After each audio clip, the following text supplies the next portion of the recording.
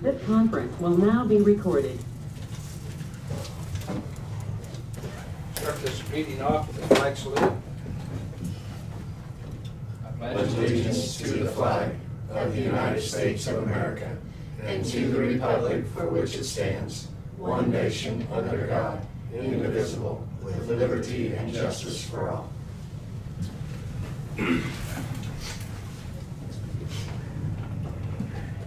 Morning. Marion County will have a little work session for budget. We go clear up to noon, we'll be right here and then have dinner at noon and then go into our regular meeting at 1 o'clock if everything works like Or that. 12:30? Or 12:30, yeah. Okay. How about 12:30? Okay. I won't take an hour at this time. I'm going to turn it over to Tina and Scott and see just exactly where we're at. Okay. This is really the Tina show, not the Scott show. Thank you for your work on that. Yeah, Tina spent 10 hours on Saturday going through every line. You on this really have budget. to share that. I'm going to. I mean, that is unbelievable. And then I decided there's no reason to go and put all those in changes for the meeting today because my feeling is when you see a change, you see why it got changed, and then you'll remember it more. If I just went and changed it, you wouldn't know all the backstory. And it seems like you all want to know more of the why it's doing what it's doing. So, plus I wanted to recognize that Tina's done a lot of work here. We all need to recognize it. Yeah. So, I'm just kind of making sure we understand where we're at. Today's July 19th, July 20th, we have to have, I may not get the terminology exactly right here, but we have to have the resolution. Is it the resolution? No, we Just just the need. notice for Yep. the revenue neutral rate hearing, that you're staying at, you're putting it at 74, do we have to note it? Do we have to note that? Okay. Yes. And, Can't go any higher than 7. yeah, can't go any higher than 74. Well, once you decide and once you give me that notice, which I can put on a form if you'd like, Yeah. then you're held to that dollars that generates this. Yeah. And that's what we have to get decided by tomorrow, and I think we're already there on that. I mean, unless, that's why I put this sheet back on the front, 74, I assume that's where you're wanting to hang out. Without hearing any changes? Okay.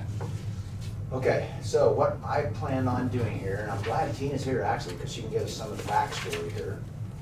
I'm gonna start on, I've got a circle page 1, and what we're gonna do is we're gonna go through each page and talk about changes or notes that she had, because I really appreciate Tina doing this, because I was telling 2 young ladies here on the way over here that, you know, we work from the outside in, and Tina works from the inside out, which is very, very helpful to know what's in these lines, what should be in the lines, and then that way we can kind of work together here, and also as a commission, to make sure we haven't forgot anything. So, down at the bottom of that sheet with 1 circled, in lieu of tax, Diamond Vista, 100,000 is put in both columns. Is that correct? Is that the way? Yes. Is that you pretty well know that you're gonna get that? We got the 100,000 this year. We got, I think it was 97,000 last year, so. Okay, We have a 10-year. okay.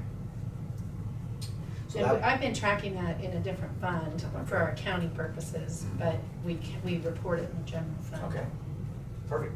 But now, where will they deduct if they do get a payment? Where will they start deducting some of that money? They already are Or deducting. Down to 200, They okay. can't pay any less than 100. Okay, all right, I'll go with that. Okay, so that'll get stuck in there. So that's about 1.3 mils a year, probably, something like that. Right below it there, she adjusted the interest income. I thought you had already made a note you were gonna do that, and then, I don't know. It was on one of the previous sheets. It may have but- been changed. But it definitely needs to be changed. Okay. Go to the next page, page 2. I I don't know if we really decided how you want to do the multi-purpose building. Do you want to put just a dollar amount in that line item where I got how to handle? We just had 500,000 stuck in there, but, or when we left here last time, we were talking about the monthly rent checks that you pay out, you know, to see if that amount would be something you'd be interested in doing a lease purchase. So I kind of need, and we don't have to have that, you know, the way the general fund works is we can have an estimate of what we think we're gonna do. And as long as we don't go over the budget authority, down there at the bottom of that column there where it says how to handle, right below there, 7.740 million, it's in bold. In the general fund, as long as we don't go over that budget authority, the line items can be moved around even during the year, however you want. So I'm not sure we have to come up with exactly how you want to do it, but you might tell us what you think you want to put in that line item. And if it would be, you know, we could calculate like a 5-year or 7-year lease purchase payment. I mean, that could be put in there as part of the line item. So, what do you think? I'd like to see us somewhere have something. 500,000 looks good. We all know we need something in this, but the lease purchase deal, you know, do we need that much to, if we went that way with the building? And that's the question. We would just need the debt service in there. That's right, absolutely. I think, would you use 100,000 for the next 5 years to build a fund up? You could do that too. Mm-hmm. Yeah, and not have a lease purchase. You could put, if you want to do that for the next 5 years. I think the conversation I remember the last when we were here was, if we're paying $2,500 a month in rent, would it be better to use that $2,500 a month on a lease purchase, and when you get done at the end of the 5 years, instead of having $500,000 in cash, you have a building and you've already got it paid off? We're paying close to 5,000 a month. We got Marion and we got Hillsborough. What we're paying to co-op over I there. think we're closer to 3,000 a month. Yeah, It's under 3. Is okay. Yeah, it was 26, 26, almost 14, 2,700, I think. 2,700. And when I think when I did like 7 years, Yeah, they go up here and go up too. Well, that's some work that's going on right now. Next work is gonna come up and Scramble.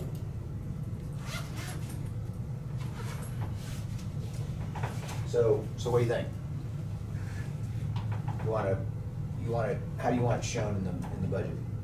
What would 3,000 a month pay off in Remember when I did it last time, I think it was around 468,000 over a 5 or 7 year. I can't remember if I used 5 or 7 for, you know, because that's quite a bit. You know, almost 3,000 a month. That's a pretty good amortization. Yeah. I would be in favor of using a lease purchase option. I'd be in favor of putting in about 60,000.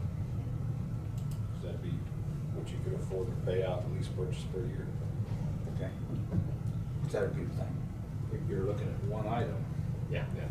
now, if we throw anything else in with this, Right. then, Well, at 3,000 a month, you'd be 36,000. Yeah. So if you're looking at more than 60.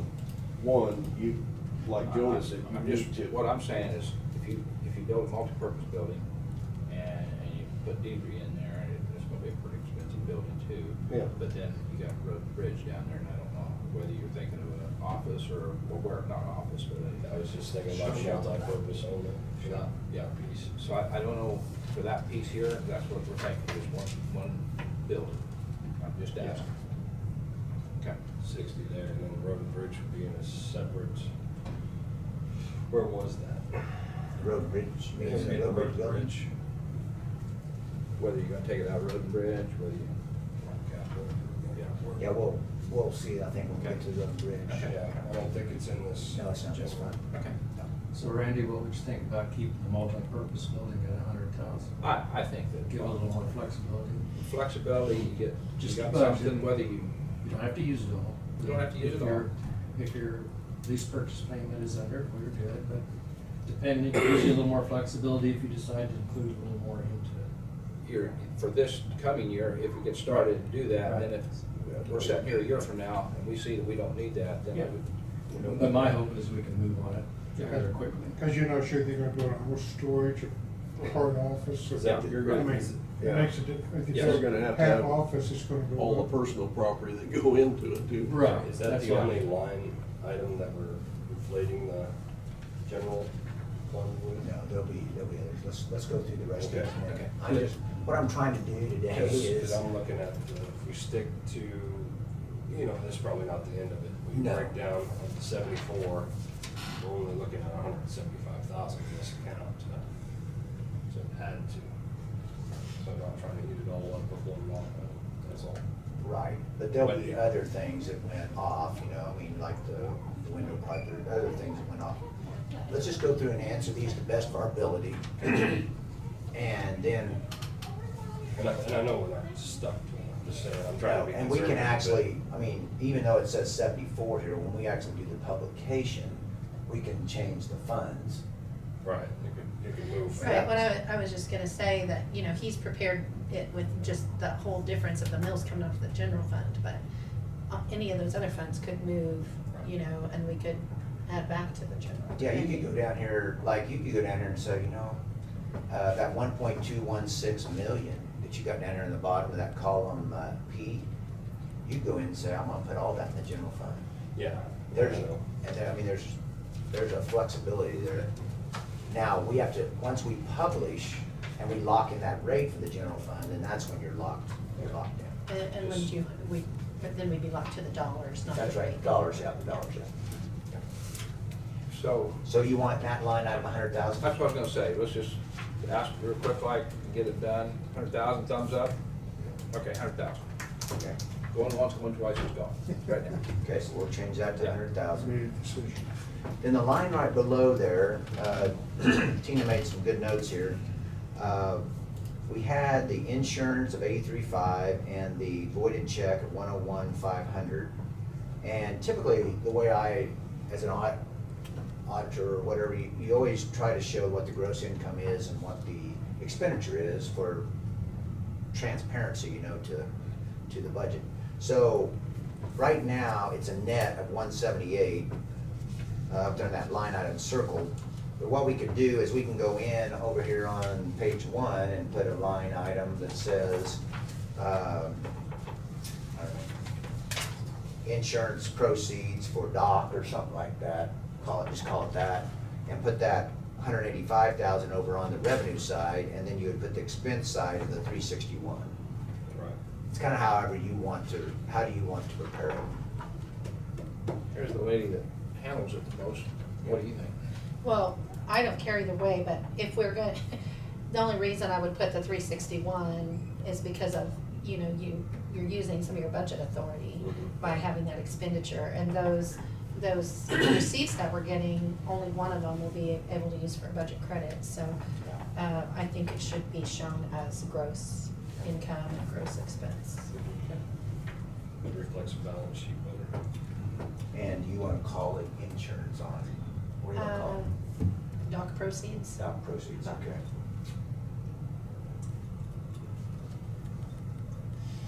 Those dock proceeds? Sure.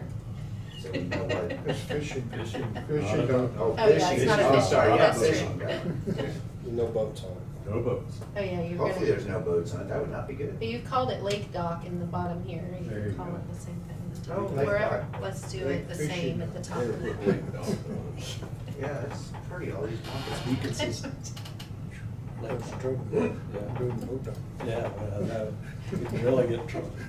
Yeah, there'd be all kinds of fired up people out there. Don't you get that Yeah. Crap, it'll be here by 1 o'clock. Okay. Okay, so we'll put gross receipts and gross expenditure. Okay, we got that handled. Next page, when Tina went through and looked at the middle column for the sheriff, there were a few changes there, and I'm not gonna go into detail here, but I wanted you to be aware of that. There were some things there that are a little bit different. I guess when you say maybe incorrect checking on the personnel services for both jail and sheriff, is that what you're saying now? Just on Oh, just sheriff, just on the yeah. sheriff, okay. They had, on the sheet that they had included an additional deputy that we don't have now. Oh, okay. But those numbers weren't included in the formula when I went back and re-added it all, so. Okay. I need to go back, we're going back to check and see if we should be at 9 or 10, and if we're supposed to be at 10, then that'll go up about 40,000 right there. Because it In the wasn't. middle column? No, on the right. On that personnel service line, Yeah. okay, yeah. And then gotcha. on the, what I put on the middle column, that's what the sheriff's estimate was of what he would be at by the end of this year, so Okay. I just, if we plug those numbers in. Gotcha. Okay. And then on the jail, just Commissioner, so you're aware, that number for personnel services does include those 2 extra jailers that he had requested, so that's the way it's prepared right now. Has they got them yet, or have they found anybody? I don't think so. Yeah. In the middle column down there on communications, Yeah. I think the girls updated that probably on the different version to Cherry's Yeah, 'cause number. I think I sent it to you before we were here Monday. When I Yeah. changed it Monday. Right, and so I don't necessarily agree with the reduction on that. I think we probably need to, when I looked back and evaluated that, I think we need to keep the previous number in there. So.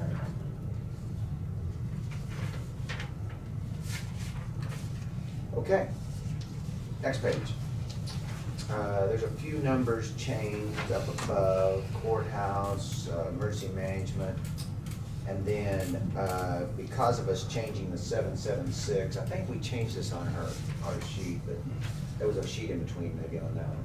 But when you take the 776 times 80% on sales tax, that middle column circled there, those numbers go up a little bit. Well, yeah, they had changed it based on the calculation for 2022, but we're only gonna transfer based on the 2021 value mills, Okay. and so that difference would go into the top line instead of the bottom line. Oh, okay, Yeah. okay. Gotcha. If that makes sense. Yep. And then what was judicial, what was there? It was just that, I just went by their sheets, and it was just a little bit different than A little what different. was in here. I think you all carried forward last year's numbers, and we Okay. had the Oh, correct yeah, it numbers. is the same numbers, yeah. Yeah. Yeah. Okay.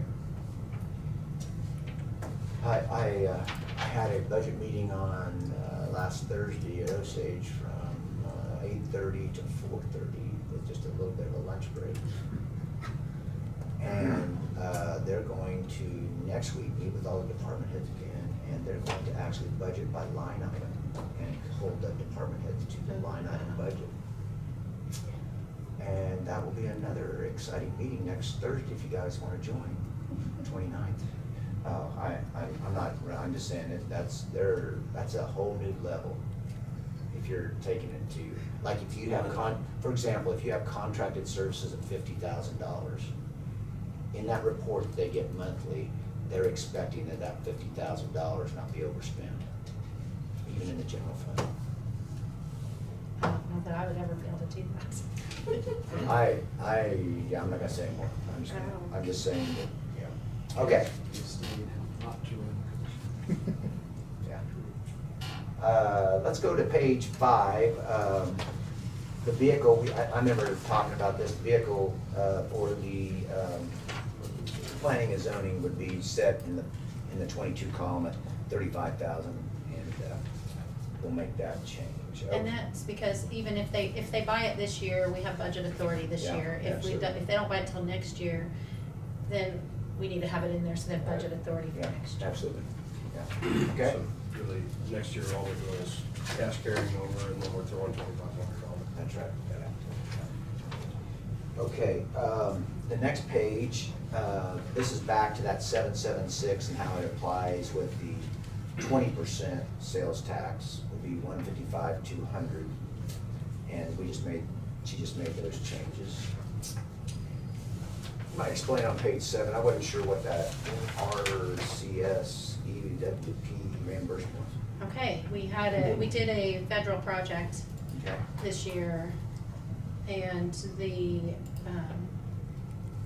in NRCS, which is through USDA. Yeah. They reimbursed us Okay. a portion of that cost, and so Okay. we've received this income of $82,400 in the Road and Bridge Fund. Now, is it not, it's nothing to do with, I can take this one line out up here where it says federal reimbursement EWP on 90th. It's 2 lines up from where you wrote that in.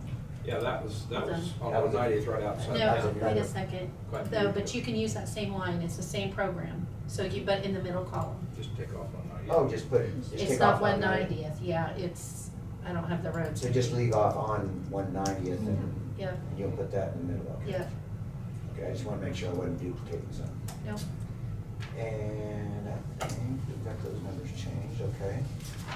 Next page. If you kind of hold your finger there on page 8, you look at page 9, or just open them up to both page 8 and 9, this is probably the only place in the budget that we don't have, excuse me, solid numbers, I mean, to know exactly what you want to do. But Tina had, I think, a good idea here.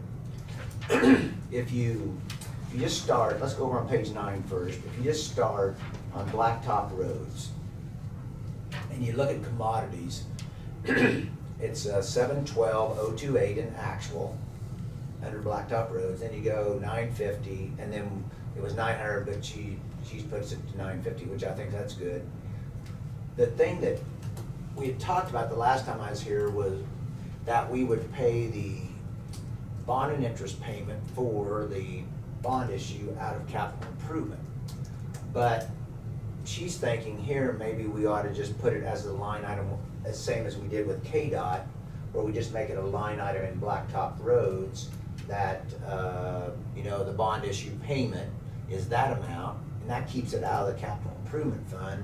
And then the capital improvement fund is where you'll put the bond proceeds, and that's where you'll pay your projects off.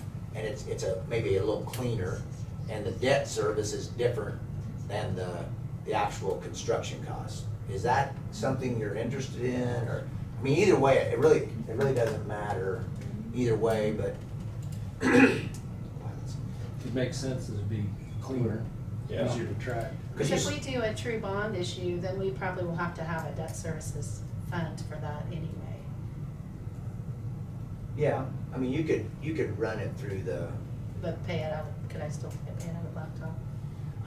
we could, I was thinking about this, you know, this morning. I think we talked to Dave and see, I don't know that there's a problem with paying it straight out of the, just like we did with the Tampa road payment. Right. I don't know if there's a problem. I know the general fund you can just pay it right out of the general fund. If you wanted to do that, it's not a problem. So we'd have to ask David to see if there's any problem with paying it directly out of the road and bridge fund. But to me, that might clean it up a little bit, because you're kind of mixing, you know, you got debt payments over here in the capital improvement, then you got construction costs. And typically, when you have any kind of construction, you have a capital project fund that pays the debt service goes in, temporary notes or bond and interest goes in, borrowing bonds goes in there, and that's how you pay your construction costs in the capital project. And then you have your debt service, whether debt service being in the line item in the road and bridge or its own debt service. And that way, and then Scott having it on the wrong line the other day as revenue instead of as expenditure, that really wasn't gonna work, was it? You'd like that to work, Well, but it's not gonna. it'd be more transparent, it'd be easier to track. Yeah. Because trying to find the Tampa Road project wasn't in the road and bridge, it was over the general, like where we paid it out of before, I think. No, it's right here. Well, we moved it over here into Yeah. Blacktop several years ago. It Yeah, was being but paid from some. Originally, it was, It yeah, was- originally, yeah, And you had to look at two different places yeah. and to find it. Absolutely. So, yeah, when you go into roads, you wanna find what you're paying and under roads, the way, I'm simple math. Yeah. Yeah. Yeah, I have a sign I've put up down at the bank. It says, banking is simple. Addition, subtraction, multiplication, and division. That's all you're gonna say. You know, sometimes I think we make things way too complicated. And so I think that's what she's recommended here is, if David says it's We could okay. add one more in parentheses, plus the gray areas. What's the gray area? Well, I didn't get that far down. That's Hey, this is That's for the- blacktop, not gray top. That's for the attorneys to decide. Okay, so then if we let's just keep walking down this sheet, gravel roads. Tina updated our year-to-date there. So if you look at the estimated year-to-date for the middle column, because that was I mean, year to date, that's what we've spent so far. in 21. Right. Yes. So, you know, we were talking back and forth. Now, maybe the bills haven't come in yet because 385 in commodities is a lot less than 1.5 million. Because one of the things we talked about when I left here the other day was, you know, maybe it's 1.6 million we put in that middle column. We just don't know where it's gonna be. But that's, those two numbers over the side there is where it's at as of Saturday. I don't know what time. Yeah. Well, That's a- But there's a lot of I know. invoices that haven't come in. Yeah, Right, exactly. exactly, that's what I'm Because saying, in I don't May- feel like we're getting our Yeah, it would be a invoices bunch more. In May, we, timely. after that flooding, we gravelled about every road. Right. And then it flooded again, so we Yeah. gravelled every road, Right. So this is So, maybe a 3 times that amount. I shouldn't tell you this, but I'm gonna tell you this. Okay, I'm sitting in church yesterday, and the elder that was doing the opening said, yeah, we had incredible rain on, was it Saturday? He says, yeah, I'm gonna have to call the Marion County Commission to say I need gravel back on my road. And I'm sitting back in the back, and I'm pretty outspoken. I mean, I think you can say it.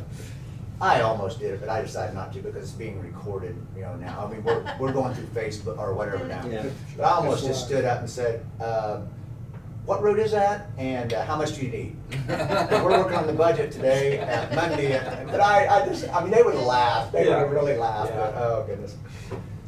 So, I guess the question here is, the reason I had you keep on line 8 over here, or on page 8, if you look at the levy amount based on the same mill levy,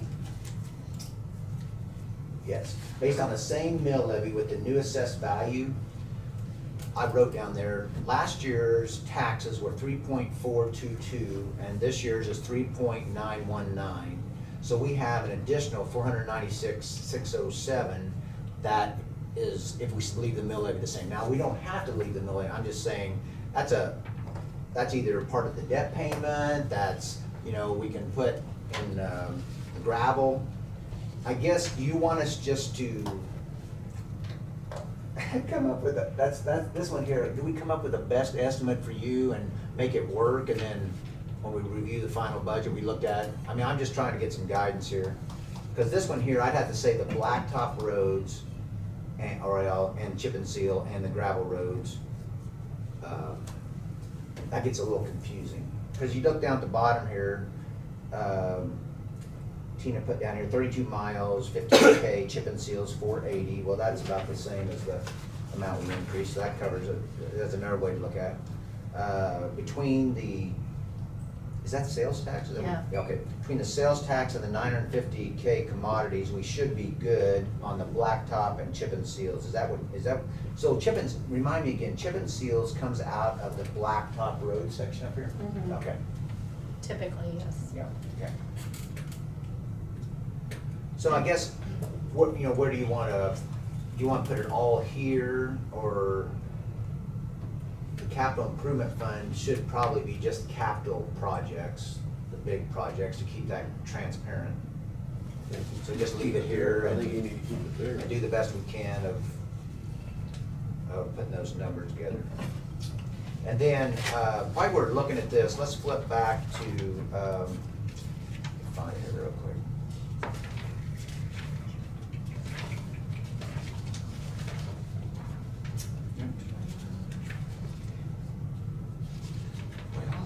Special, okay, turn to page 19. And so, one of the other things down here, we circled 400,000 on 9, about the transfer to special machinery. And Tina went through and looked at where we're at, year to date. And, we're talking about, I think last time we were here, we were talking about that there's some graders that were getting fairly old. And that's a thing that could eat up the transfer pretty quick, you know, how much you decide to spend on that. So, I don't know, is there any more thoughts on it? It says here 2 cat graders, motor graders proposed. If you see that last line item there, 133,000. Lease purchase of 2 graders, $373 each. 6-year lease purchase. So, We've already got one proposed. okay. That would be paid out of this year's. Right, that's what I wrote, that's the one I wrote down there, that's what, But I don't know, is it gonna be two? Is it? he's asking for 2 Yeah, next year. it's two, so Then he you just get had quotes on one. Yeah. Yeah, that was the price per each, but he Per was each, requesting yeah. 2. We had the presentation last week. And it's, so that you can get that 6-year revolving going. Yep. So, yes. remind me, the 2012 motor grader, it says first payment due 1/1/22. We bought it used. I wanna make sure that date was right. Yeah, it is. We bought it, and the first payment is actually due in January 1st of 2022, but we'll have to pay it this year for it to be on time. Okay. So we're gonna pay it by 12/31. So I had to put it in the middle column. No problem. And the total of 2 of those together is gonna come out to 132 Well, payment that over was 6 years? 133 according to the information that he presented. Yeah. You know, we don't know Right. for Yeah. sure the exact amount, but I just stuck that in there.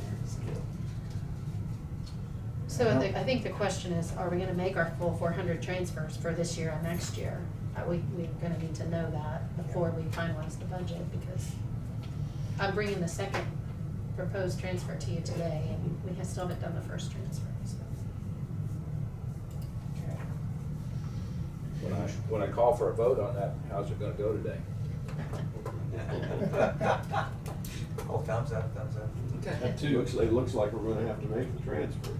Yeah. Okay, Gotta keep our equipment. absolutely. And then when you say here year-to-date 125 or 150. So the 125 is what we've already spent, so we need to at least leave a 150 in there, I think, in the middle column. Okay. We bought some pickups, and then replaced the riding mower. Okay. And the equipment rental, I'm just guessing that we'll probably, with the road projects we're doing, we'll spend at least 20,000. 20 in each year, In this year. in this year. Okay. And then the used tractor, we just didn't have the right column, it was 17,310. Right. Okay, well, we'll try to make that work. Looks like you're gonna have to make the transfer if you're gonna do the graders. Okay, so we're gonna, on 8, 9, and then that special machinery, we'll do the best we can to put the numbers in there. We do get that extra 496,607, if that's the mill levy, you keep the same as last year in that fund. So that will help.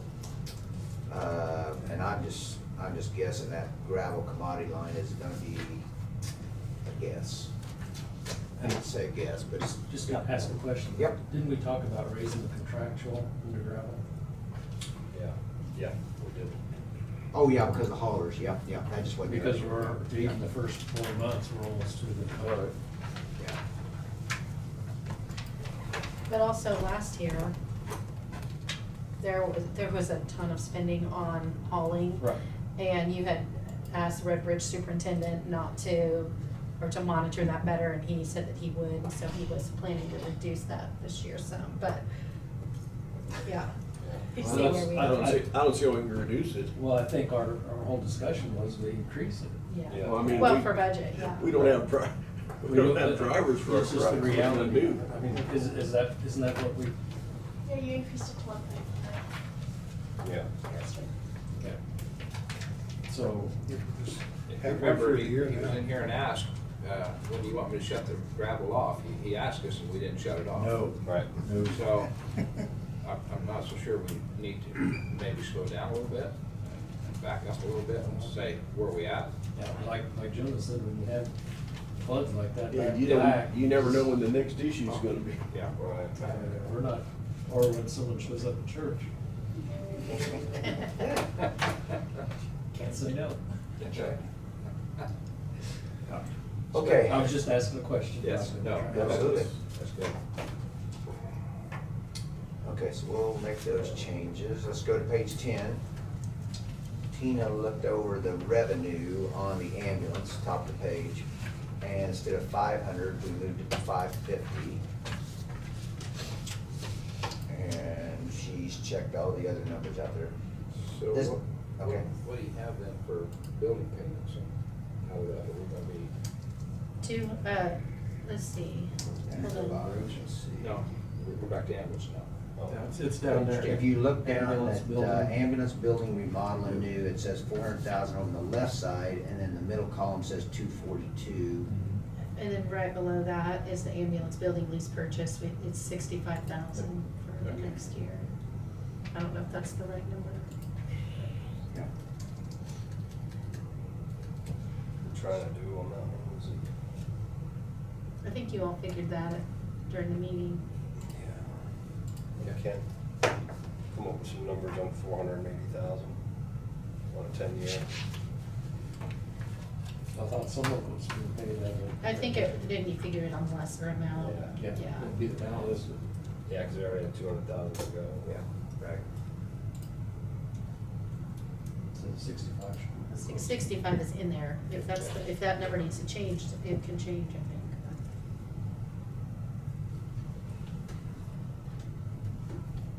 Okay. We'll just keep moving unless you got a question. No, keep going. Appraiser's cost, we need to make sure the salaries, it does look quite a bit higher there. Yeah, it's wrong. It was a wrong formula when I went and checked it. Okay. So I gave you all the corrected numbers that went at the very back of that packet. I was saying Yeah, it's 3 okay, something. got you back there. Yeah. Okay. Keep going here, aging. We adjusted the insurance line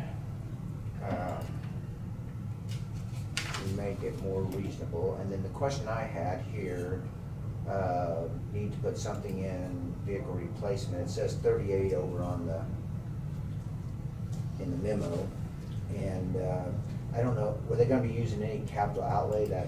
Well, what she put in on the $29,000. capital outlay was she was putting in for panic buttons. And I think that cost was like $10,000 or $12,000 just for panic buttons, just for that one location. So, you know, we were doing a separate amount in that vehicle replacement line, and then they replaced their vehicle, and it looks like we haven't allowed anything since to Going forward, yeah. restart that. So at some point, we probably need to do that, maybe not in this coming year, but for sure the next year. That was in 19? 18 or 19. 18 or 19. Yeah. Yeah. Okay. We should get 10 years out of that vehicle. Is that the only vehicle? No, they have more A than that. couple, yeah.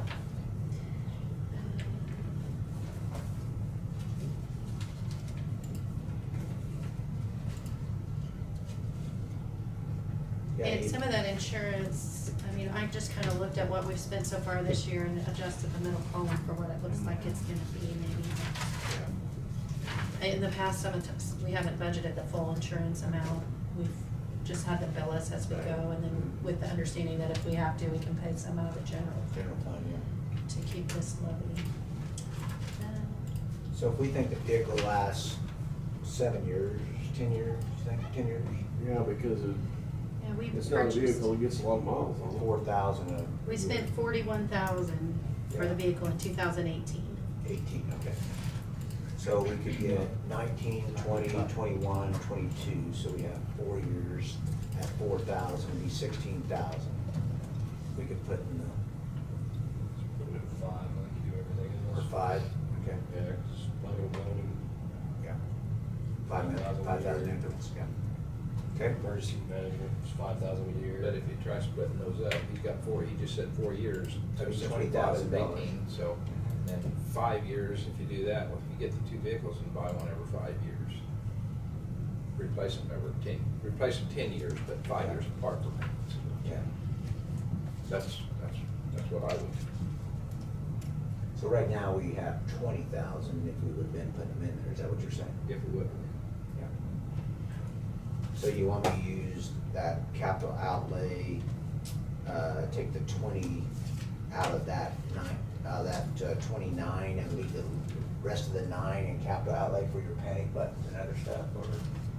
Well, I'm wondering if maybe, if we end up doing a panic button, then maybe I would like to find something more reasonable, or try to do it as part of a security upgrade that we're doing for over here, but even if we did the same kind of thing, and we had to spend that kind of money, that could be something we could pay for out of risk management perhaps, instead of out of the aging department funds. Yeah, that might work. I mean, what do you think about that? Yeah. Because she doesn't really have room in her budget Yeah, to she has a do pretty that. tight budget. Yeah. That's good. And Kent's right, those cars sit there for quite a while. I don't know what kind of lifespan they get out of their cars. I just said Long 10 time. years or 5 years, 10 years for each one, but that would make us buy a new one every 5 years, so. Sometimes it may be longer than that, so. Well, and like you say, we can start on the next year's budget process, making sure that we put something in there if we don't want to do it this year, but at some point, Gonna have maybe to. thinking about it. Yeah. Make a notation, put it for next year. Just do it next year. I might have to do something with that 19,000 or that 29,000 there, because are you spending, you think you're gonna spend it with Elcon? I think we'll spend 28-ish in the middle in this year. I'll look at it again. For the capital outlay? Oh, capital outlay. Yeah, I'm just trying to get that 29,000, you know, make the authority in her, Oh. make the authority in her 2022 columns, that's what I was trying to. I'll have to ask her. I don't think that we'll spend the 13,000. We may spend maybe 2,000. Okay. So Tina will ask.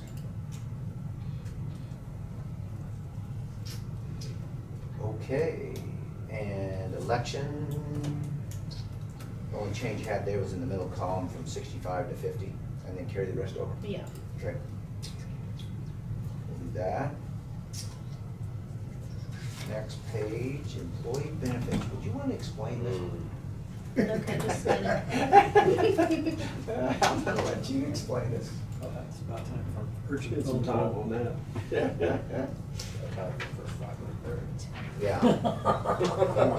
Well, she's starting now. I may hit the restroom real quick. Okay, we'll take it. Go ahead, Tina. I don't care if you want to. Let's see.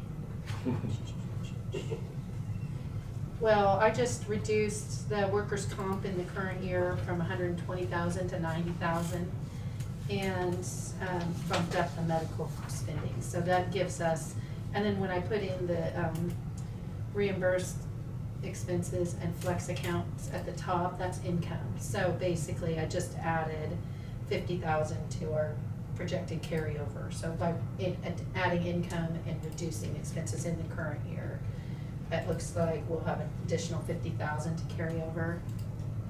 And then next year's expenditures are put in based on I think we did a 25% projected increase on health insurance to get to that 1.141, and that's with the new personnel, like additional personnel in a few departments that were asked for. And then Social Security capers, that's based on those personnel numbers that we figured. So basically, I added, what, 235,000 in expenses.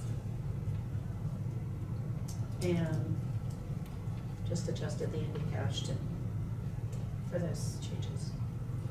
And just to be clear, some of that is from salary adjustments, and some of it is also from increase in personnel positions, right?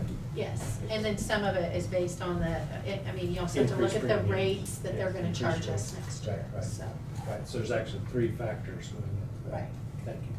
And then again, on that medical insurance, we did that based on a 25% increase, you know, because we always try to budget, you know, If it comes in less, well, fine. yeah. Oh, so exactly. you budget for 25% health insurance? Yeah.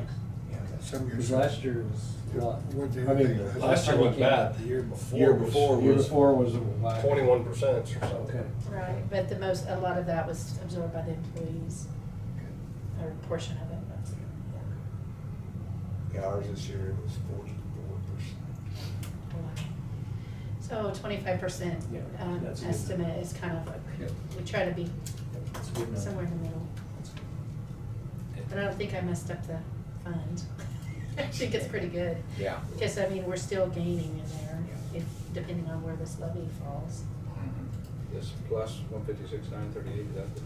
That's the net difference in expenditures, so, you know, I adjusted that projected cash forward of dollars Plus, if you back look, down by look- that if you look at the 156. levy amount, if we leave it the way it is, you're picking up 268. 268, so. Right. So, So then, that fund was getting a little scary there for a few Yes. years, and so was it last year, we put the 2 mills in Yeah. additional, so that helped it, and it's looking healthier now, so. Okay. Any other questions on that? Okay, the health fund is page 12 and 13, and Tina went back and made sure the revenue for 21 and 22. Health departments this last year, because of COVID and all the things that's happened, I mean, it really is, tracking is quite a challenge, so. Isn't there another grant, aren't there? Osage was telling us the other day, or what was I talking? There's another grant that's kind of off, I mean, the health department will get, maybe, the health department's supposed to tell us. I mean, there's just so many revenue line items coming in, it's just, it's impossible almost. Keep coming out new ones every week. Yeah.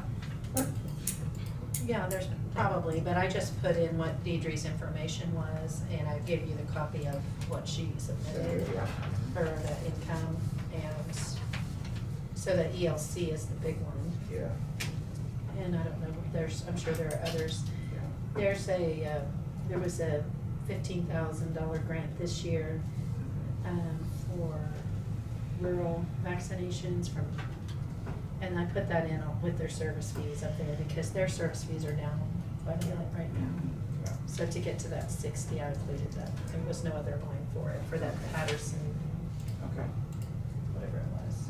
So do you think the salaries are gonna be, I noticed in a couple of the health departments we've been helping that aren't even on our budget, it seems like the salaries were up, and I don't know what to expect going forward. Is that 245, is that? Okay, so. Because it did on the shot clinics, I mean, it took a lot of. Oh, incredible. I'll double check You because might we double did check that, some. 'cause I know Yeah, there. we did We did some we did some ELC increases payments. on some of the personnel. Yeah, I mean, there's a lot more nurses hired at the health department this year. Yeah. A lot of those expenses we reimburse for Spark. Through you know, Spark, yeah. I'm a- Yeah. That's just one that I know that Osage, we were having some trouble figuring out the number. Yeah. I'll look at that personnel to make sure that we included those ELC payments in the current year. Yeah. And we just had some more proposed for the current year. Okay. So, So when you say ELC grant expense down here, they got, is that 185 up there? That's 85. Yeah, 185. Oh, 185. wait, hold on a sec. looks like 85. It looks like. It's 85. Yeah, and then that's 85 It's down below. 85 and then 85. 108. Yeah, 108, yeah, so those match up, okay. Yeah. That's, I wanna make sure I was, Sorry, I think some of those I had erased and yeah, no problem. you don't see all the erases. Okay, so those agree, 85, 108, 108, 85, okay. And then just if we can check the salaries, double check those, Deidre, that'd be, And the salaries are being charged against the ELC, so I think that they're included in the expense, so we should, should be okay. yeah, Okay, I think they're pretty okay. absolutely. Okay, let's flip to the next page, 14. Noxious weed. Really the only change there was the commodities in the middle line. Now, one thing we've done here, just to remind you, when you look back at page 1 here, that shows levies, where what we did is we took the levies on column K, which is last year's levy, and looked at 0, and we tied it to the 74, that's what you decided to do in total. There's still, I just want to make sure everybody understands, so like in noxious weed, if we've got 96,000, let's just look at the middle column there, noxious weed, we've got 96,000 in the middle column. And this levy, based on the assessed value, went from 91 to 104. You see that? The top number there, the second number in that column, and then the bottom number in the 22. There's some of these funds like this that if you wanted more flexibility and not tie cash up in those noxious weed fund or, you know, those kind of those side funds, you may want to look at saying, okay, maybe we should just lock it into the same dollar amount as last year and pick the extra of those different ones and put them in general. Right. They're just something about being flexible. Because once you put it in noxious weed, you have to spend it out of noxious weed. So I don't, we just went down through and, I mean, when this, we were just getting the 74 total. But that's something, you know, because if you look at page 1 there, we can just go down through there real quick. Ambulance, they'll probably use theirs. Appraiser's cost, on page 1, 46,000. Aging was 16. There alone, right there was right there alone is the payment on the car. I mean, set aside the car amount. Election, I know 22 is going to be a bigger year, but there is some cash there. Employee benefit we just talked about. Health, there's an additional 14 there. And on the health fund, what has to happen is you have to levy at least the same amount as you did last year in dollars, so that you don't lose the grant money from the state of Kansas for a quarter or 2 quarters or a year, part of the year. So that's one that, noxious weed, 13, there's an additional 13,000 being put in that fund if we leave the same levy. Park fund, additional 17. Road and bridge we talked about. Spatial bridge, 36. And solid waste. What they did at Osage is they actually went through all those funds, and if there was a sufficient cash balance, they took the entire levy out of those about 7 funds and put it in the general. And so just people have different philosophies. So I just want to make sure we all understand that if it does get locked into one of those side funds, it has to stay there. So, okay. So park, if we look at that, let's see what page, bait shop on is back here at the back. Page 23, okay. So, when we were, the revenues they pretty well stay where they're at. If you look at the different expenditure line items here, she went through and like the electric upgrade, she moved 50 over to the building toward that goal, 50 over into the 22 column.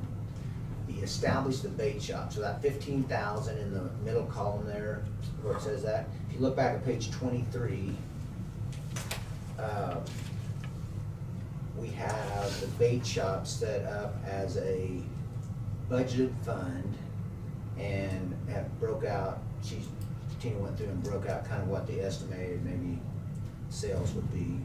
So that's where the 15 goes, and a transfer there, and to show it so it's its own, I like it's its own business, so you can track it. Yeah. And then the cash in the park fund it's fairly healthy. The end of 20 it's 205,000, and so I guess if you look at those other 3 things, there are 2 things we talked about, the superintendent garage and equipment storage, that'll be in 22, and there'll be nothing in the middle column. So. And again, that's just for flexibility. If you decide to do it this year, the money's already, you've got budget authority in the current year. Absolutely. So you would just not do it next year. And you got plenty of cash, in that fund, it looks like to me, unless there's something else we're missing here. That fund's pretty healthy. I don't remember it being, that's quite a bit money, so that. Well, we built it up to do this garage a long time ago and to do some other projects, and then we just haven't, we've had a couple of leadership changes, and so it's just been kind of waiting. Yeah. Because that levies went from 117 to 134. Yeah. Any questions on that? Okay, we'll make those changes. Next page is solid waste on 15, and just a few changes there in the middle column to carry it over to 22. Spatial bridge, just that middle column. That's what mainly, I really appreciate Tina doing this, because the middle column is the hardest column to know where you're going to be, because you can look at that gravel road, for example. You know, just, I mean, blacktop, just trying to figure out how much work you're gonna get done in the middle year, you know, how much gravel, how many floods you're gonna have to wipe out the gravel. So the middle column in every one of these budgets is, I don't know that answer. I mean, even Tina probably doesn't know the answer, you don't either, but, or none of you do, but that's what we just keep trying to look at. I was just looking here to see if there, I think that's the levy funds. Let's just go on and, we haven't really talked about these much, but let's go on 17 here. Page 17, we're gonna go through each one of these real quick to see what we've done here, to get the right numbers. Not sweet capital outlay, you, at the end of 20, you have 44,000 in there. I don't remember, I get them mixed up here. What, is there sprayers or pickup? Is there anything you're waiting for there? We just replaced that a couple of years. It was a sprayer, I think. Bunch of stuff last year. Yeah. The sprayer, he was wanting to rebuild.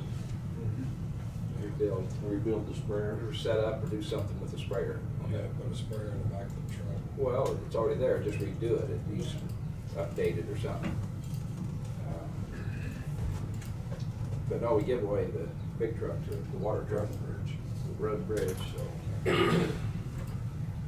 Okay, Register D Tech Fund, that's pretty well cut and dry, we just budget whatever the full resources are. 18, Sheriff Drug Fund, again, is just a kind of guess. You'd ask about special alcohol and drug, putting it in a non-budgeted fund for future years. Do you want us to switch that to that this year? Yeah, that's great. Okay. Because basically now what happens to those funds is they come in and the treasurer immediately distributes them over to FACT and they're administering that for us. And so if we don't have the right amount in our budget, we have a budget violation, which we have one for this year already. So we're gonna have to republish this 2021 budget for this fund just because we got in more than what we thought we might. And so when it was paid out, it caused a budget And we don't know violation. what we're gonna get for next year. I mean, you never know. There's an estimate, but it just never seems to come out Match up. according to the estimate, so I don't know if it's something Then we- that's being calculated different here than the state is calculating, or what, it's hard to say. That one there may be a way, we'll look at that for budget violation. Okay, so we may not have to republish it? Yeah, we'll see. Okay. I just wanna make sure that I don't forget to do it if we Yeah. have to, because I don't want a budget violation. Exactly, you don't want to have those kind of problems.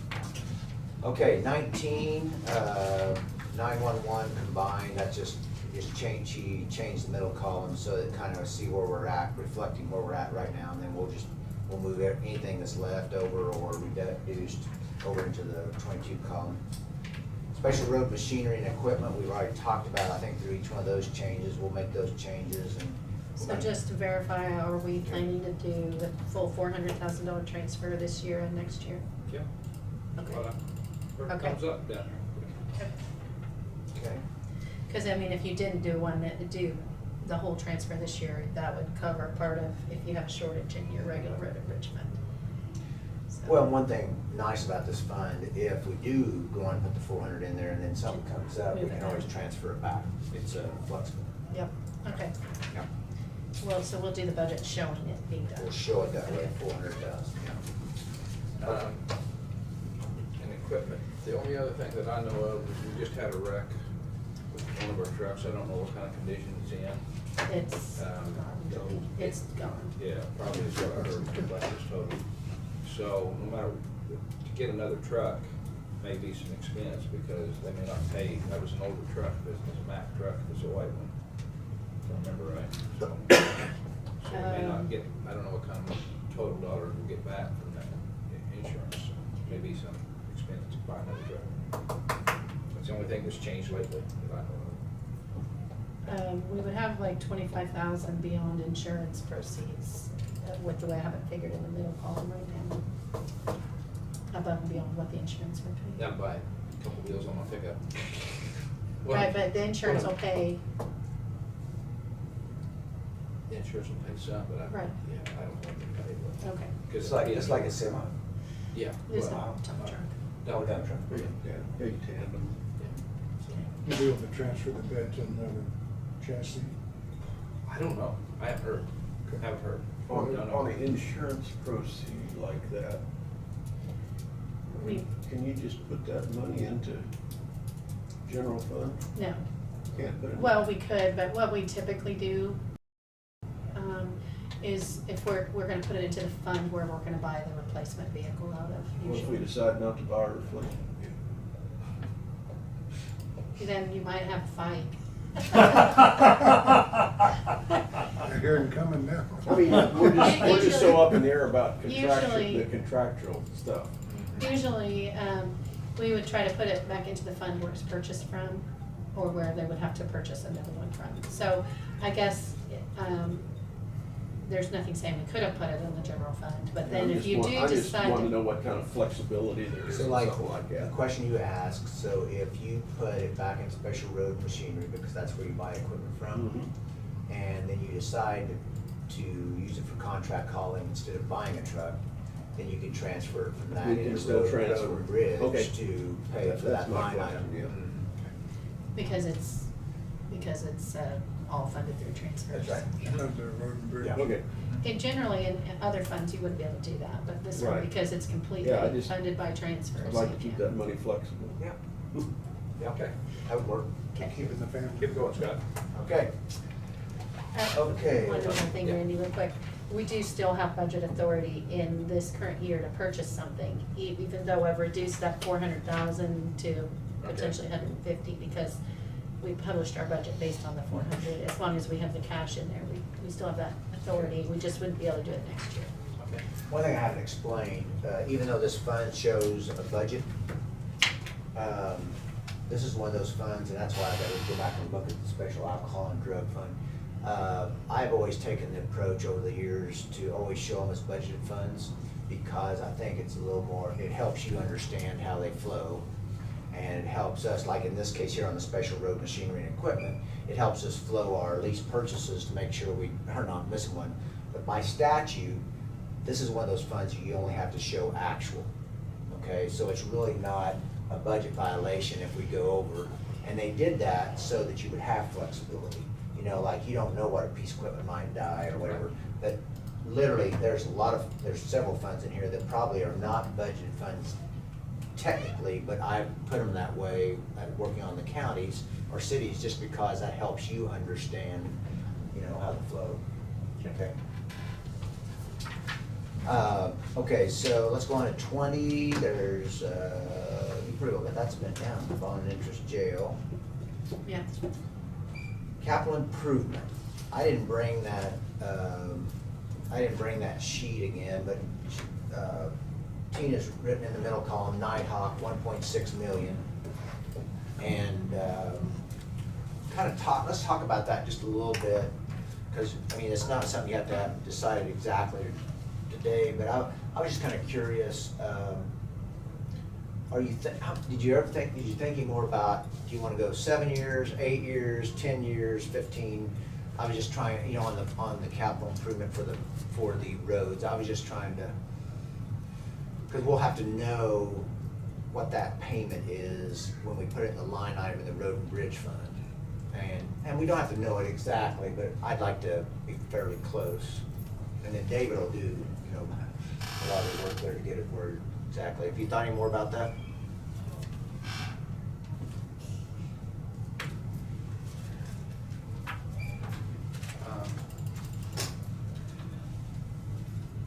We did a 10-year through that program for the Tampa Road project.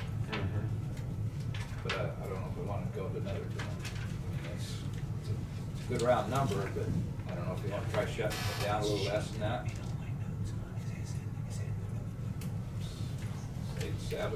6 or 7, within that. I don't think you want to go 6. That would be way too high. Wait. I think when he figured it at 7, wasn't it 770?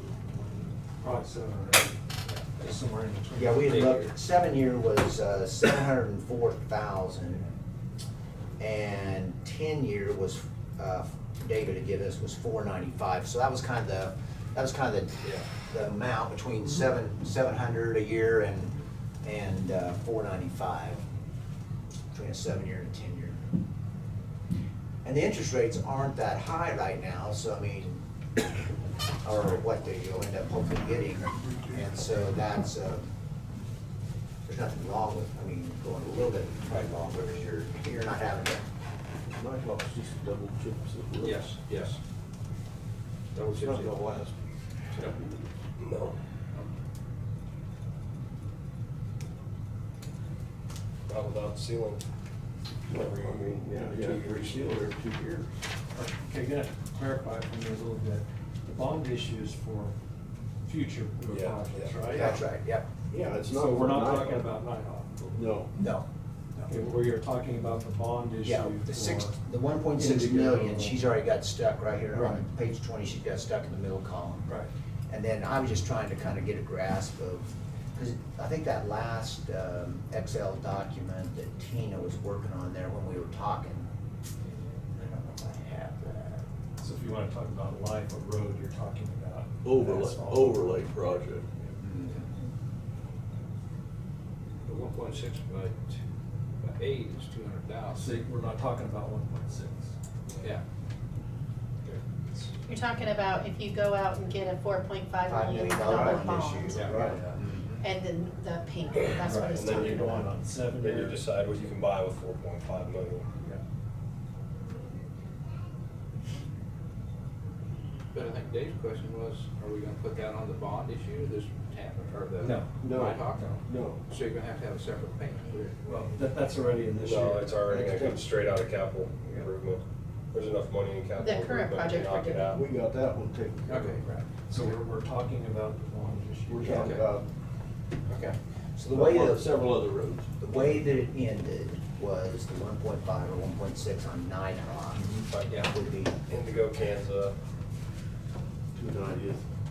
yeah, so Right, anyway, sorry. at the end of the, if you pay the 1.5, then it'd Yeah. be 4.5 million remaining in the capital improvement fund. Yes. And then, that was the question after that, we had Indigo was roughly 3.4 million. The Kansas US 56 was 600,000. The DNL 290th was 4.3. So the 22 column showed 3.4 Indigo and 600,000 for Kansas. And then the 23 column, the last we talked, was 4.3 million for the 290th and 1.9 for Remington. And that would get us down, at the end of 23, we'd be down to 946,000 in that fund. The next year is where we would go into the red, once we started out. And that And I was, don't think, did we update the income for 22? What would we To have like the on for 1.44? Indigo? no, we didn't. What? What was the dollar amount? 3.2. Indigo, 3.450 is what I put in there, but that was at the 300,000, and that was a different, yeah. I'm going off of memory, so. Oh, yeah, no, you're close. I think you're right, but But I was using 300,000 a mile, where his sheets were showing, less than that. only half of that road is bad. South. It's only bad from 120th south. South. So it's half of it, basically. Yeah, the northern part is pretty good, actually. so. Yeah, I just wonder if we can't do a reconstruction, consider the 1 point whatever, 2 million, whatever it would take to do Yeah, but that then, the south part. if you roll the south part, then the next thing's gonna be 120th. Because 120th is falling apart. So it's from 120th south. Right, but if you didn't, you would need to do something about 120th. So because you're saying that it would up the traffic on that. Yeah, Why?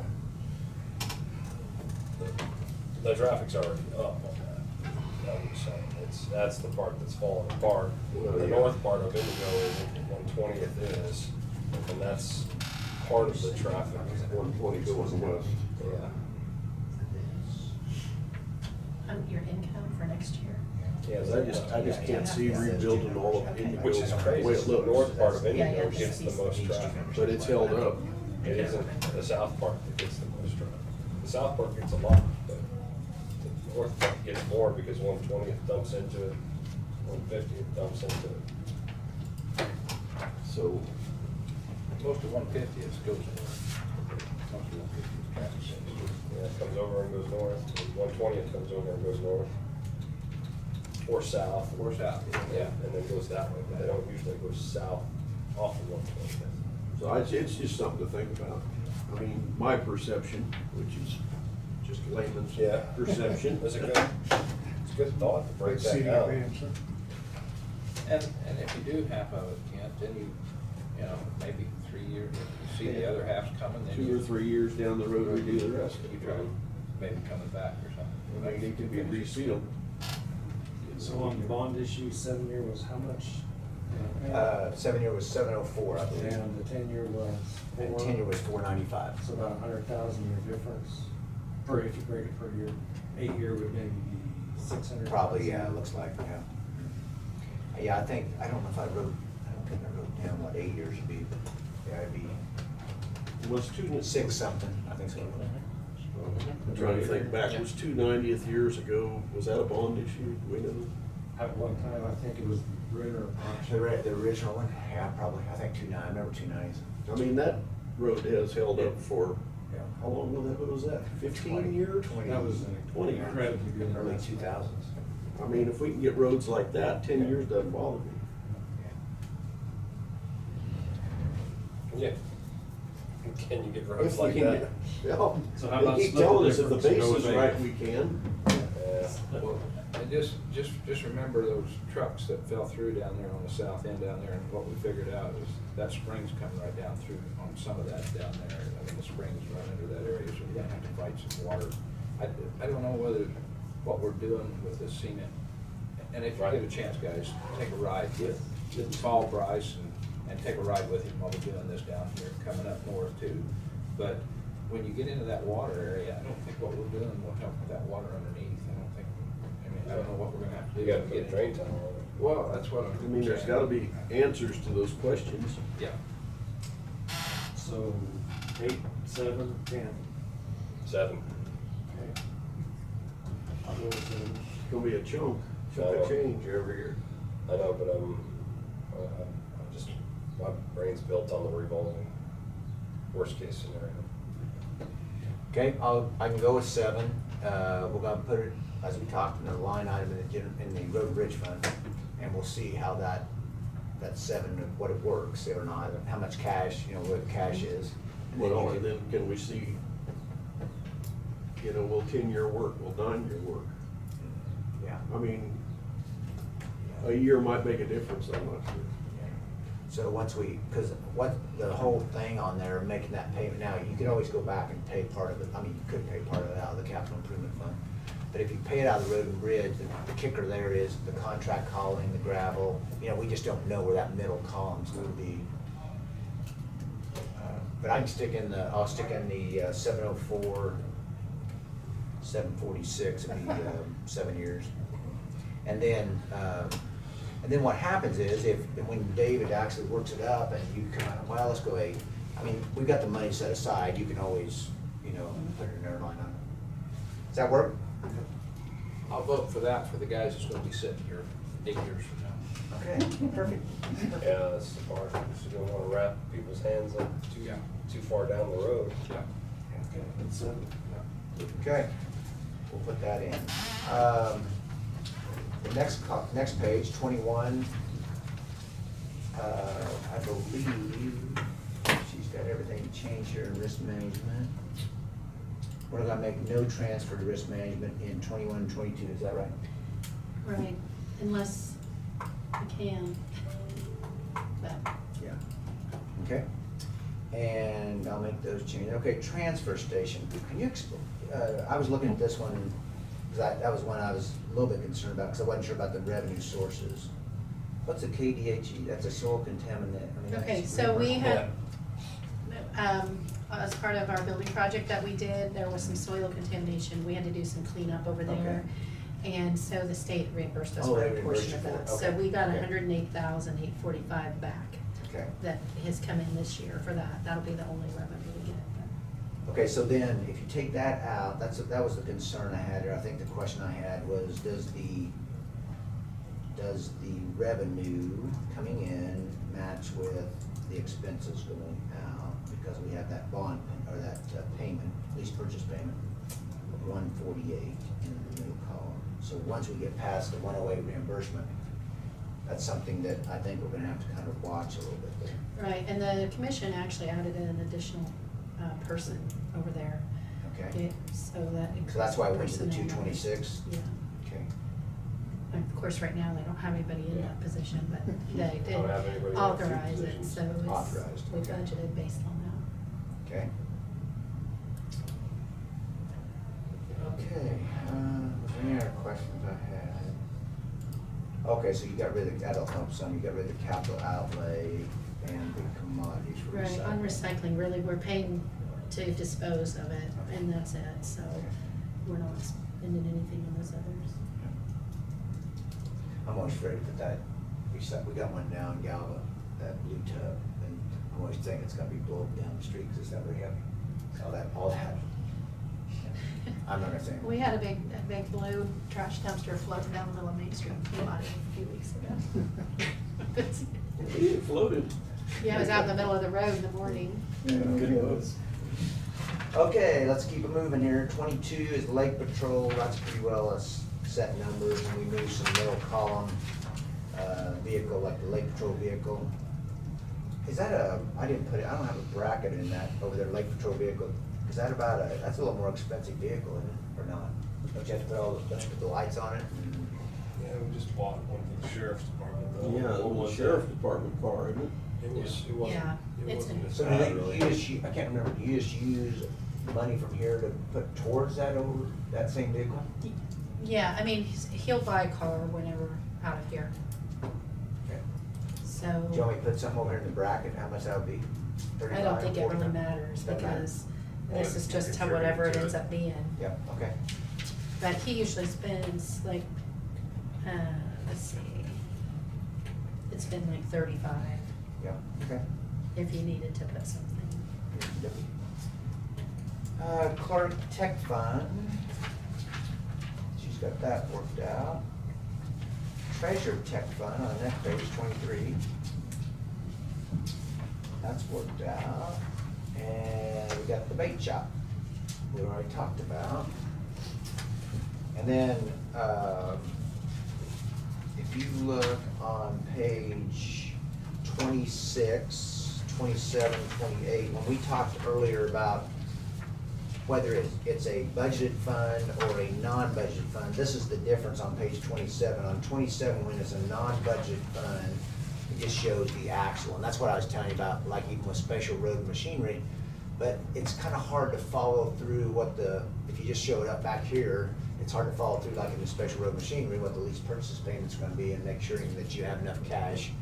But some of these back here are just literally in and out, and that's what when she says change form on 26, we'll move those to non-budgeted also. Okay. Is that right? That would be great if we could, because, Yeah. you know, we truly didn't budget them, and so if Yeah. we show them here, it looks Yeah. like we had a budget. Sure, absolutely. Okay, so I think the next thing that we have to decide is dates. Is that right? Unless you have anything else? Well, I just want to ask about the 74 minutes. Yep. Okay. Because you can always go down, but you can't go up. And I would say that, you know, in some of these funds that are the side funds, like Scott was saying, that you might want to shift those, if they have a good cash balance, you might want to shift some of those levies either to road and bridge or the general fund. Because it looks like you're really trying to make progress on those two areas, the roads especially.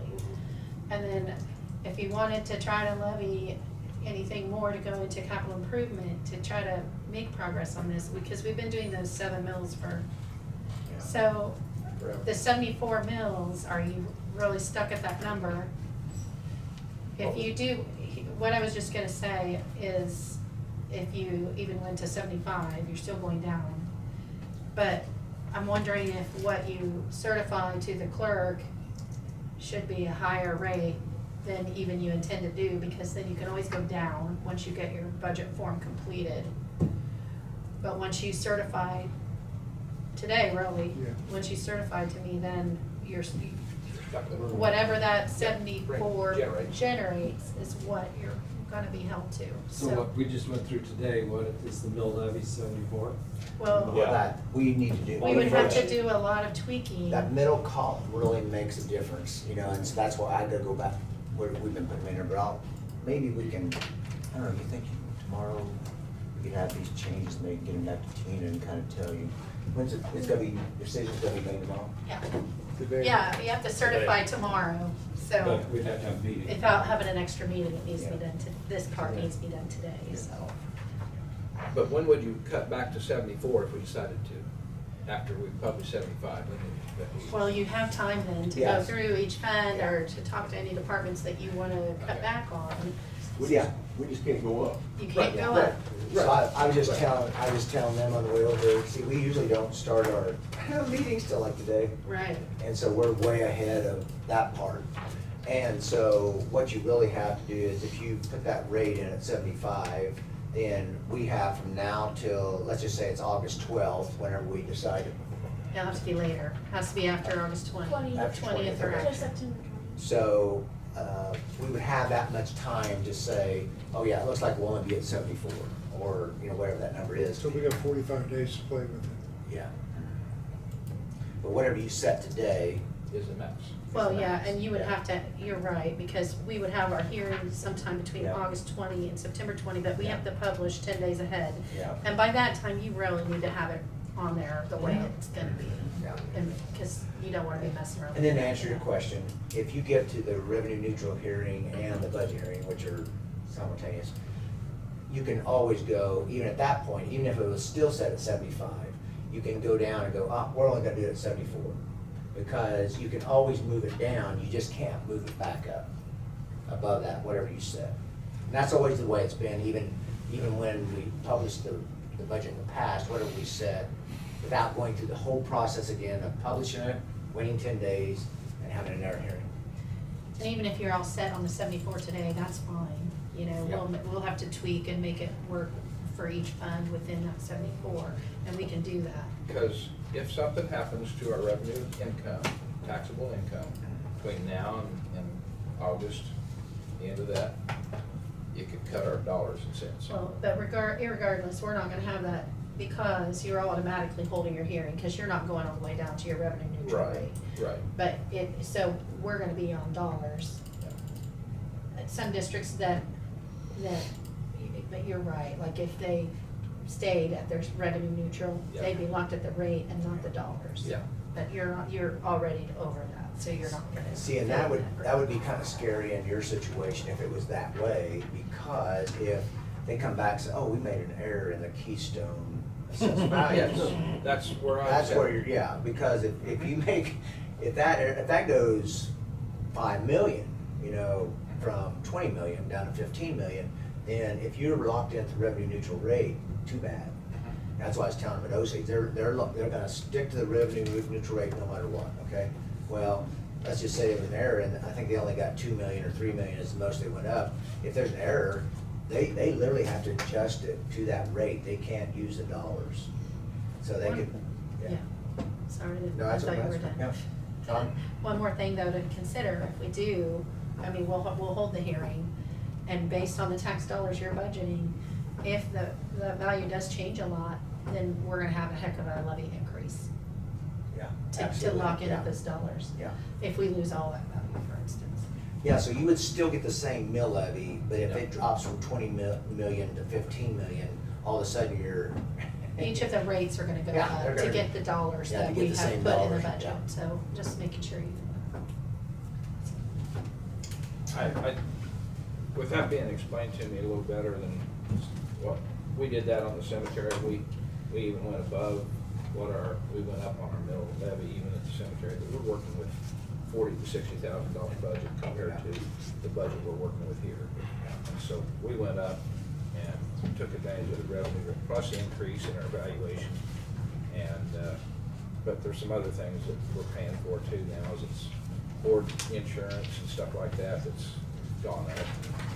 So anyway, I guess my motion here, or my feeling would be to, not a motion, we're in a work session, but my feelings would be to do that, at least have that in our back pocket and see how it rides out for the first year. At 75? 75. That's still lower than what we, that's where I was, originally I was at 75 when we asked numbers. Yeah. Yeah. And I feel we ought to, we pay these people good money to give us good advice. I think we ought to listen to them. They recommend that we do 75. Well, we maintain flexibility. We can go back to 74. Yeah, you can always go down. Yes. All you have to do basically is you go into one line item, if you go from 75 to 74, and just cut that, 1 mil out of it, and it would be done, so it'd be like, I was just looking back through here to kind of get a grasp, because one of the questions you'd ask is, do you feel pretty confident with, at 74, funded? Just so you make sure we understand this, let's go back to 15, and I'm gonna go backwards here, and I just want to revisit. We got just a little bit, don't we have a little bit of time here? Yes. Yeah. Yeah, you got, it's Yeah. 11:25. Yeah, so let's go on page 15, and what I want you to look at here is the ending cash of each of these funds outside the road and bridge and the general fund. So if we start on the special bridge, the special bridge is $319,850 at the end of the column there on 2020, okay? And you can't, just so we understand that fund there, if you're not doing as much bridge work, I don't know how much bridge work you've got compared to road work. There's still critical? There's some, Yeah.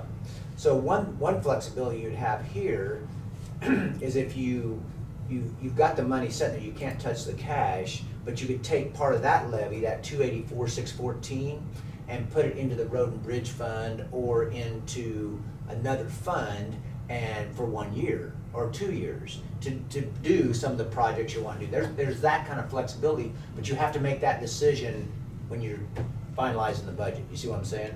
So if we keep it at the 284, because last year it was 248, then it stays there and it's locked in there. So but at this point, on each one of these funds, that's where you make that decision. So if you go up above to solid waste, it went from 28,000 at the top of 2020 column down to 55,000. And so there's, that fund has, it seemed like sufficient cash. You go to the next fund, I've already talked about this a little bit, on the park fund at the bottom of 14, the cash at the end of that column, 2020, because we've been putting line items in there for a long time. We've got 205,000 there. That is twice the levy amount. You see what I'm saying? I'm not saying it's bad, I'm just saying there's some flexibility right there. We could take that levy of 134,912 on the 2022 column, and if you want to use half of it towards the road and bridge. I'm not suggesting you do it. I'm just telling you How to find it. yeah, how to find the money. No, but okay? you gotta do it now. Yeah, you gotta do it before Can't we flex publish it. When flex we it out publish it in later. August, yeah. Yeah. We go to noxious weed. Noxious weed is one that always gives you it's a little nerve wracking, because you're paying 100% of the cost and they're only reimbursing you for 75 cents. But if you look at the top of that 14 there, the ending cash in that one went from 69,000 in 2020 to 113. And it looks like I'm not sure if that's because you never know in that one, because weather plays a lot in the noxious weed fund. Depending on how much you spray, how many weeds you got, all that. But there's some cash sitting there, and another 44,000 sitting over in noxious weed capital outlay that can be transferred into the noxious weed fund. Okay, And so one thing that I was wondering if we want to stop making those transfers this year, because they've got quite a bit of money, so you want to take that 5,000 of expense out for 2022, or even for both years. yeah. You could do that. So again, that's another levy that was 89.91. We've got, that cash almost 3/4, 75%. It increased by 75% in the 2020 column, and it looks like there's not going to be any expenditures there. So there's another one that has some cash that these are like 1-year fixes, 2-year fixes. You kind of, you know, when you build a budget, you're going, oh, we want to do this out at the park, and we're going to put these line items in there. Well, then they don't ever come in maybe at the exact price, or they're low, or whatever. And so what happens is, typically in government, a lot of times, those line items just stay the same, and the cash just rotates in there. And back in the 90s tax years, we went through, I mean, you had to do that on every fund, almost saying, we're not gonna put any more money in the park or noxious weed or whatever than we have to run it, and the rest goes to general or road and bridge, because that's where the expenditures are gonna be.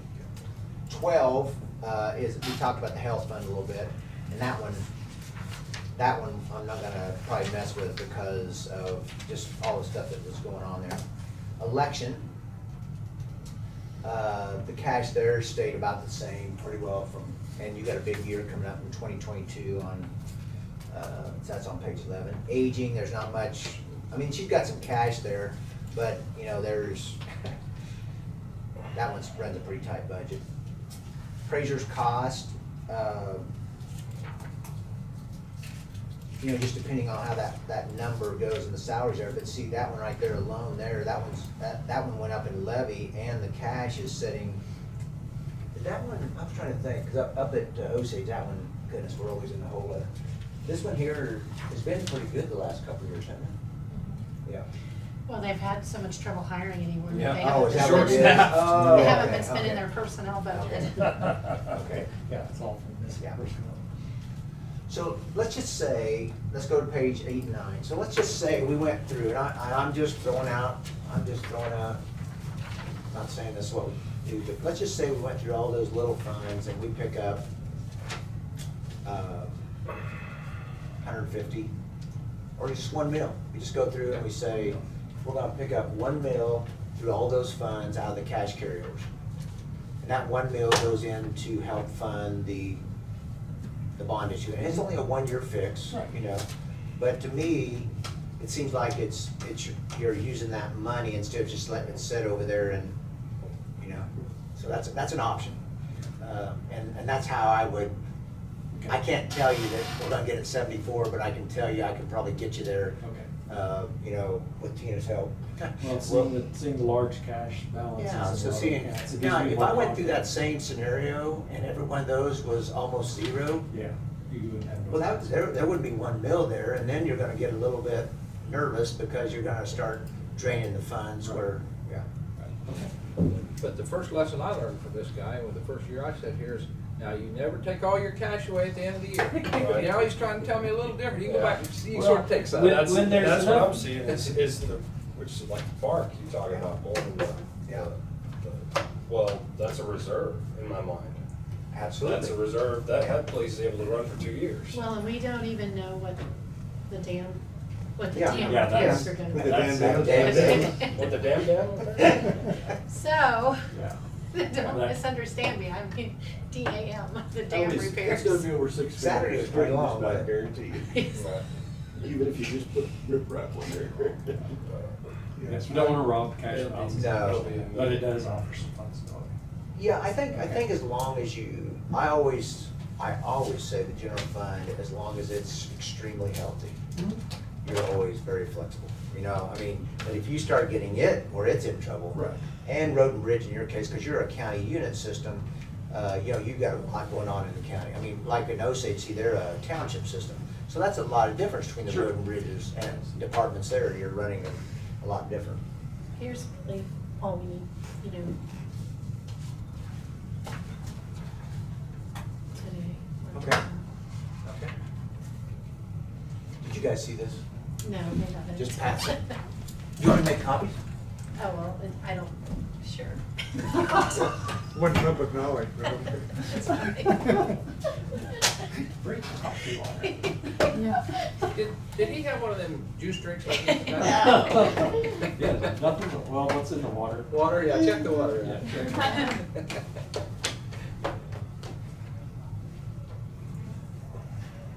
I have left one out on the tailgate before, close to the reservoir. In the heat, and then bugs got in it, so I dumped it out close to the reservoir, so maybe it sifted through. Shifted through over that way. Maybe he just, his drink of water got it all. So What happened when I get off? Yeah, you're getting accused of things.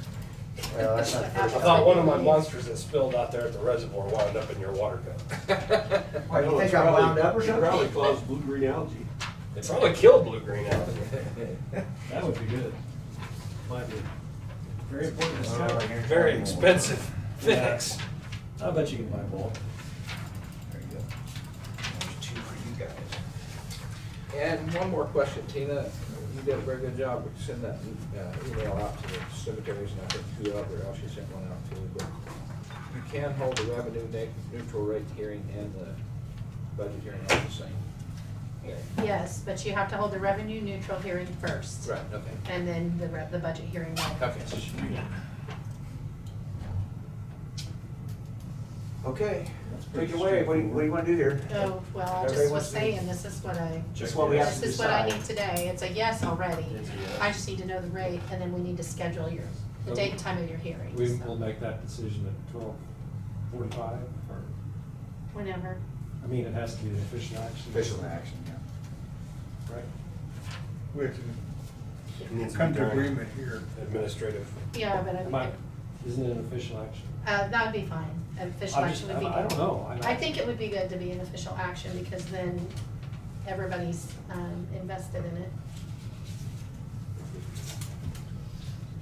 I think you can figure out what it's gonna be and where and I all think we have a that, but then consensus. take the actual action and do the format during your regular meeting.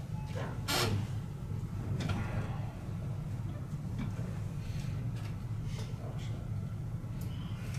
Oh.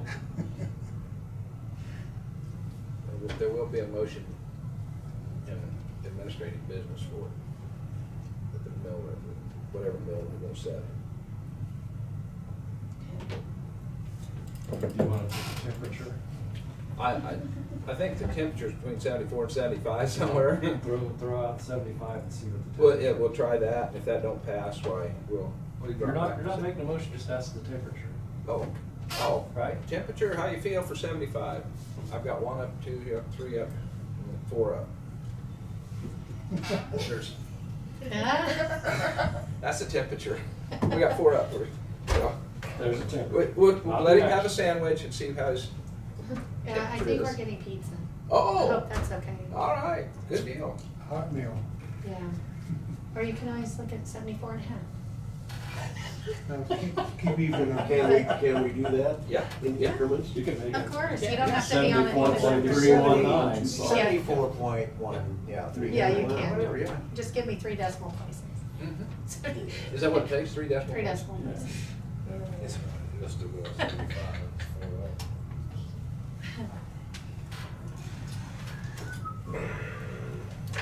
We would like a yes vote from a unanimous council here, but we may have to adjust the point system. You don't have a unanimous, just a majority. Well, I understand, but I'd like for it to be unanimous. Sorry. on the other, we had, at the cemetery, we had 4-1. No, 6-1, 6-1 or 7-0, 6-1. There's always somebody that loads us down. I mean, I've done that side. Yeah. Okay, so whatever you decide there, and then what date you want to look at. When do you want to hold your hearing? Starts on Do- August 20th or July 20th? Or August 20 to September 20. And so, first Monday in that time frame is August 23rd. We have a payday meeting on Tuesday the 31st. And then you have a Tuesday regular meeting on September 7th. You have a meeting on September 13th and September 20th. I would really like it if you didn't wait till the last. Not the last. What else is on the 30th there, on the Monday? What's Monday? Sorry. What is that written on? No meeting, No meeting, okay. because it's the 30th and we have payday on the 31st. Is there something else we need to do to get work on besides the budget on the 30th? That'd be 2 meetings back to back, day to day, so I'm just throwing that out. That's our regular scheduled day is the 30th and the 31st is Tuesday of August. payday. We don't have a meeting on Monday, we'll move it to We don't, Tuesday. it's not scheduled on here, no. Right, cause what you had taken action to do was that if the Yeah. payday Yes. falls on, We just move it to right, 31st. so you do regular and payday together, but, If you wanted to throw it in on Tuesday, you could do that too. yeah. The 31st, I'll be here one day. 31st is Tuesday? Tuesday, yes, of August. Yeah.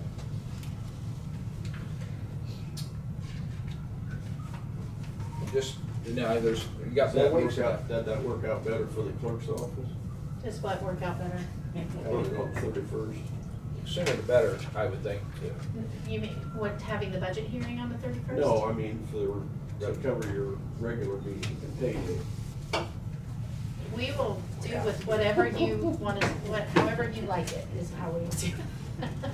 Okay, so we're supposed to start on 31st at 9 o'clock, so if we set it Yes. 10:15 or something like that, or 10:30, to do a R&R and a budget. Well, we can always, set it for 9 o'clock and then just push all the other business back. Oh, okay.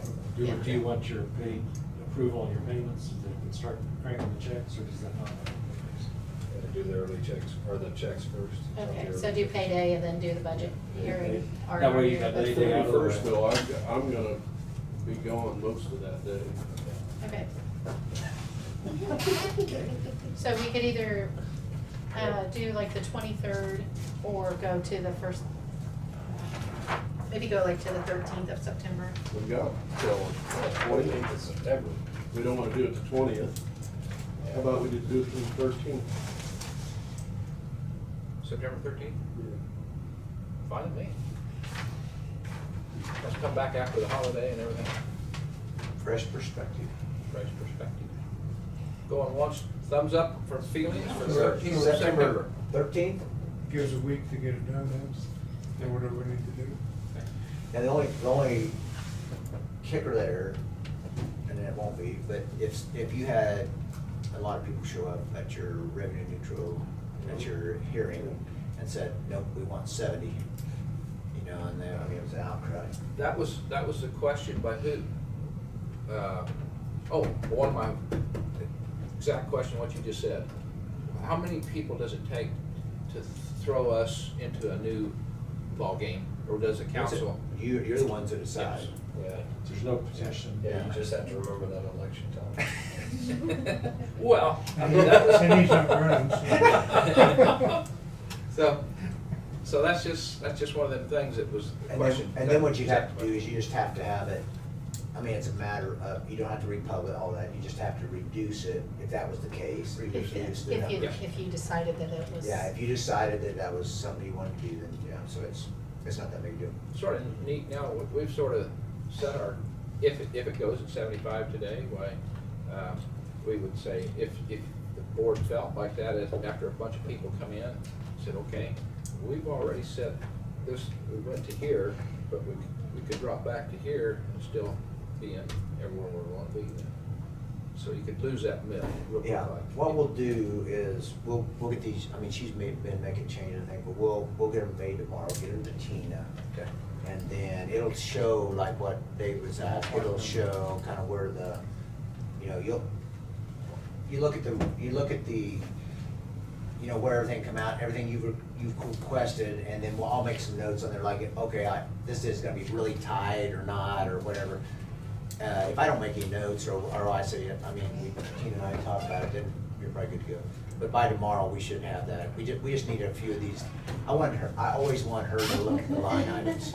I didn't want her to spend 10 hours on Saturday, but. And that's the only time we have. I've been constantly I know. swamped with getting It's crazy. all these districts' budgets Yeah. done and getting their hearings set. Last week I walked in and she said she just had been over 30-some cemetery budgets already. Yeah, here. absolutely. Or- Well, cemeteries, townships, and other Township districts. fire departments. Yeah. How's everybody else working? Yeah. They all What time is that on talk, Saturday? they all. Well, they haven't said that yet. What's your general feeling for everybody in general? I still have 15 districts that I need to hear from today and tomorrow. But I mean, what his Are they question trying to was, hold the line, or control, are or they are they going up? trying- It depends on what their needs are. A few of them are just holding it and not holding the hearing. some of them are holding it revenue neutral, but holding the hearing anyway for flexibility, and then some of them have to exceed. And, Got all I don't sides know of it. percentages. Got all sides of it. don't we? Yeah, but it really just depends on how much cash they have, what their expenses look like for next year, and then we go from there, just like always, but. Put ours on the cemetery to rock, because we need rock in the cemetery. That's what we need. On the third, so do we want the 13th of September, is that what I'm hearing? What about the 7th? I mean, move it up, move 2 weeks. To the in. Tuesday, right after the holiday? Doesn't matter to me. I'd assume do it sooner than later. Yeah, I'm with Dave on that one. It would be kind of nice to just have it done, put to bed, and then move on. Yeah. So, Going, thumbs up on 7th. 7th? 7th. Okay, we'll move 7th. is this where I said I So, On vacation. What time are you doing on 7th? we have it, our meeting starts at 12:30, do you want to do it right at the beginning of the meeting? Or do you want to start a little bit earlier? How do you want to do your, on the 7th? Regular time, 7th, regular time, and start it with that, get that over with. Okay. These things take, I mean, unless you're, Yeah. yeah, it take no time. Okay, so we'll do the R&R hearing at Yep. 12:30, and then the budget right after. And this year, remember, we've already talked about this, but there's no consolidated budget. So this is just your budget hearing. The people that showed up in the past Yes. would be like, a lot of times those, a lot of the cemeteries would show up because they wanted to hear what the budget hearing is, but this is just your hearing. And they'll have all their own. Okay, so September 7th at 12:30. 12:30. I'm gonna And fill that it's in on costing this. everybody that does the R&R hearings an extra 100 and something, or $200. Well, for so most publication. of, so like the ones that used to be on the consolidated budget, like Yes, all the yes. cemetery districts, Yes. the fire, some of the fire districts, some of the Yep. other districts, it's costing them in publications that they haven't had before. Over 100, yeah. It's $200 I was a gonna say year. it's $200. Yeah, Yeah, yeah. And most of those are very small budgets. yes, That's what kills me. yeah. Well, this And- might not be a bad thing to mention to our state legislators. Yeah. It'll be interesting to see what your publication difference will be between, The newspaper will make money. well, I mean, yours, will it really go down? Oh, what our publication Yeah, costs? see what the It should be difference. less because it won't be as large. Yep. Can we specify type, style, or size? I think that's all spelled out. Statute. I mean, statute, Yeah. there's a certain. But you really need to You- ask you for can't it so put we it- can publish it online. Spend all this money on your online profile and Well, that means you'd be in the 21st century, you'd be updated. well, you can come to the clerk's office and get the print out of it. Okay, September 7th, 12:30. Okay, So we know that much, and I'll put that in the form before the regular meeting starts, and then you can fill in the blank on the grades. Tell all our friends to come to my work. That's right. Be an ice cream social. I'm sorry. Who's MC? Right now, we're sitting about 74.5 before the loan payment in there. Really? So you did have a ballpark?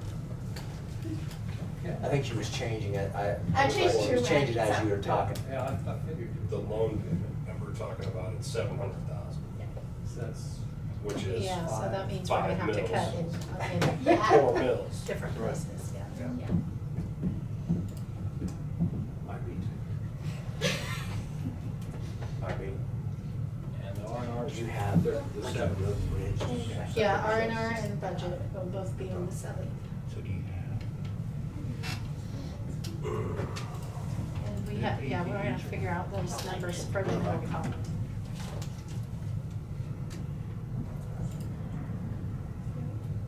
Like if you look at. find another 700,000. This is really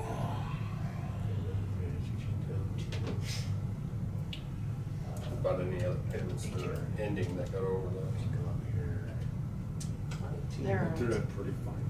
Yeah, no, it's tight. Oh, yeah. Middle column, see No, not at all. Not at all over here. Just We making also sure. got, we also got our draft financials back last week, so I went through those and approved all those. So we should be getting our final draft from, and getting our audit report soon. So. And we was looking at a loan of 4.5 still. Oh, yeah. That's what I was looking at. Well, you could actually go in, although she's got. Oh, she had her commodities, yeah. So are we ready to adjourn our work session? Do we have anything else? Take a break. Yeah. Everybody, yeah, we're done. Okay. Yeah, we'll have to sharpen our pencil a little bit, looks like. Yeah, we're gonna have to look some. There's just no way. Well, that some of the levied amounts into each fund aren't quite necessary, right? They can go back to the general. There's a way. Yeah, we'll get There's a map. We'll get there.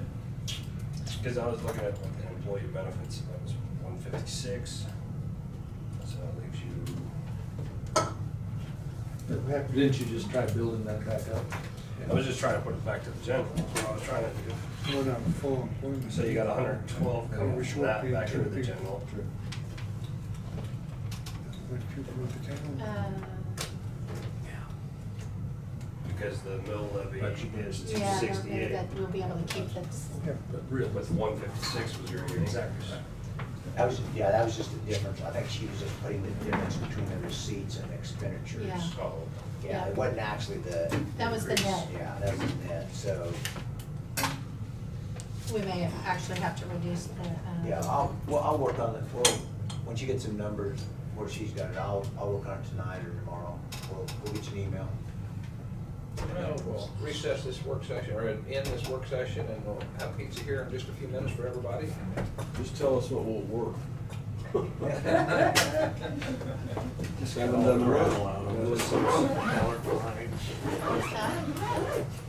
that? lawn things. Oh, what will fit? Okay. nothing. She was already at 774. Well, the difference there is if you're at 160 and 4, This conference will now be recorded. Oh, we do that. We do it again. Well, we'll start this We meeting. did last week, didn't we? Or no. We didn't have flag suit. A what? We didn't have flag suit. Yeah, I guess we can. Yeah, regular meeting. Yeah, regular meeting. I pledge allegiance to the flag of the United States of America and to the republic for which it stands, one nation, under God, indivisible, with liberty and justice for all.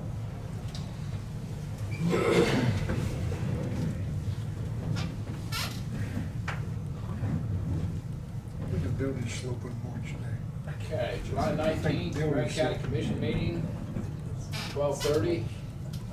We've been in a work session for budget and stuff this morning, and we have to set a mill levy rate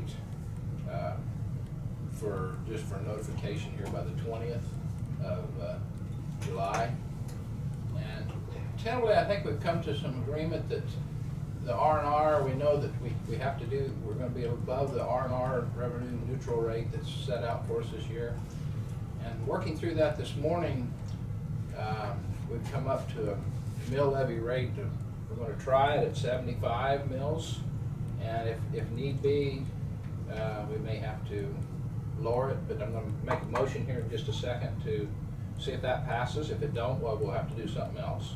But I will make the motion to go at Marion County mill levy rate for 2022 at 75. Do I hear a second? I'll second. I have a second by Dave Mueller down there. Any discussion? With no further discussion from anybody here, I'd take a vote on that, and I'll ask you by your name to vote. Commissioner Dalkey, yay. Commissioner Garing, Yay. Commissioner Becker, Yay. Commissioner Crowfoot, Yes. and Commissioner Mueller. Yes. 5-0, unanimous to try that. We can lower that if we have to, so. Also, might just let everybody know, we've set a hearing date of September 7th. September 7th, and so if you want to come in, well, you sure can at that time.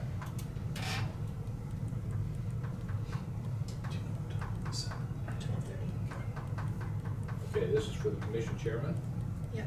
Okay. I would rather you certify it to me than I certify it to myself. Okay. All right, we can do that.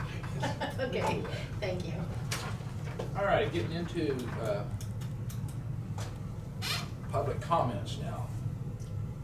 Is there any public on the line that would like to comment? We have none in the room.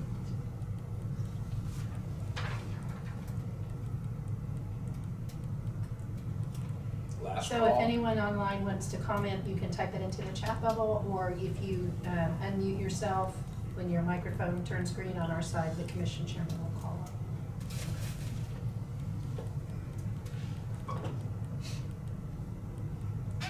Hearing none.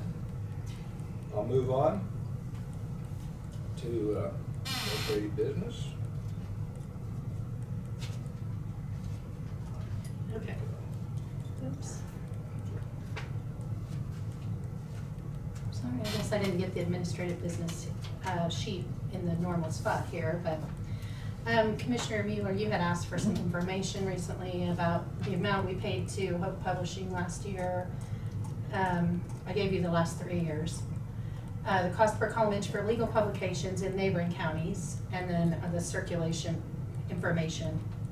And so the information on the circulation, I gotten several communications from the paper, and that's in your mail folder here. I didn't include all that as part of the packet. So anyway, this was just information following up on your request. Thank you. Yep.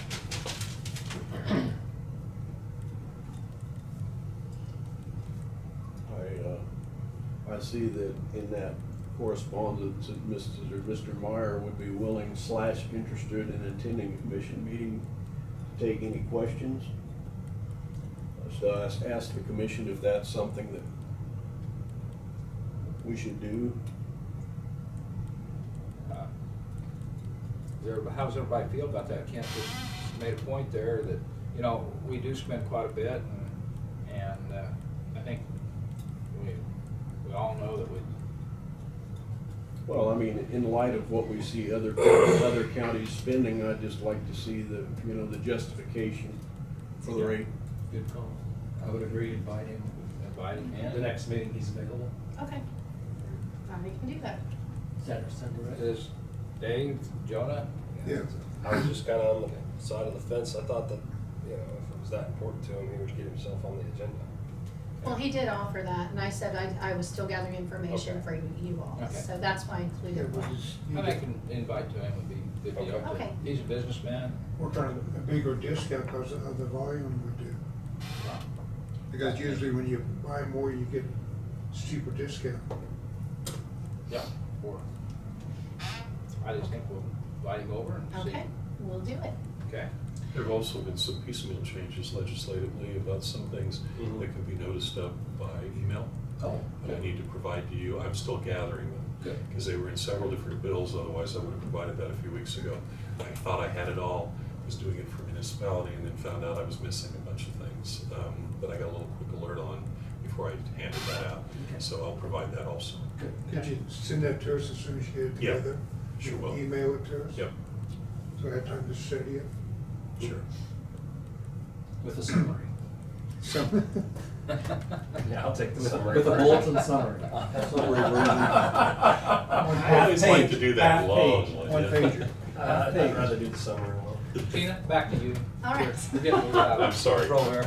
In your packet, you had, from Bryce, the current quote for the motor grader, and he was wanting 2 of those. And then he brought me this whole big price list of what the old prices were, and that's, was in your packet as well. So, we get through all this. Okay. Commission, if what I see on those price changes there is the longer you wait, the higher it gets. So if you do something, figure out, of course, we've got to have some money to pay for them too. So, go ahead, Tina. In your packet, I put the fair schedule, which is coming up. And Wednesday, I don't know if anyone has been in touch with you directly.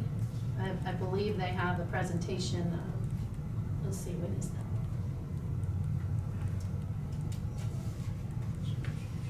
sorry, they have what used to be called the Commissioner's Cookie Jar. It's It's a no. calling event. Sorry, no. I was waiting for the giggle and it was like so super serious. Well, no, it was just that, there's a time where commissioners have an opportunity to be there and are involved in one of these events, and now I can't see it, so. Has anyone from the Fair Board been in touch with you individually? No? not me. And sometimes in the past, the commission has, driven in the parade and thrown out candy. I just want to see where you are with that, if you want to participate in that this year. Let's see. Usually it's Wednesday night. I think it is. Parade is Wednesday. Forcing women Don't say that. Busting, calf scramble. I'll have to look 6 for p.m. that. parade, yeah, 6 p.m. parade on Wednesday night. Yeah, the 21st. Well, I'll look and see when that, presentation is, where, that involves the commission. Did Paula look at She sent me a text just asking when the commission met. When the commission will. Yeah, when the commission I don't know meets. who that is. so Okay, no. well, I think she's involved with the fair. Okay. I'll look into. So it may be that they're bringing something to the commission meeting. Okay, I'll find out, and then I'll let you know if somebody needs to be present and when. Sorry, I thought I had seen that. Been a little crazy this week. You have in your packets some monthly revenue reports from departments.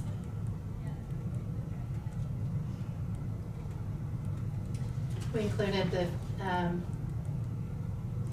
financial statement that was in the newspaper.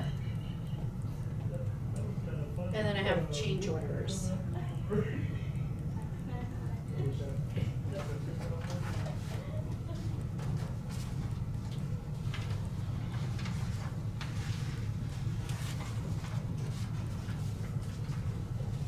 Actually, maybe just one. I have 2 change orders. Keep it down a little bit.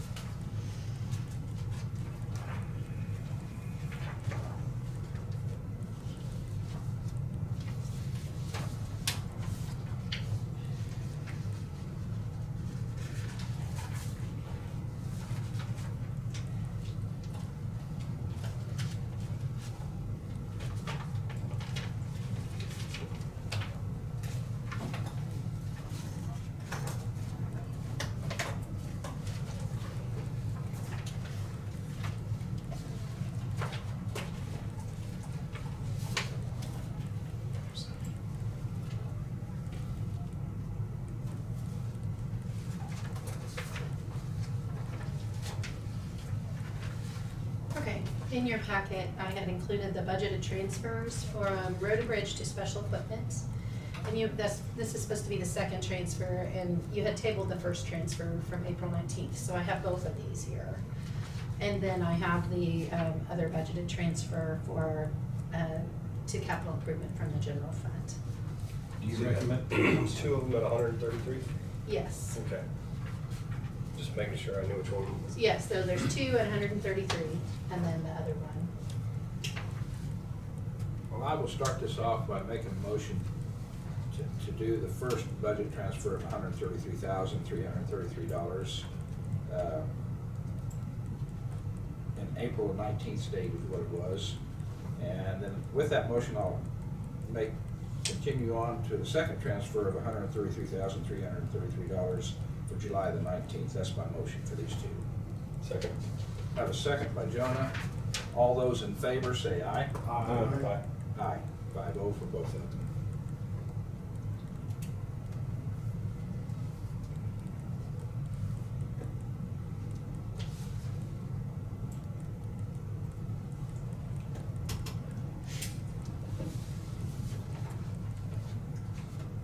Everybody can get through with that before we go on to the next one.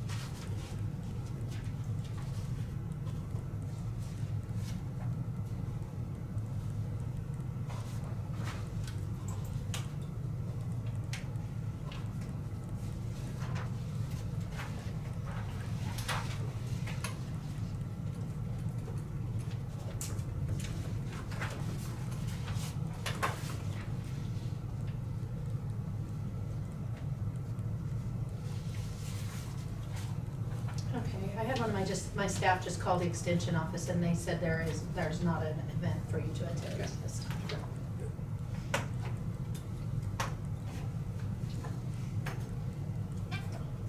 Okay, we have those two done. We're moving on to road and bridge sales tax to capital improvement Want fund. to catch the minutes? Huh? Minutes?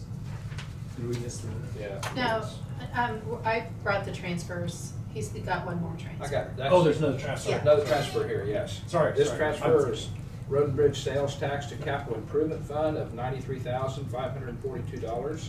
With that, the road and maintenance and improvement 7 mills to capital improvement fund for $327,393. That's my motion. $397. $397 even. That's my motion. Do I hear a second?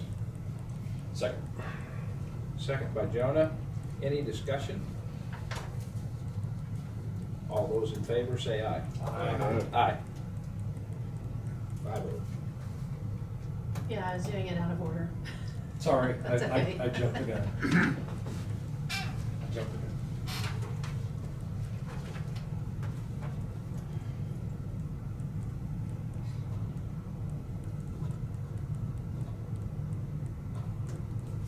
I heard 393. Oh, did I say that? I could have, probably. Well, just making sure you had a chance to clarify. Yes. So you get to thinking one thing and say something else. That's very possible for good all the time. Think too much, yeah. Don't lose what I'm saying.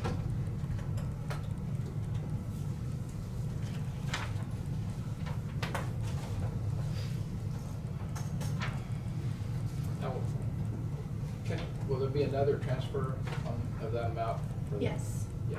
towards the end of the year, as long as our budget's looking okay. And Yeah. if it's not at that time, then Okay.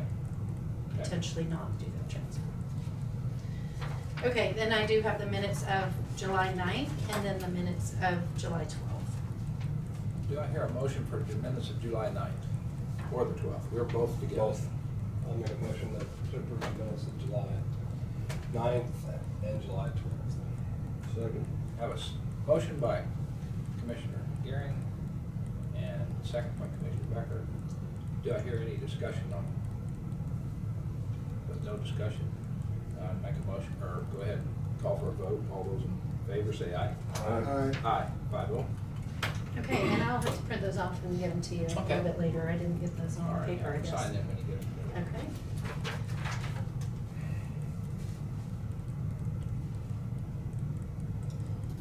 Okay, I do have early checks. And your binders over there. Yeah. One of them, the 136,000 was for the first payment on the Nighthawk project.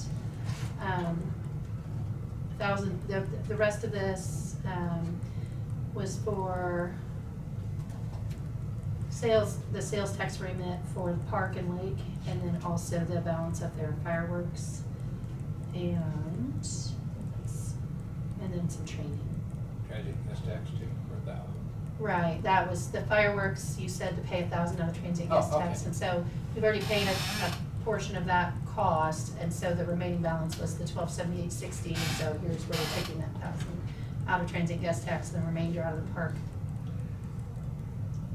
Okay, so I have a grand total of $188,199.23. That's my motion to pay these early checks. Do I hear a second? I have a question. Yeah, go ahead. Is that a scheduled payment on NICA? That's the one, No, the we first just payment approved. that you approved for the materials. Extra concrete. No, it wasn't for the extra concrete, it's for the materials they've already purchased. Chip It was seal. a progress billing, it was on the form and you approved it by motion and vote at a Was previous that meeting. part of the change order? No, It was not part of No. the change order. it's part of the original contract. I don't know, it's probably some of the rock that surrounded these piles, I would hope. That's what I would think. I can go back and get that That's, invoice. that's what we approved. Yeah, That's new. yeah, we approved it. I still don't mind providing the copy of the invoice for you to look Yeah. at. Okay. Second. Got a second. When our clerk gets back, we'll take the second, move on, just take a vote.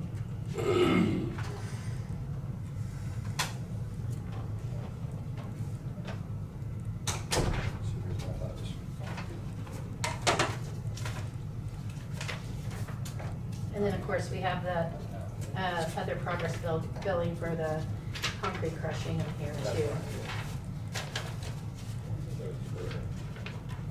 So there's the certificate of 4%. Yeah, the full board this year.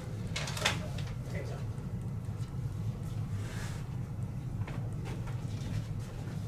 It's always good to question so that we can see what we're paying for.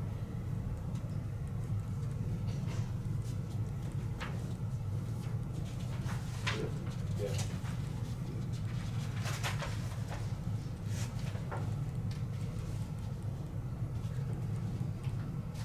So they still, that was the stuff they brought in early, I guess.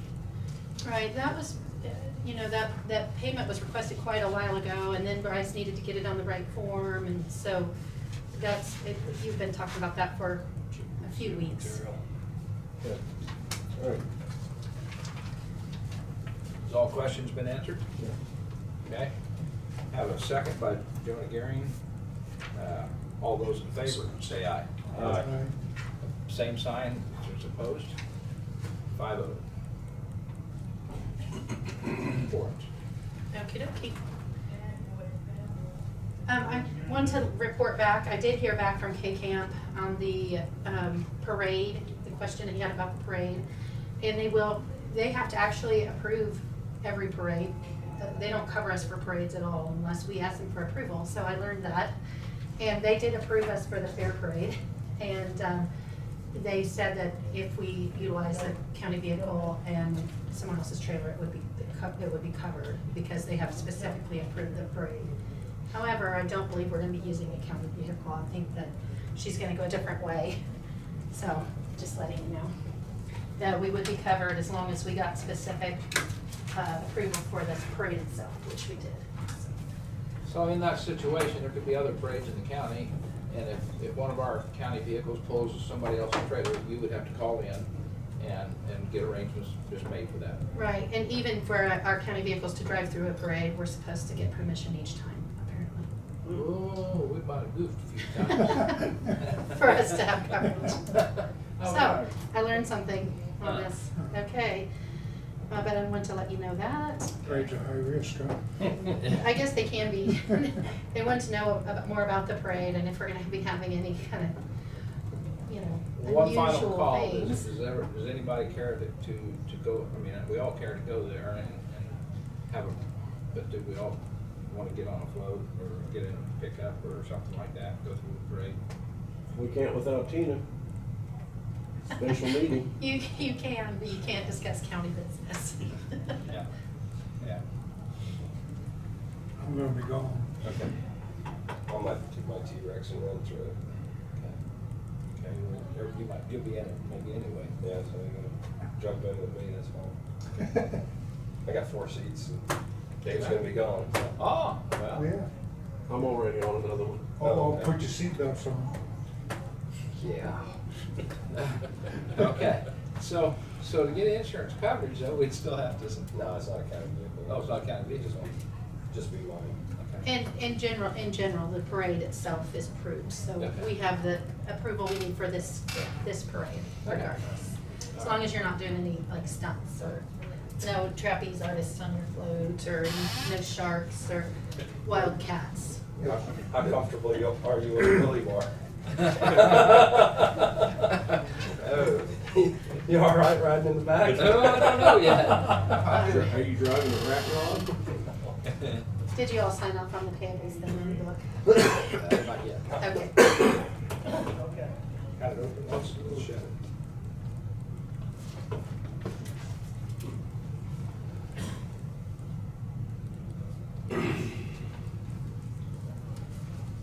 Yeah, some of them rat rods gets a little wicked there. Oh, yeah. I see Jake Wibby's. Yeah. Just put this stuff up. I wouldn't mind that little pickup he's got. Yeah, yeah. Wouldn't mind a tractor or two either.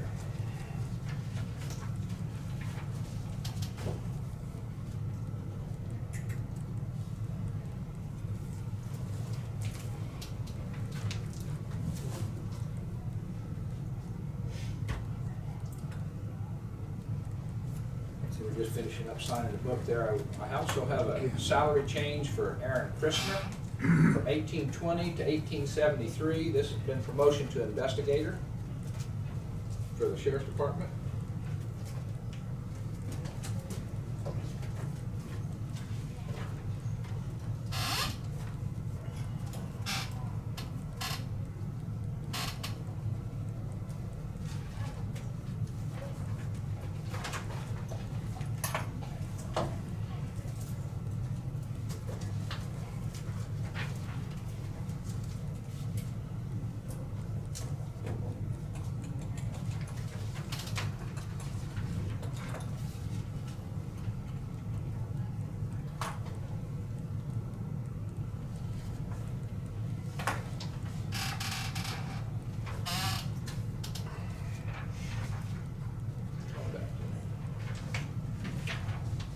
In your packet, you had proposed change and to the bylaws and interlocal cooperation agreement with K-Camp. And so these are changes that they're wanting to make to the bylaws, and each county that is participating in K-Camp has to adopt it by resolution. And they're asking that that be done here very soon. So I've got the proposed information, what they're changing, and then the resolution for adoption. And that one will be 17. Here, check that. Does that match what you have? 17? Yes. This will be 20 to 17? Yes, 21. 21, yeah. 20 to 17. And we'll need to sign it, 2 copies of it. Okay, let's make that motion to pass resolution -21-17 for the bylaws of K-Camp. To adopt It's to the bylaws. K-Camp. Do I hear a second? Second. Second by Jonah. All those in favor say aye. Aye. Aye. 5-0.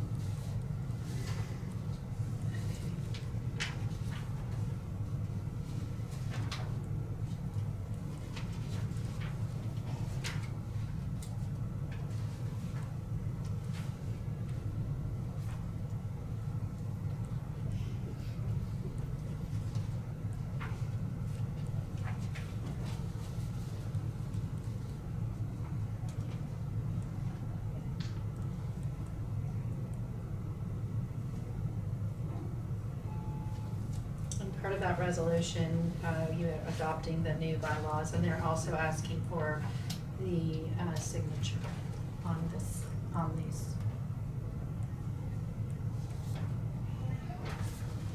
And I'll have you sign 2 copies of this, and it's just one, it is the chairman's Okay. signature is all they're asking for.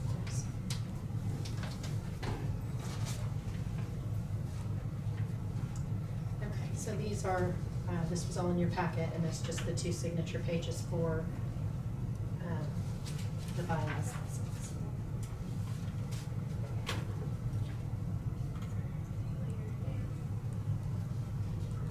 Oh, not interlocal agreement. It's bylaws and interlocal agreement.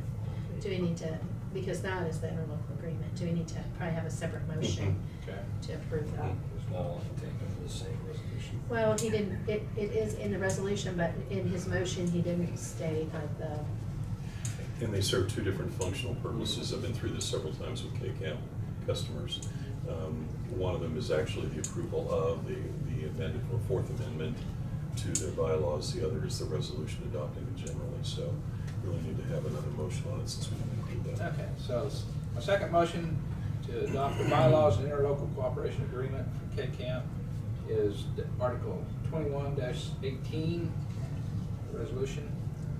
That's my motion. Do I hear a second? Second. By Kent Becker. All those in favor say aye. Aye. Aye. 5-0. and just clarification, that's not a separate resolution, and it was 2021-17 is the correct. Oh, it's not a separate one? No, it's not a resolution, but it's the document covered by this resolution. So we're gonna refer to this resolution number in, Okay, for both. for both, right? Sorry, that wasn't clear. I'm glad I got somebody to keep me straight. So 18 is still available. Yeah. Cross that off. The minutes will reflect exactly what you intended to do. Yes, intended.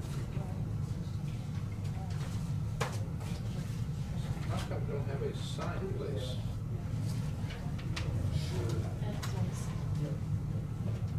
There you go. Oh, yeah, sign is Up open there. there. Okay, up top. Yeah, sorry, they didn't put That's a all right. line. For some reason. Does he like me? It was messy. Don't Yeah, know well, why it's he's getting in your confusing when way. they don't put a line there when they do a hyperlink. Yeah, usually on everything. Yeah, there's that one.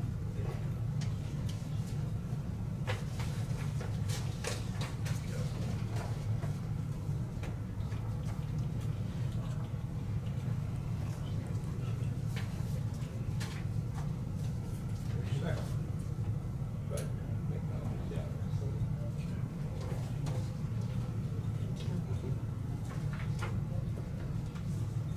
Okay. Right. We do have the actual official document for the change order on the Nighthawk project. And so we need official motion and vote to approve the change order. And the signature of the chairman. Is there document G701, is that the one, or? Why not, you can just call it change order number 1. Change order number 1. Okay, make a motion to adopt change order number 1 for the amount of, 550 is here. 554,000, is that it? Yes. $554,875.16. That's my motion. Do I hear a second? Second. This is on the Nighthawk project. Second by Jonah. All those in favor say aye. Aye. Aye. Let's give one more shot. Nighthawk, 330th pavement reconstruction. It's signatures on the front page at the Yeah, I bottom. just want to see what all it's included. Yeah, that's all the documentation. The cement increase from the 4, that's what we was talking about. Four. Yeah, Right. 4.6%. Spreader truck, the mobile Faircom and all that. And Okay, then so that's what we millings did, and- we looked at last week. It is, yeah. It's just on the form now. And the progress payment that we made today was for the chip seal material. Right.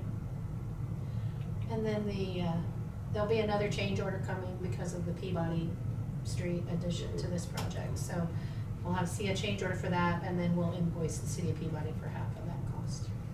So.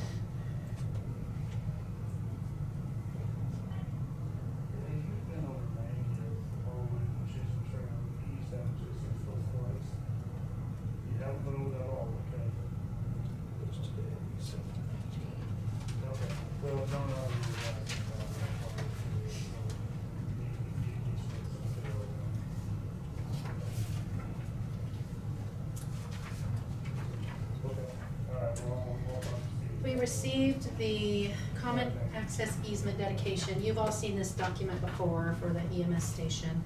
And they had brought it over, but it does require approval of the full board. And so we just need a motion and a vote to approve the common access easement dedication. So. I'd make that motion to approve the common access easement dedication over the ambulance building in Hillsborough for the Hillsborough ambulance station. As of the, this was as of the 15th of July. Second. That's second by Kent. All those in favor say aye. Aye.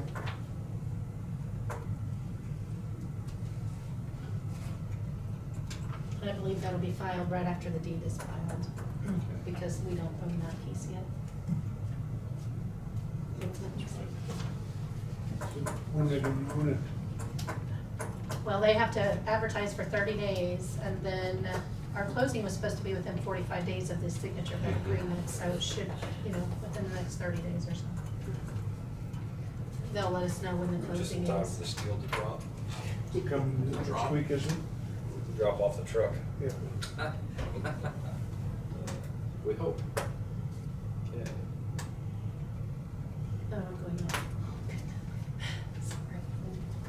Is there Okay, anything- I have is- one more thing, actually. Is there any more expected things that we should have to sign in order to get this deal done? Yes, I mean, but I'm sure you'll probably have some, Yeah. some things to sign at closing. Yeah. Okay, closing's done. So transfer documents will still be. Okay. Closing statement. Okay, so the last thing that I have, see if you can see it. We had David Yoder, I believe he ran on the ballot to be East Branch Township Treasurer, and he was elected. And when I contacted him about trying to get the budget ready and working on that, he says he doesn't have time to do it. So he has submitted a written resignation from that position as the East Branch Township Treasurer.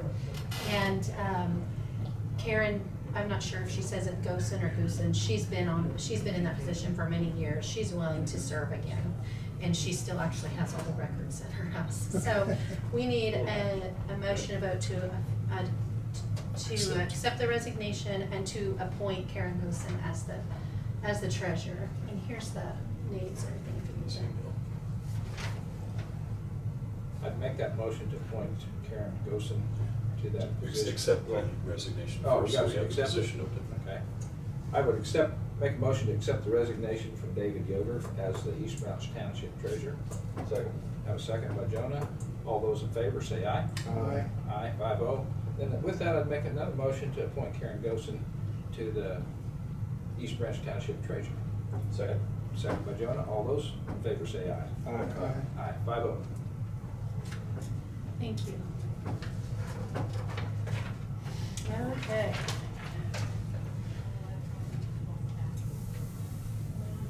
I believe that's all the administrative business. Sorry, I know that was a lot. On the table there, I put the recycling and all of that information. It did not make it in your packets, so you have it on the table there. The transfer station tonnage reports and the recycling reports.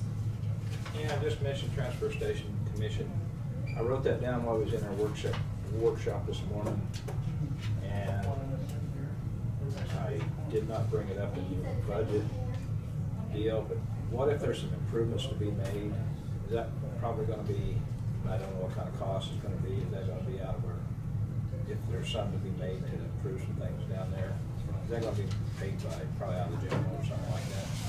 I should have brought it up, I didn't.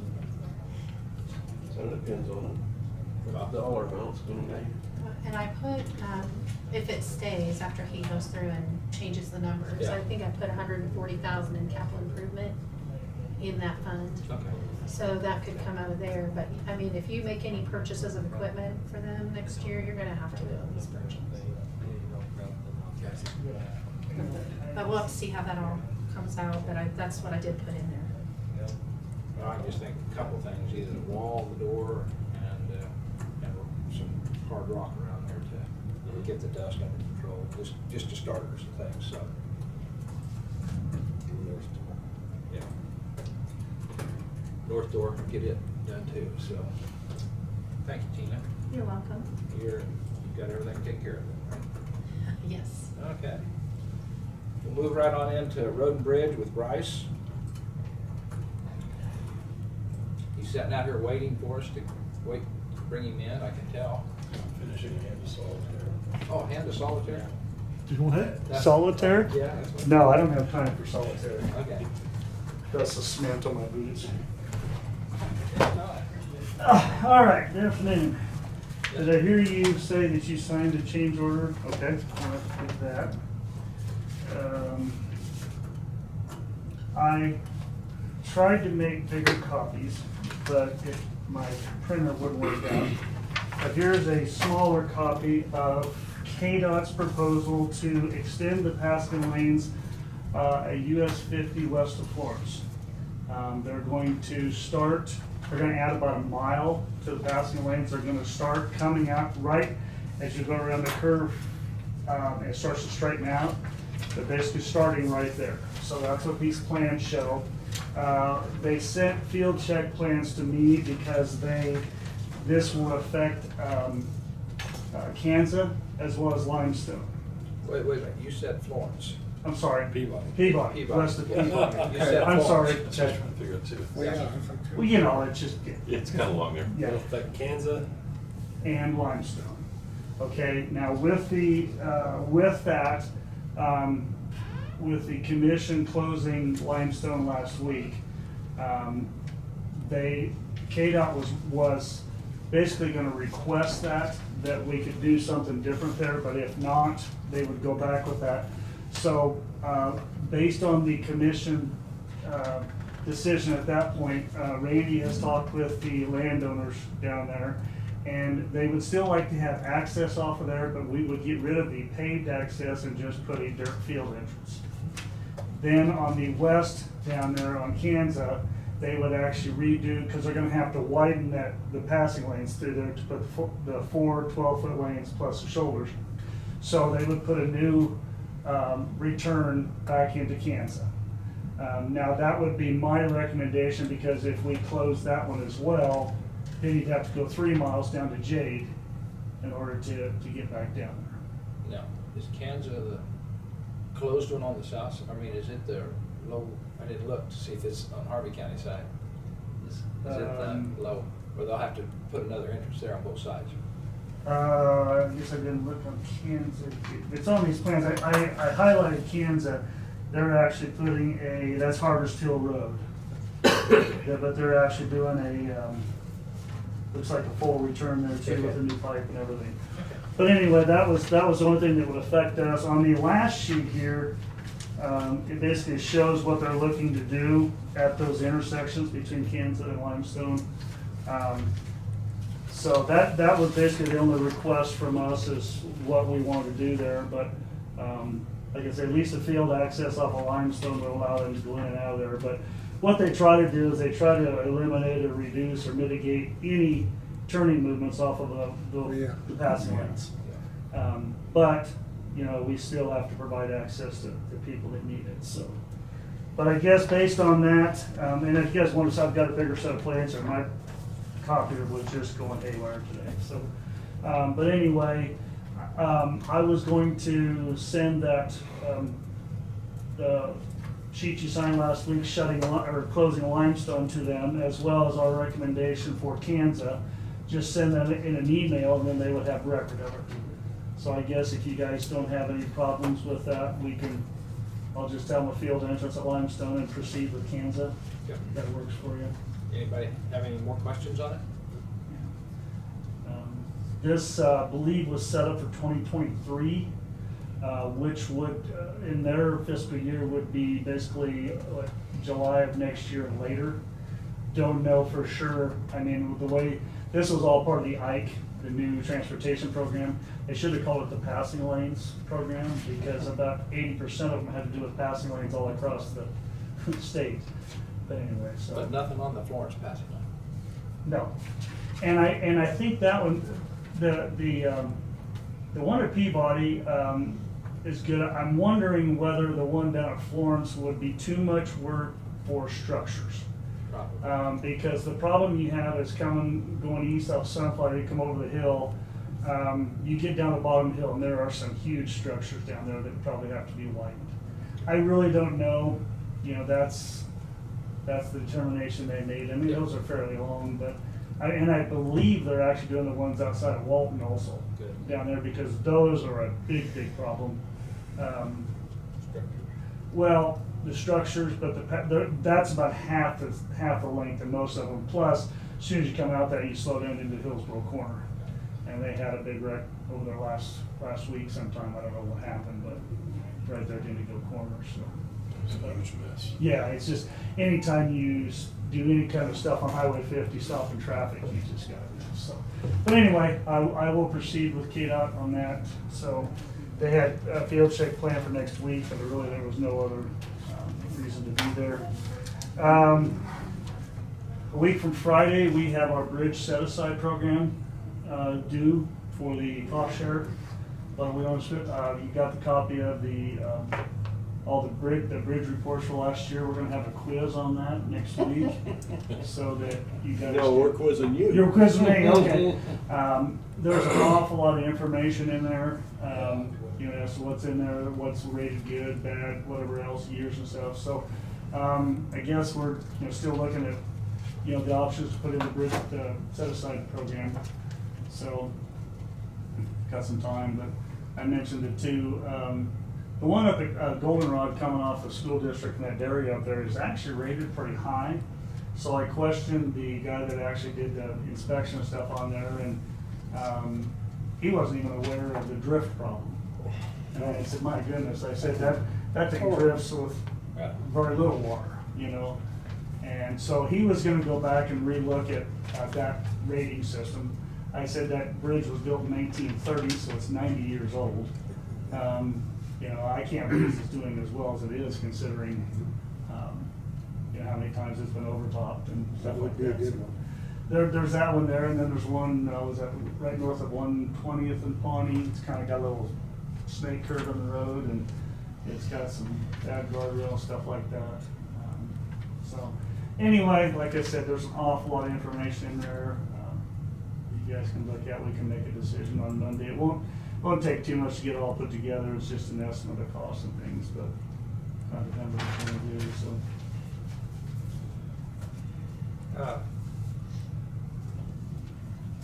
see on the off-system bridges there, it's got the list for fracture critical. Yes. Is the ones that's written down, is that the ones that's, I don't see it just stating it outright, stating it, saying two-girder system, is that? That's what most of them are. Now, like the one on Goldenrod down there that we're gonna redo, that's a steel truss, but it's fracture critical. And that brings up, the next thing is we had talked about 340th, east of K15.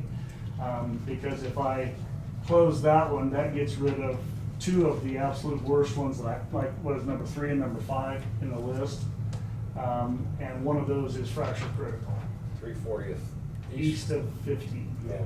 Yeah. We have a few access issues, I think, and I don't know if you've done any more with that or. There's gonna be some opposition. Okay. There's 3 bridges, right? Yes. 4. There, yeah, and Several well, of them. because one of them isn't a bridge length, therefore it's not on that list, but it's still in rough shape. We've got drainage issues all the way through there too. But anyway, that's something I don't know. Again, facing the opposition to close that as compared to putting and taking 4 structures off there. So There is very little traffic down that. Isn't I agree. I agree, I'm just telling you. Well, Traffic every, is not gonna be the issue. every road has got opposition. Yeah. Well, the last one didn't have opposition. Yeah, the, Well, well. didn't have any bridges. Yeah, and part of the reason is there's actually some people in the center of the section, center of the Yeah. mile that need access. So And there's not gonna from, be, you can't get to it from the east end? There's one piece of property in the center, 2 bridges from the east, 2 bridges from the west. Either way. The only access to that 80 acres is Is- between, And somebody from Hillsborough still on it? yes. I've been up. They may sell it. It would be nice if it sold to an adjoining landowner, but yeah. maybe the county could buy it and sell it to an adjoining landowner. But I'm just telling you, there will be opposition. But again, it's a Right. matter of economics, because that is a tremendous amount of money to put in for just a couple of people Yeah. who do have alternate routes around. It's And it is almost, the one property that has no. yeah, and the entire mile is basically pasture, no Yes. cultivated fields. Yeah. But, Yeah. Or, so here's, I don't know, if we had it with last Yeah, week. yeah, I've Yeah. never, yeah, I've seen it. but, yeah, like I said, that's, and I talked to Tyler and he said, yeah, I waited just every so often, just, you know, to cut down on ruts and stuff, but being pasture, there's probably not much No. traffic going in and out of it. But anyway, so that, to, you know, get back to your issue of the bridges, you know, we could get rid of two of the bad ones, and one of them's a fracture critical right there, so. But anyway, I don't know what the solution is or where to go next, but. We could try closing it. I'm still concerned about the more than anything, Thank you. access to one property. You might be able to close half of it and True. figure out which They might bridges. have 2 bridges, Yeah, that's true. Unless you can You get, see unless what- you can get an easement put in from a neighbor Yeah. that would allow Because access. the people that own it, they never go out there. 80 on the south Oh, I side. know that, yeah. But you could Somebody close, uses- you could somebody- almost close somebody 3 uses it. bridges, leave the low crossing off the highway. Because you could get to the corner of it. Yeah. Yeah. And once Well, they're on their property, they're on their property. But to say there's a low spot there, that just is a place for water to pond, and it's not really good access coming off there, just off the highway you're talking about? Yeah, so off the highway, you leave the low area alone. Right, but that's what I'm saying, that low area really needs, if you want it to provide access, it needs to be built up so you don't have water sitting on it. Where do you live at, or on the ground from I was there? gonna say, because all the bridges come out. You don't. Yeah. I know all. Anyway, we still can look about at it this. more, Let's but put like it I that said, way. that's one way to try to reduce a bunch of costs and liabilities down the road, so.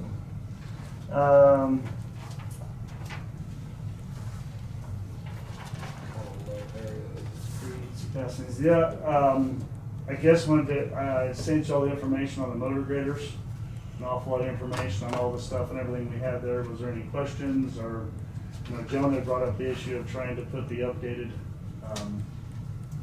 grade control and stuff on there, but, they're pretty pricey on top of that, but. Quite see all that. I was trying to comb through it. It's, yeah, well, like I said, it's, I guess, the question I have is if you guys have any questions, I'd love to sit down with you and go over, you know, what we chose and things like that. Like I said, we didn't get top of the line by any means. So only the check marks are the ones that you were, That's what just we because they have a ordered. dollar amount doesn't mean anything? Well, if they're like NC or whatever else was no charge, because that was part of the, like a base bid or whatever Okay. else. So everything was a check is what we basically, if you want to say ordered or priced, Add on or? yeah. I just had one question. Yeah. On the changing the oil, they had the option of having it pumped out instead of drain out. Yes. Does that make it cleaner for the shop? Yes, If you- it's if you did that. quicker to do that because essentially that's what we do. But you didn't order it though. I thought we had it on. I don't think so. It just Okay. says lease question mark.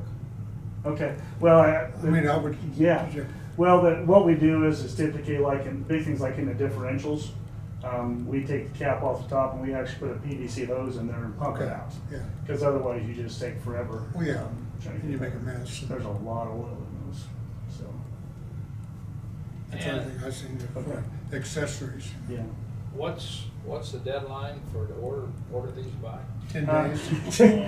Basically, the sooner the better. Now, what he's telling me is these prices are supposed to be good through January, February of next year. But again, that's just the information that he's saying.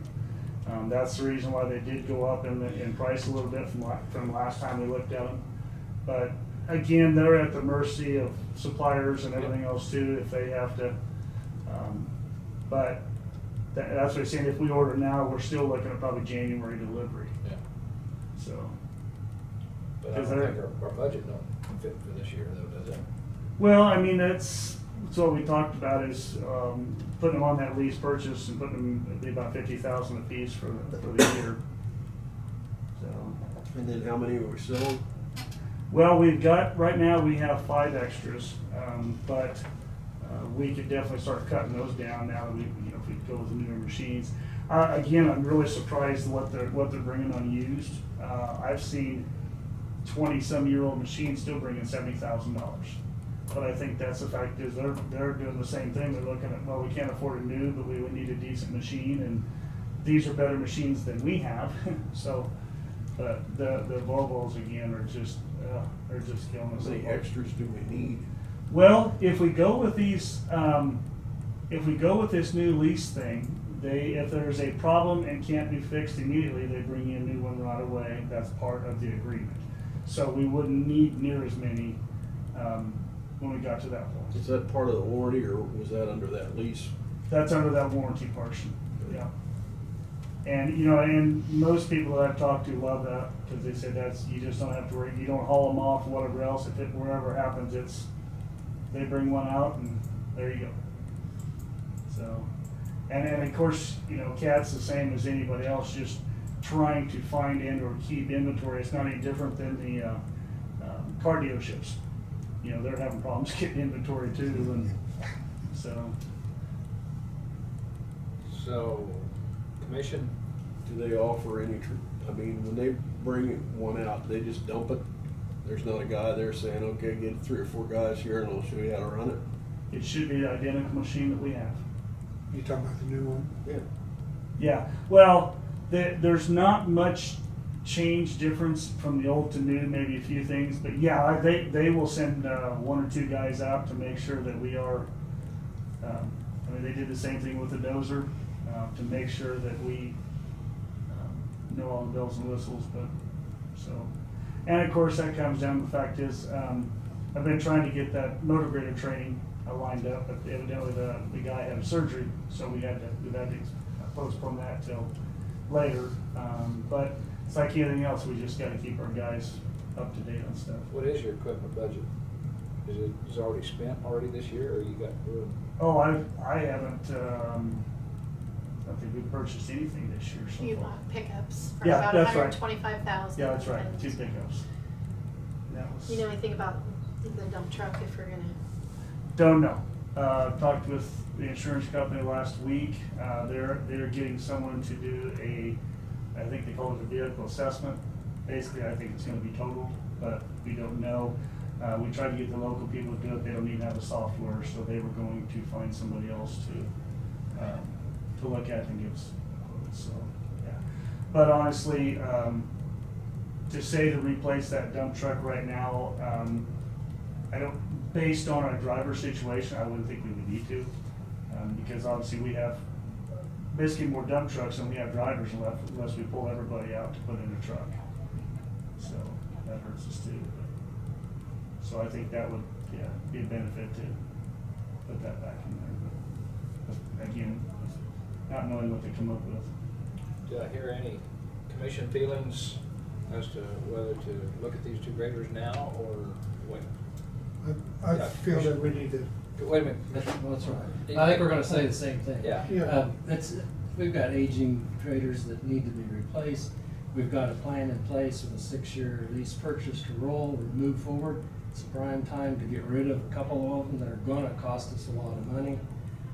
I'm in favor of proceeding with the plan to purchase the 2 motor graders, 6-year lease program. Okay. Are you talking about their lease purchase? I don't like their lease purchase. Basically, the price that's on there is, if you want to say the cash price, whatever else, and then if you go with their lease, I think it was like 2.99 or or something like that. That was their. That's not, it's the terms and conditions that I'm concerned about. Well, and they said if we wanted to go locally to do the same thing, wouldn't be a problem. So. I mean, I just don't like all those things, if 50% of the teeth wore off, you owe money, if this. Yeah. When you trade it in. So we could lease it and still do the lease purchase through. Local bank. We could do it local, we get away from all that, their terms and Yeah. conditions. So Well, let's get and- the financing. And basically, when you're done with it 6 years, when KDOT was doing this, they basically come out and said, basically the only thing you had to replace was, and of course the cutting edges aren't that big a deal because we go through them enough anyway, and your tires. Typically, they will, when they bring out a new machine or whatever else is, they'll just swap you the tires if that's a problem. But like I said, tires in comparison to the whole machine, normal wear and tear, we're hoping that normal wear and tear in 6 years does not cost us hardly anything. That's what, once we get to that $6,000–7,000 range, that's when things start going bad, injectors. Unless our bids come in at quite a bit higher than the 2.99. Well, I can't imagine they would because nothing know. doesn't come anywhere close to that. Dave, I was gonna say, same thing. we need to keep our equipment in A1 shape, because if you get behind it, you'll never get caught up again. It'll be, like, so we got 5 extra now, just so we can work. Would you say then, Bryce, that if we order 2, and when those 2 come in, that you sell 3? We could do that.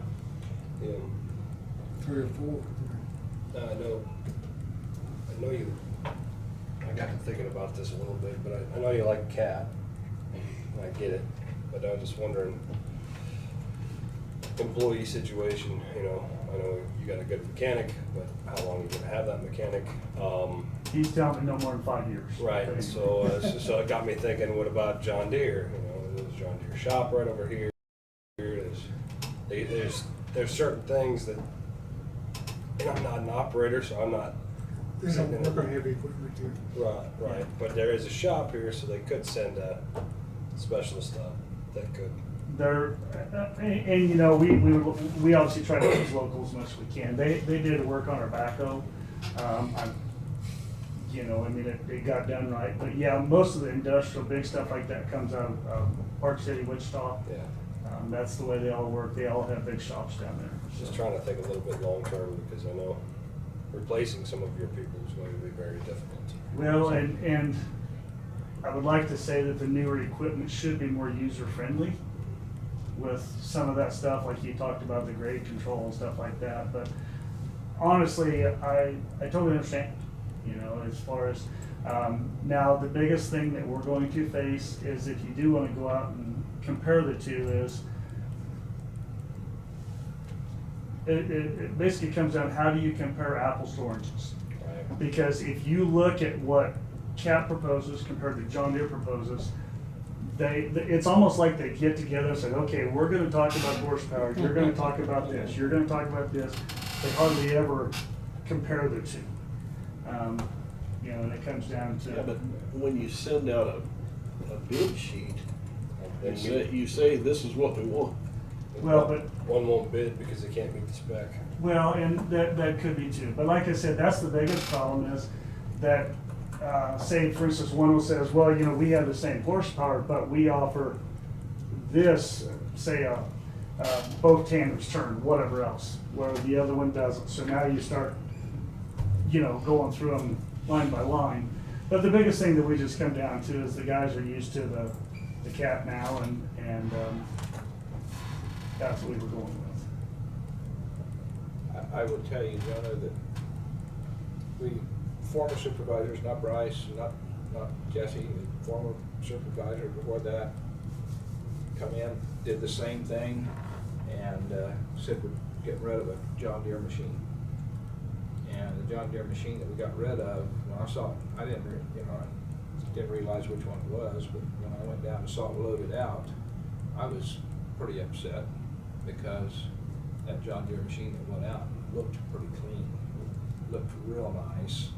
Now, what I later found out was just that people didn't like to run it. Now, and then that mechanic didn't like to because we had a lot of extra stuff, parts for John Deere's and stuff And- like that, so. And I get that. So it's already been, we've already tried what you just said, and I'm not disagreeing 100%, because I said as a council member and mayor down in Peabody, we bought a John Deere backhoe, and then we bought a Caterpillar skid steer, and so, but not knowing the operators, not knowing nothing like that too, so, yeah, I don't know, it's sort of a, To me, you know, you're looking at, and I know I'm not an equipment guy, so, but I mean, if I'm a taxpayer, and I'm sitting there and they say, well, Road and Bridge is the biggest budget you've got, and they're saying, you've gotta have Cat, you've gotta have John Deere.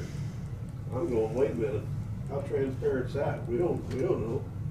If apples is apples and you get a bid that's $30,000 less from somebody, I don't care what the brand is.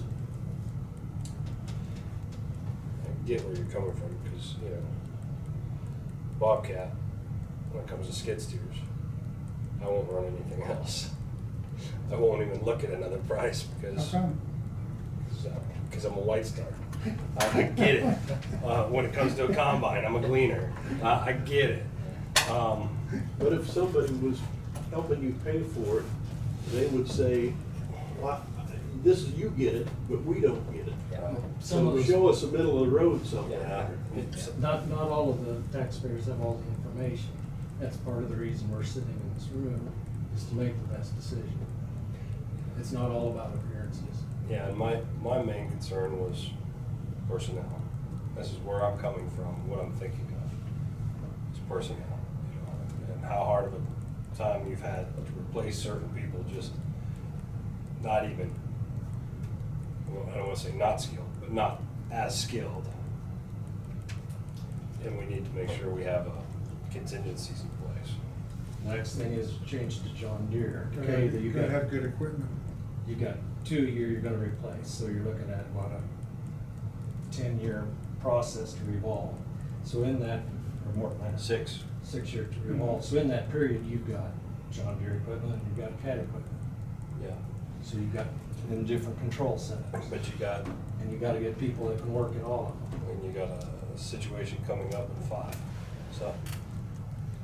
Maybe. Well, like I said, that's just what he's saying, but. the second thing with graders that I've seen go through here is Volvo come in and undercut Cat and John Deere by 40,000. And what you get. And what we got. So that's another issue that's went through here that's sort of, we've tried it, and sometimes it hasn't worked out. So, it's a tough one to make that call. Kent's right on, hey. I mean, just me personally looking at something, you know, and I'm not saying Cat, not good, I'm just going, okay, here are the two prices, and their specs are supposed to meet up. Well, that's some decisions, like Dave said, we have to make sitting here. What we do is, we're not gonna guarantee that Cat's not gonna fall apart any quicker, or as quick as, or, you know. There's also more companies than just Cat and John Deere. Yeah. Unfortunately, when it comes to motor graders, not so much so. Well, maybe not, but I'm just That's- saying there are. That's why Volvo's no longer in there. Komatsu just started a couple of years ago, and if you talk to anybody in the equipment industry, you never go out and get one of their first models. You know, they're like everybody else, they're making improvements as you go. So, other than that, doesn't need much. So, like I said, it's a niche market, if you wanna say. I'm gonna ask again, is there any motions or ask for the first time, is there any motions on the floor to move ahead with the purchase at this time? Mr. Chairman? Yes. That's all I Yeah. think. It doesn't work. Yes. I'd like to make a motion to proceed with the lease program presented for 2 Cat motor graders, 6-year lease program, investigate financing options. Okay, that's your motion. Yes. Have a motion on the floor to go ahead and look at the lease purchase to look at the financing portion of it, maybe through our local banks, for two cat motor graders. Do I hear a second? I'll second that. Have a second by Dave Crowfoot. So the motion's on the floor to go ahead and purchase 2 cat graders with the leasing financing, possibly through our local banks or other sources. All those in favor say aye. Aye. Aye. All those opposed say aye. Aye. Aye. Gentlemen, 4-1. Okay. Had some updates, just kind of where we are. Hauling rock, Steve seems to think that we will be pretty much caught up after the second flood. On those rock over there in those areas, to the point to where we're gonna try to blade patch next week. Weather looks very conducive, but we've gotta get going on blade patching to get that done so we can start our chip seal. So. With that being said, Bryce, would this be a good time to stop the outside hauling for right now and get caught up with our receipts and everything, get Yes. them up here so we know where we're at? Exactly. At this point? We have not, we've got all the invoices in. We have not used contracted trucks for quite a while now. Okay. So we're gonna get all that wrapped up and find out where we are. So, yep, not a problem. But like I said, we go back, we get the blade patch and get the chip sealing done. And then, I guess that's it. So, that's all I have, unless you guys have something or whatever else. So, as far as the, project down there, they went through Peabody on Peabody Street this morning, got the northbound lanes done, moved down to 60th, and they are moving west on the eastbound lanes and should be over to Mustang by the end of the day. With good weather, no breakdowns, they should be done Wednesday night, Thursday morning, move back up through Peabody, and then we'll jump across the road and proceed north. Once they get back to 140th, they are going to go back and trim, profile mill the entire section, and that way the seal guys can't get going on their work, and then they will go back doing their part. It's kind of the plan. So, Bryce, I thought more of your tour than what you give it to me. I thought a lot more of it than what we called it out there. Okay. But anyway, I've advised all the commissioners when they get a chance to give you a call and take them through what the process is going so they can see how it's worked and how it's done. So. well, from what I've seen so far, I've been very impressed. And actually, the city of Peabody is actually going to talk to them about doing some of their city streets also. So, I mean, I think it's a good process for the money that we're putting down. So. All righty. Okay, All thank right, you, Bryce. thanks. Thank you. Next. Hi, Deidre. Hi.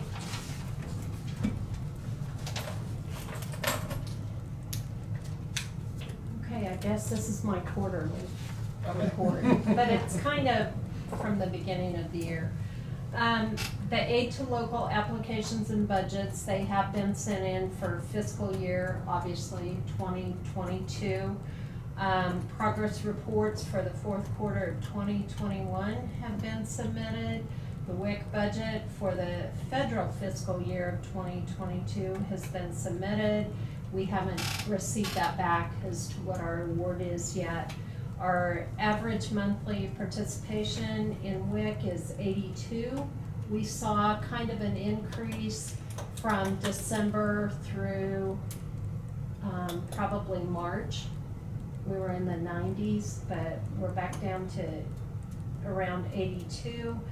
And most of you know that the WIC program is a nutritional program that serves women, infant, and children. The women are pregnant, postpartum, and breastfeeding, infants and children up to age 5. I will be working on the IAP supplemental budgets.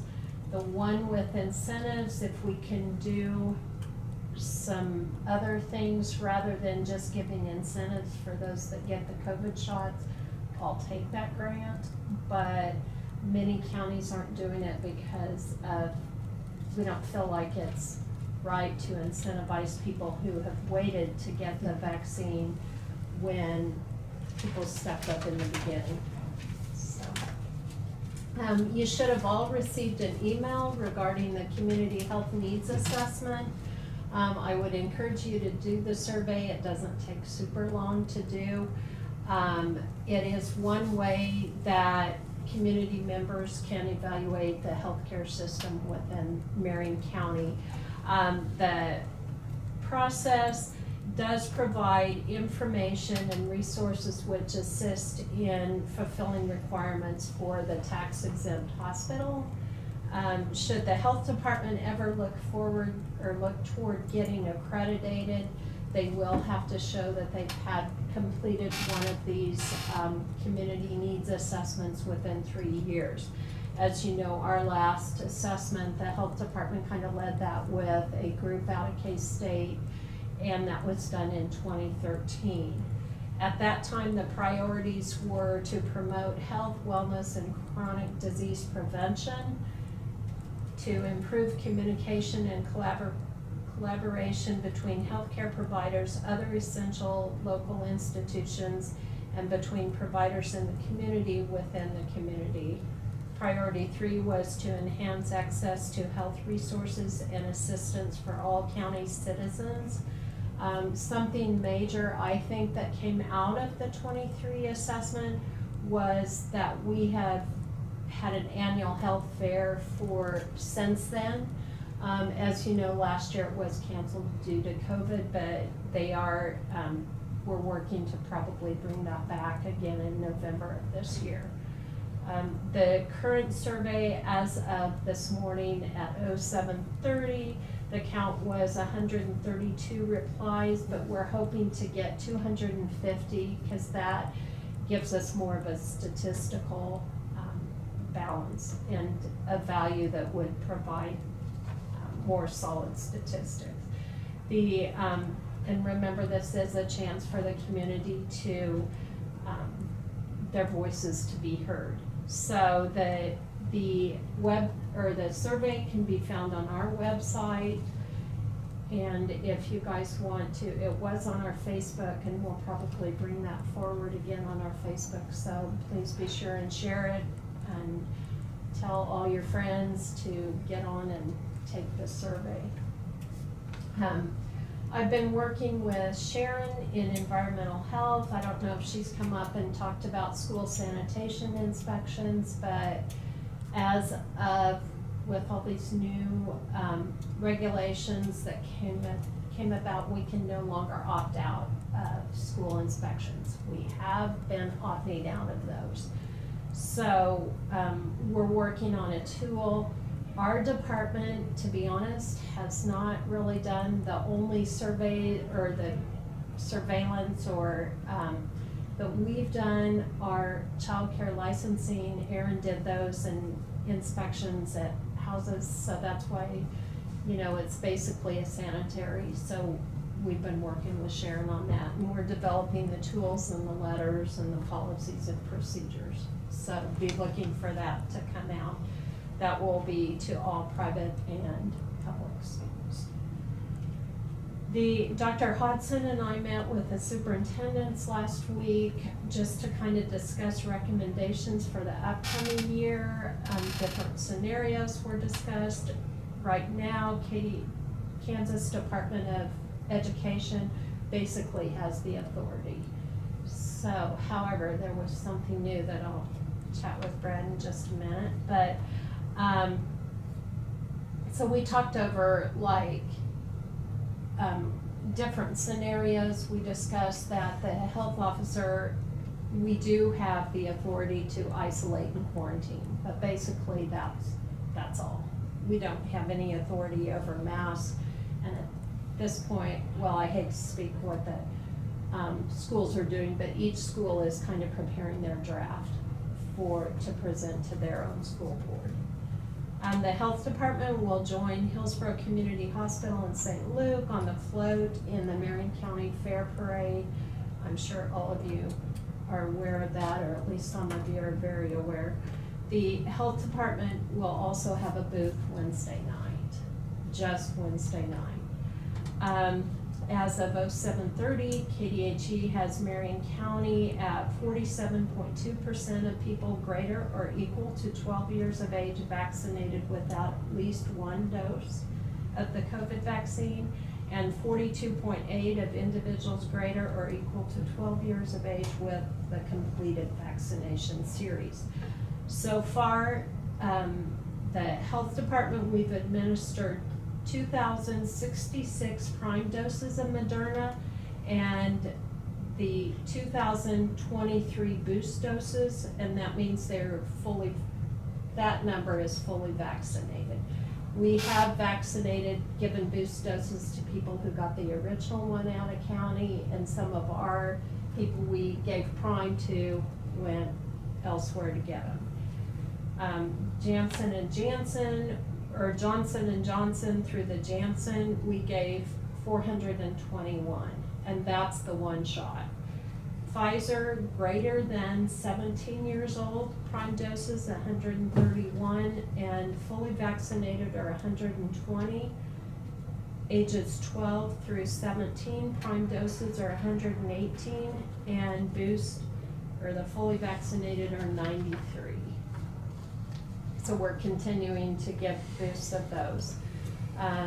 The pods were completed in April, and since various vaccination clinics have been held with health department staff and then also volunteer nurses. Those volunteering included Bruce and Belinda Stiles, Janice Weiner, and Sarah Finsky.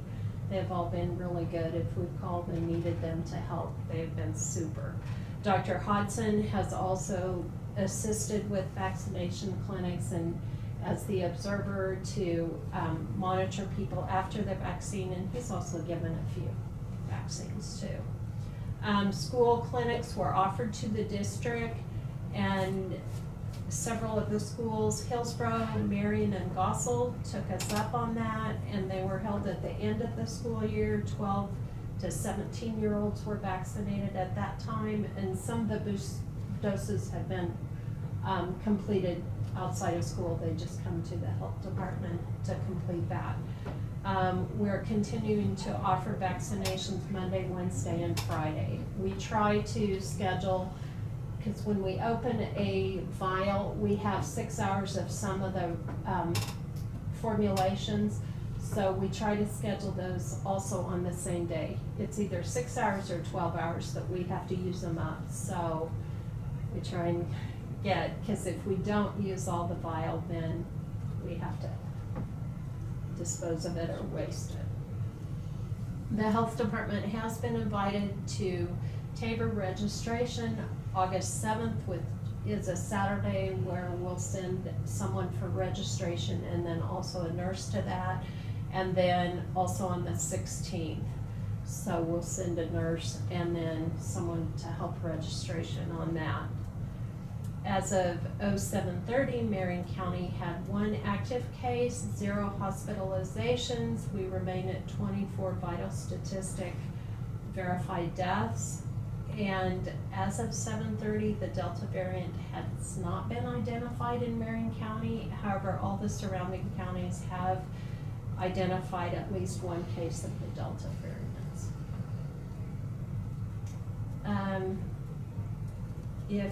We did open a bottle of Moderna, so if you know of anybody who wants the Moderna vaccine, have them call us today, and we'll be sure and get it to them. We do plan to start charging, as you know, August 1st for that, and we will bill insurance. And we're planning to bill insurance at the Tabor, at the clinics too. I guess I just would like a little bit of clarification on like the command trailer and the truck, as far as I was not under the understanding that the truck belonged to Homeland Security. So if we would like to use the command trailer in the future, who do we call? Because all of a sudden, this time, I guess we need to call Rob. The white truck is Rob, from what I understand. The what? The white truck is Rob. Okay, So if we wanna do the If it- command trailer for a vaccine clinic, because I'll be honest, it has caused a lot of staff time to work out the details. And if we could just know who we need to contact and get it done. Also, I think we are gonna go ahead and have an emblem made of the health department so that, and a magnet, so that we can put it on there. And, you know, that's probably what should have done before. It should have had the county logo on it, and then all the different entities have a magnet to stick on there.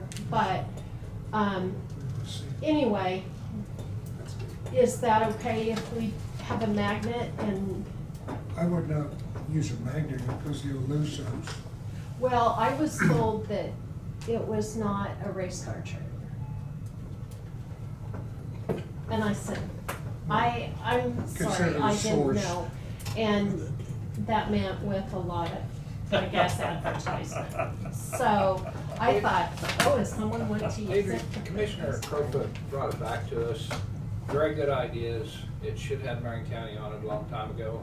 And it should, you know, now, I don't know, my discussion, my feelings was if 3 or 4 other departments used it and wanted their logo on it, I personally think that we need to be astute in the way we go about putting stuff on it. I mean, and Right. keep it looking Taste what we clean, done. making it look clean. But there shouldn't be too much problems with getting the thing.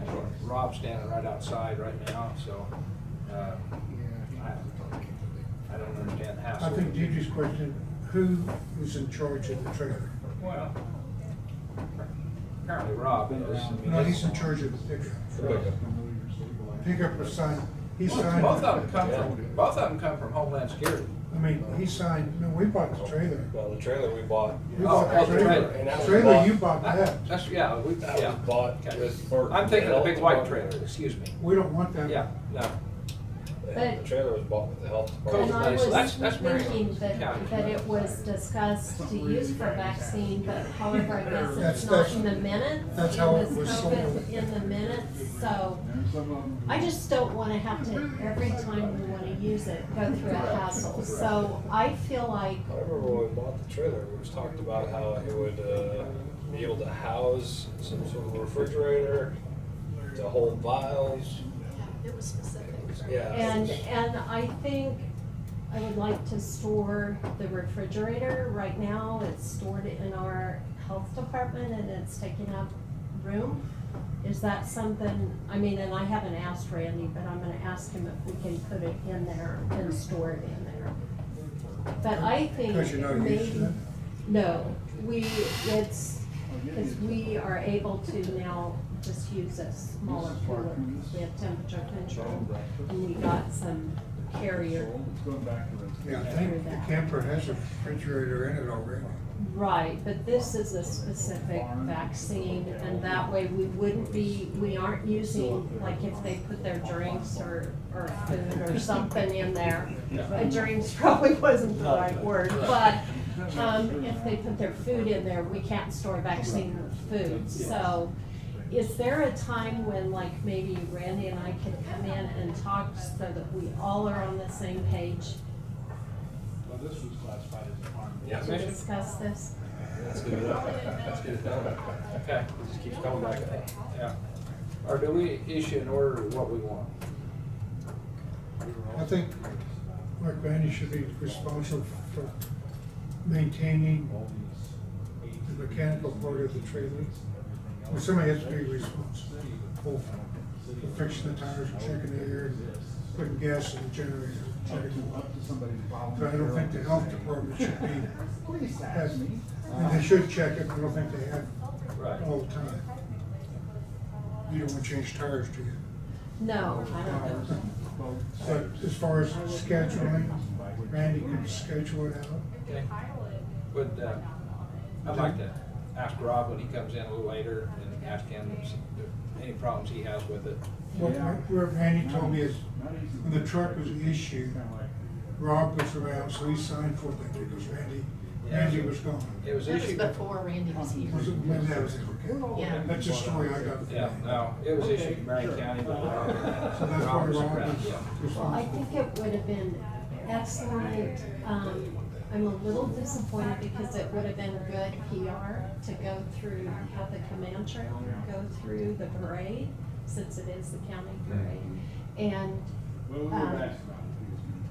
you know, we ran into a snag with pulling Farm, the really farm. trailer for the hospital, like the float, so we will go elsewhere, but that also would have been an awesome opportunity to get the county some advertisement.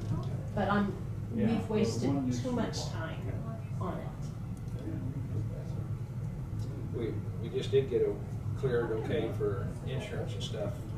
We have to notify that we're gonna pull an outside trailer. Right. We were just told that this morning, Tina just got it back, so. Yeah, and Tina sent me that, Okay. you know, but even there, you know, Dick was gonna drive it, but he can't, so originally I had asked Randy, No, I'm gonna be gone. but now, Jim's gonna make me work, he's gonna show me which. I'm just, Yes. okay, that's all I have. Okay, we'll get back with you. We'll get back Okay. with you. We'll take All care right, of it. thank you. Yeah, I was gonna drive it, but West of Church has got the customer show that day, I forgot about Yeah, when it comes to equipment like that, we need to make one person, or one department in charge of facilitating the use and not, you know, when you talk this person, you talk that person, or so-and-so might. Come on in, Nikki. That Administrator. administrator of the equipment. Give us good news. And, you know, Well, I don't mean exciting. it's not rocket science. It's never been a hassle until we have one person. Nikki? As Nikki sits down. How are you doing? She has no Good. idea. Speaking of hassle, She thinks. Yeah. Uh-oh, y'all are looking at me. What'd you bring to us today, Nikki? I guess just our month or quarterly, we're 50% on re-inspection. So City of Durham's done, Lost Springs Township is done, and Wilson Township will be done this week. And then, so we'll just have Hillsborough left, which they've started on Hillsborough, so. Our MVP conversion started today, it'll be done tomorrow, that's the state. That's updating kind of the cost tables and stuff like that, so. Then we'll probably have some cleanup from that on Wednesday Let's do to that. get some stuff fixed, so. And then Brian and I will be gone, Carl will also be at the conference, but we'll be gone August 2nd through the 4th for KCAA. And then we did get the irrigation reports from Zoe last week. So Debbie has that, that kind of helps her pick up any new irrigated parcels and ones that have expired to come off. That permits goes to the state, that's what they send you, is that what it is? It's from the water resource tables, Okay. so I would assume Probably permits is from, permits then. yeah, Okay. that's all I got. Okay, well, so far, how's things going? So far, so good, Alrighty, yeah. okay. I guess we will advertise those job openings. Lewis should be done sometime next month to go back to school, so. Of course, we never filled the data collector position from before, we just hired Lewis on part-time. So, maybe it's time to advertise it again, maybe we'll find somebody. Okay. It is out on the website, we just haven't put it in the paper yet. And he'll be done when? Towards the end of August? I'm not Probably sure, the middle. I bet the middle. my guess would be the middle. Okay. I was gonna talk to him, but he's gone today and tomorrow, so I don't really, Okay. I assume end of July or middle of. But you've got two positions, so if you hired one position, you can solve the salary, so you'd still be all right. Right, yeah, So whatever's most important for you to first fill, I would think, at least get it in Yes. and go. yeah. Any problems, commission done? Thank you, Nikki. Well, thank you.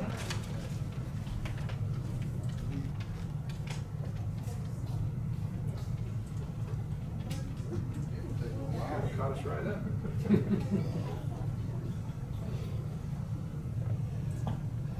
Will be any shorter than that or not? And you know, It's up to the pro, Rob. That's right. Yeah. All right, well. Rob, before we get started, we just had a department head in here, and in relationship to the white trailer that we purchased through COVID money, this last one. The most recent one? Yeah, the most recent one. Uh-huh. Is there any holdbacks that you have on it in order, if another department wants to use it, is there? I have nothing to do with that trailer. Okay. I have no ownership of that trailer whatsoever. I think that's our problem. Okay. Who do we contact? Well, I think that she's asking about the pickup truck, the pull. And then the pickup truck, the white one to pull it. Okay, now the pickup truck, that was issued back in 2010, 11 through Homeland Security Yeah. with the big tower trailer. At that time, we didn't have an emergency manager, so I was acting in both capacities. Yes. So they issued it to the sheriff's office, the trailer and the dually, with stipulations I cannot issue it for a daily driver, and I have to have it available for the South Central region if the event comes, so I can't send it to Dallas. Sure. I have to keep it mostly local, somewhat reasonable. We do insure it and stuff through the county. Sheriff's office insures it, through the sheriff's office, as part of our fleet. That's about the only thing we have other than maintenance on it. But technically it is still owned, well, technically the title's in the sheriff's office. Yeah. But it was a grant through the South Central 9 region. Is there any runouts on that the time runs out on that grant? I mean, the ownership, what? It was supposed to be in the 7-8 year mark, but they kind of redid some grant stuff with that, so I would have to do some further research to Okay. find out. Here's where we may be, is just like we've been asked to take it, pull the trailer through the fair, there's been a problem, so. Use it. Okay, that's what I wanted to hear, thank you very much, I'm not gonna question anymore, that's all. As long as there's arrangements made, and at any time, it'll go out on an emergency, whenever it needs to, you call, and we're not gonna do it for a day or two, we're gonna do it for a purpose event. Sure, and I don't care if you, Yeah. if you use it 2 or 3 days, it doesn't matter, as long as long as it doesn't I have the leave. ability to Grab it. get it and Go. take that trailer Yep. wherever the South Central. I want to leave the county. Yes, Yeah, I'm okay with leaving the county for a short, if you need to go to Wichita, Great Bend or something, but, it's a reasonable distance, and I can get it back and we can get it to whatever. Get it event. back within an hour, Within basically. an hour or two Yeah. and reasonable time. I mean, there was no stipulation that I have to have it on scene and within 30 minutes Right. anywhere in the South Central region, but just have to keep it available for them. So that's kind of the rules we've gone off with. It's gone to Great Bend, it's Yep. gone to Wichita, it's gone to Salina, so just reasonable distance so that if I call and say, hey, they want it.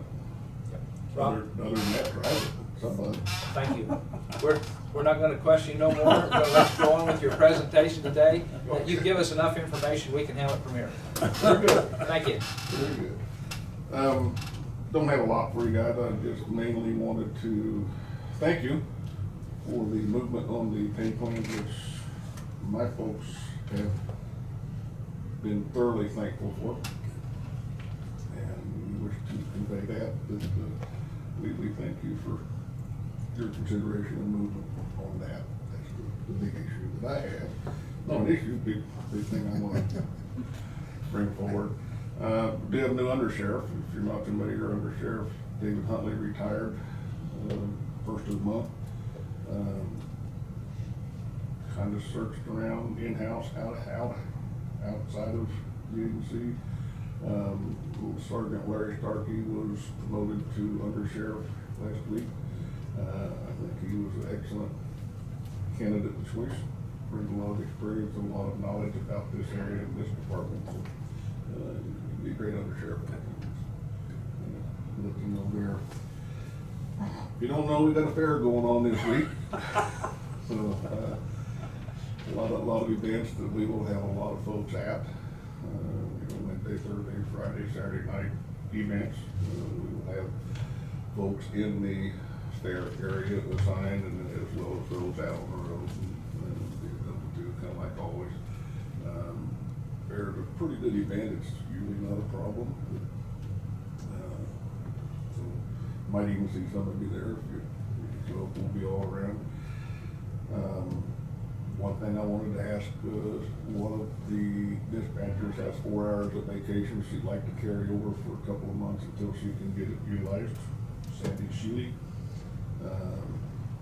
She tried to get it down as best we could, but it's just not all possible. And she had 4 hours that she would like to carry over into the next month or so. I think she had an event scheduled for this fall that she was going to throw those in and get rid of them. I don't know, Commission, do you have any problems with that? I don't have any problems with it. We've done it to others. We'd like to keep it at a minimum, though. I don't know if you got 8 or 10 of your employees over there doing that. Well, That's it's a good and a bad thing. yeah. You know, we have some employees with enough years of service that they get a lot of, well, not a lot, but they, you know, get a good amount of vacation. And then this past year, with everything that went on, and it sometimes makes it difficult to utilize that because of staffing levels and everything. So it's kind of a double edge. It's good that, you know, we've got employees that are dedicated and been here that long to, you know, accrue some good vacation, and sometimes it's difficult to arrange that and get it all. I think Commission is all right for 4 hours. Yeah. Usually you would do that by motion. Okay. Make a motion that we approve 4 hours of vacation carryover for Sandra Sheely, up for next 60 days or 90 days. That would be 90 days would be, I don't remember her exact schedule, but it was something early this fall. Okay. Up to 90 days, get it used up, and be done with it then. That's my motion. Do I hear a second? Second. Second by Jonah Gehring. All those in favor say aye. Aye. Aye. 5-0. Thank you. Railroad crossing, I had some discussions with the commissioner. And I thought maybe this would be an opportunity to kind of clarify where that is at. It used to be that when the railroad would block the crossing for more than 15 minutes, we could write a citation, not to the particular train crew, but we had to mail it back to the company. Sometimes it was effective, sometimes not, but it did little to ease the situation at that moment. It wasn't an instant fix, but it was an avenue that we had that we no longer have. The courts have ruled that that is a interstate commerce, and the state of Kansas laws do not affect interstate commerce, only intrastate. So that being said, we lost the ability to utilize that statute and cite the railroad companies for blockage of the crossing.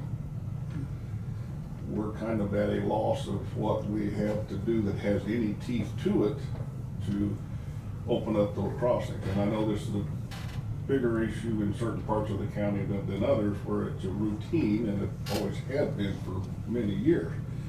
But we're somewhat hampered in our ability to do anything. There is a Federal Highway Administration has put a couple of websites out there where individuals can go on and log in and pick the crossing that is blocked and submit that to them. Sometimes they will get with the train crew and have them break that train, depending on why the crossing is blocked and many other factors, but sometimes they will force them to do that. I won't say every time, but that's a possibility. So I think I've made those available to one commissioner. I can send them to all if you really want them, or that commissioner can share them with you, or however you want to do that. But it is a website that you can go to, and anybody can log on to the website. doesn't have to be law enforcement, doesn't have to be a commissioner, it could be a local citizen that is just frustrated, and I understand that. It makes it very difficult to get in and out of a couple of these communities, because you've got to circle around, and hopefully the weather is such that it doesn't require a lengthy circumvent to get around that train. But it's just something that we have lost our ability to approach with any teeth. Rob, you're an elected person. When a commissioner, we got 5 of us now, but when a commissioner asks you that question and you send out something over an email or something, would it be just as easy to put 5 commissioners' names on there as it would be one? It would be for me. I mean, I just, what I'm saying, so that if any information sent out, we all get it right straight from whoever department head. I mean, I'd like to see that through all our department heads, period. I don't have an issue doing that. Just keep in mind then it becomes Do not reply. more Yep. of a quorum, not a quorum, but more of a Open meetings. open meetings. If we start replying and dealing with that in an email like that, then you're falling under more of the Open Meetings Act, because now we've got a quorum, whether it be. So that's the reason I don't. I just reply to the You're not specific. asking for. It depends upon what Rob is anticipating, is if you then feel the need to ask a question, you reply all, you suddenly initiated a discussion among this body, created an open meetings violation. As long as he sends it out to you and you all understand, that's why even when I send them out, I think even when Tina does, you know, there are instances where we will tell you, do not respond to us, this is information dissemination. He can certainly do that, which is what you're asking. Yeah. It's the second step in that very much of the time. There's a temptation, or at least an inclination, to respond or ask an additional question. When you do, if you hit that reply all, we got a problem. Okay. And so, you know, private inquiries between you and the sheriff, no problem at all. But if it becomes something that all of you are privy to, we have an issue. Yeah, And that's why I just replied to the particular person who Understand. asked me the question, and where it goes from there, I kind of leave it to you guys. Yeah. Whether it goes all or none, or however, but that's the way I've done it. But I don't, you know, I'll say that's all, but just, Yeah. we kind of open that door. Well, I've seen it being used, not during this commission, but I've seen it being used. And I just like to say, if it's information regarding things, you know, just do not reply or something to everybody. That way it's done.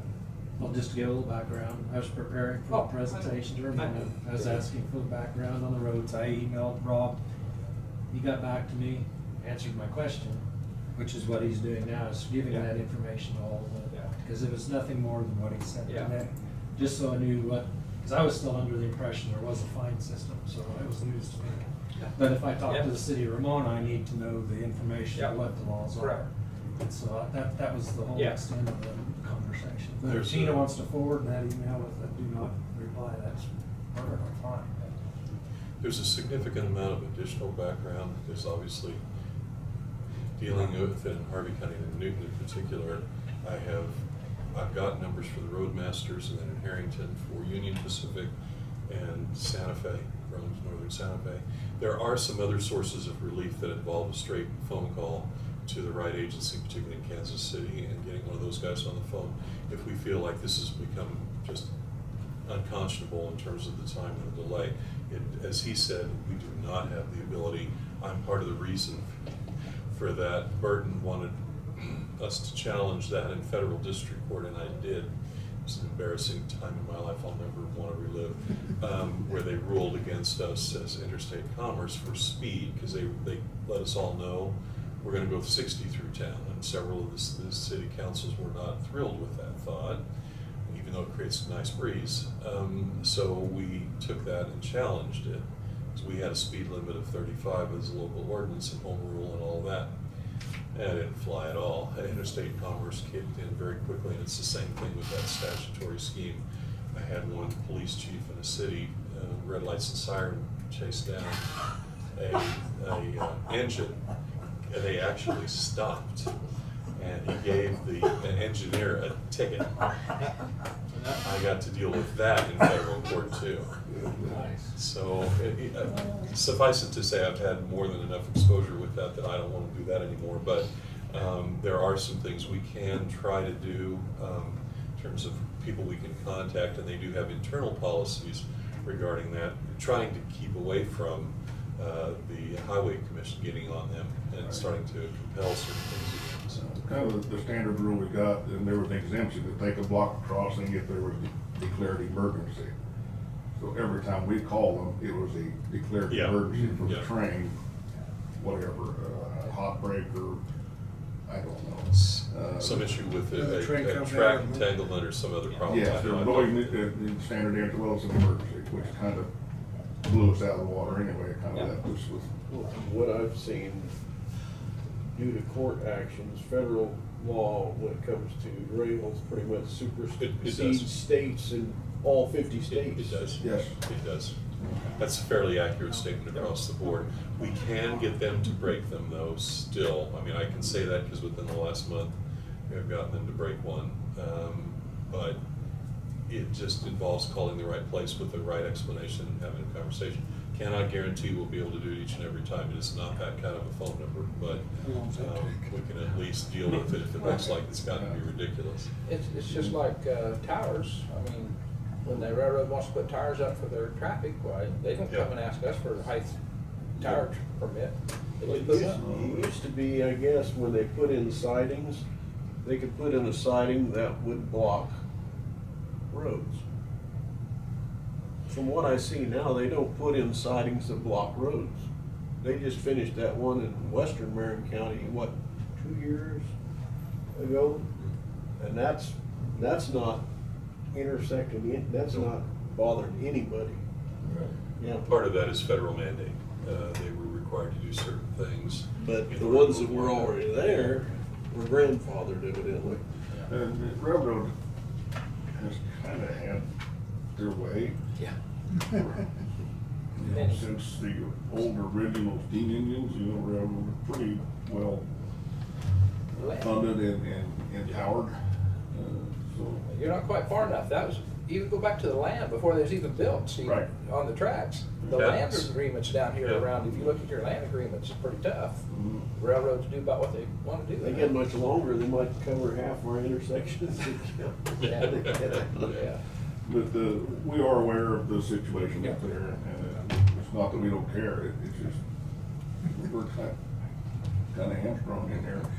If you would send me those phone numbers and contact people that I can include them in ours, Sure. we've got some, but yours may be different, maybe better, and. We could try, we just compare notes on it. I do know that we have some people who should be able to make those decisions, at least as far as Burlington Northern, right across the street from my office, but that door is always locked. And they don't answer it, and they won't talk to you, and if you get somebody to answer the phone, they sound really perturbed that they had to have that conversation with you. I've They called do some of feel them a certain places. amount of immunity from us. Yeah. No, if you would share that with me, I would at least have it, and we can compare whether it's what we're using or something better.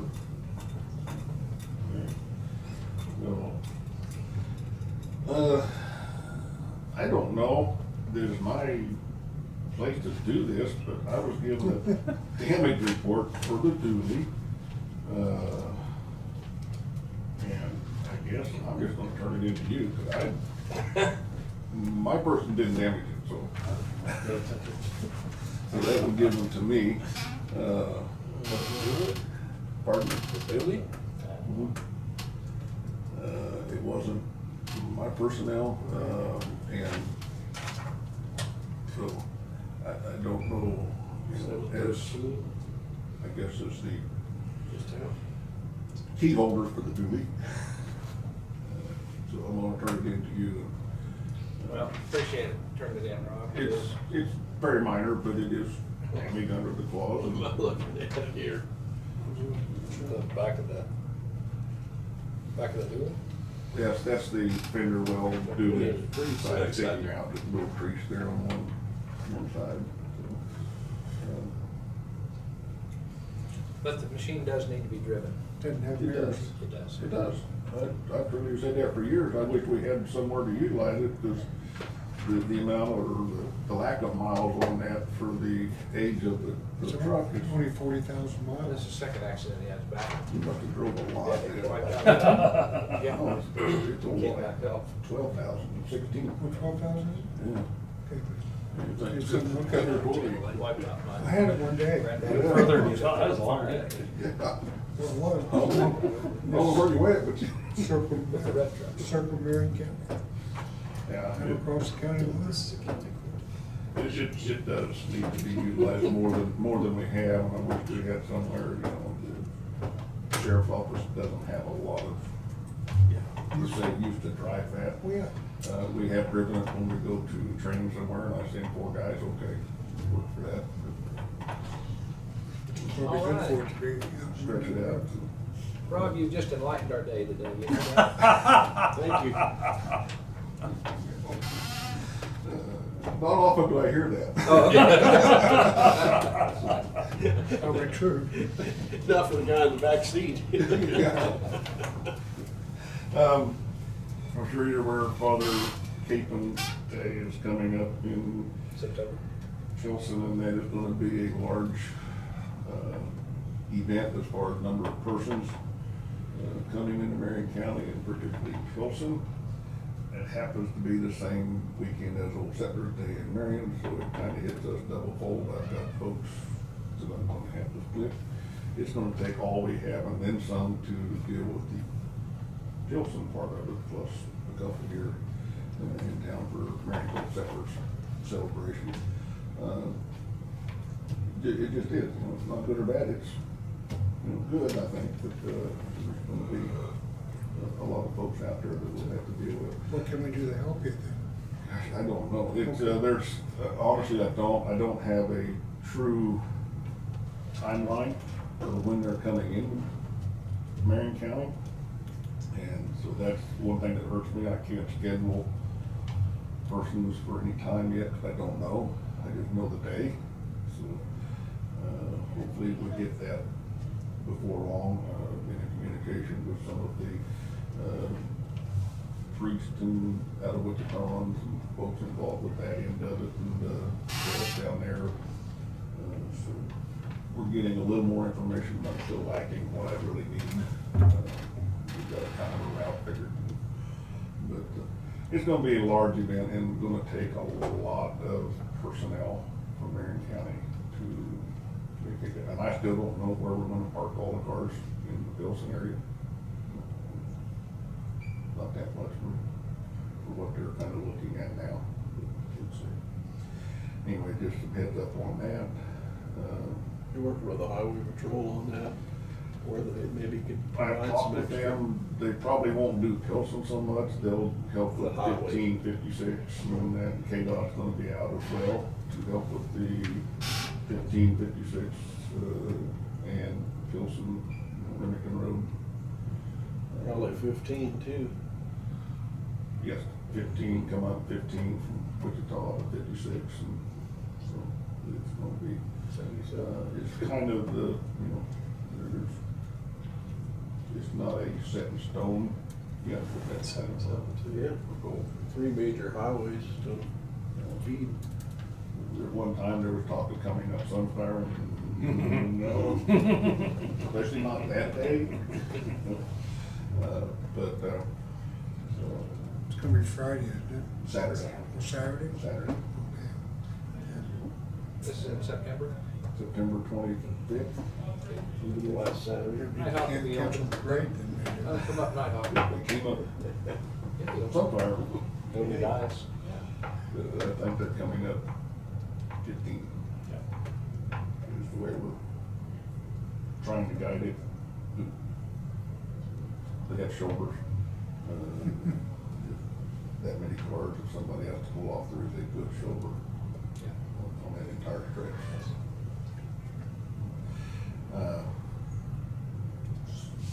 I don't know, we're gonna have to see if we can find some more volunteers to help with us up there, some capacity or other.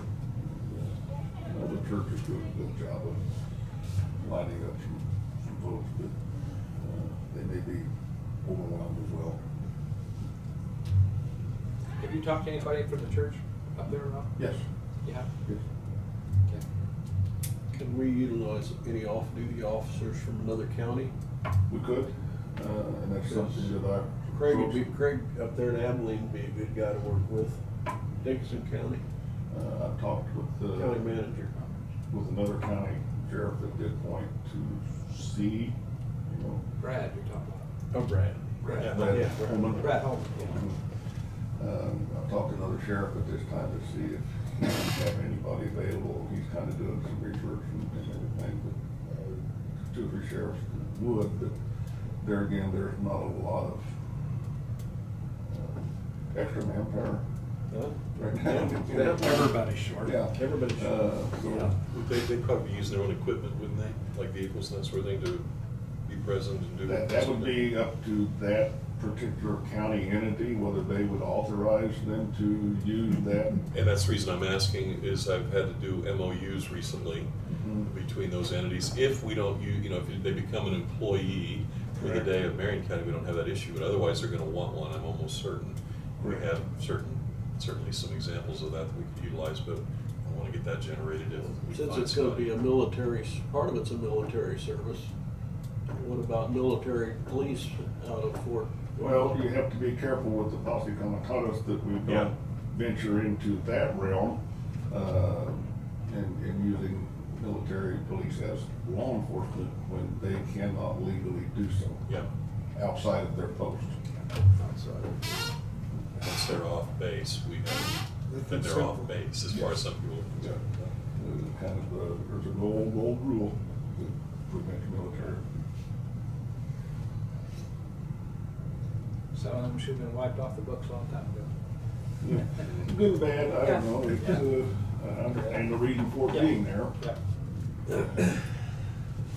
Okay. But, basically all I have, unless you've got something else that.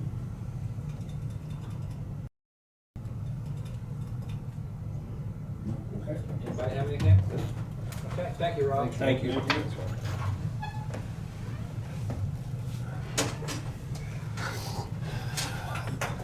Try not to take up too much. Do you have anything else to end up before we move into anything else? I don't, there is a public comment on the chat, so whenever you get to that point, but I don't have any other business. You got a name and address? Does anybody else have anything before we get into public comments? Okay. Brad? The only thing I have is I'm gonna probably need an extended slot on one of the, like, next Monday's agenda or the one thereafter. Okay. Because I've got a number of things that have built up, and it's the sorts of things, and I didn't get them to Tina in time for today, coupled with the fact that it's a whole bunch of, and it's gonna take some time again. 1926, yeah. We'll get you on next week then. Okay. Unless there's Try to something make that you that need work. today. No, it isn't. I don't think so today, but Okay. either it could be that one or the following one. We'll just kind of work through it. It may take Okay. both, quite frankly, I don't know. We'll take one and see what we do. Okay. Okay, out of, no other work then for that. We will move into public comments. And we have a gentleman, well, we have already one online. We'll take that one first then. Okay, and this attendee is no longer here. I do have a name, I didn't get an address. Okay. But it was just in regard to your discussion when Bryce was here about 340th. And the comment just says the 340th east of K-15 is currently under contract for a walk-in hunting, and how would that work? Which is the 80-acre piece in the middle of this section. He said how that would be closed. I think it's the hunters pay for the bridge, that'd be great. I I think that's a great idea. It's walk-in hunting though. It's walking, oh yeah, there you You go. walk in. They're not Wow, good landlocked. point, Joe. I like that. We can take And the it just bridges walk a out. long way. Yeah. I just responded to him that there would be no road closures without a legal process and Yeah. notification, That's so. cool. So they've got somewhat of an answer. Yeah. Okay. Yeah. Well, that's a good question. We I don't know why appreciate the you would question. say that in defense. And we try moving on from here, but that's, so with nobody else online, if you are, you can open up, state your name and address, and come on and speak to us, and we will acknowledge you. Was there actual name and address on that one? I didn't have the address, so. Not seeing nothing? I didn't catch it last time. I did. Okay. No, there's nothing. No one's opening up microphones. Okay. We do have some public here today, and we will take public comments at this time now. Mr. Myers? Thank you. I guess I'll go over here so you can. And Phyllis will want you to speak Phyllis will want me to speak clearly, okay. Hi, Phyllis. Well, Phyllis told me that you were having some questions about legal rates and so on. I had offered to talk to you about them, partly because of the fear that it's very easy when you talk about inch rates to mix apples and oranges. And we're not just talking about mixing apples and oranges, we're mixing in pomegranates, grapefruits, kiwis, potatoes, watermelons, and a few other things here. Because an inch isn't an inch, for one thing. The first thing I would want to say is that there's a great number of newspapers out there, and I have not had a chance to research every one that you've looked at, but it's a format called the 6-9-10.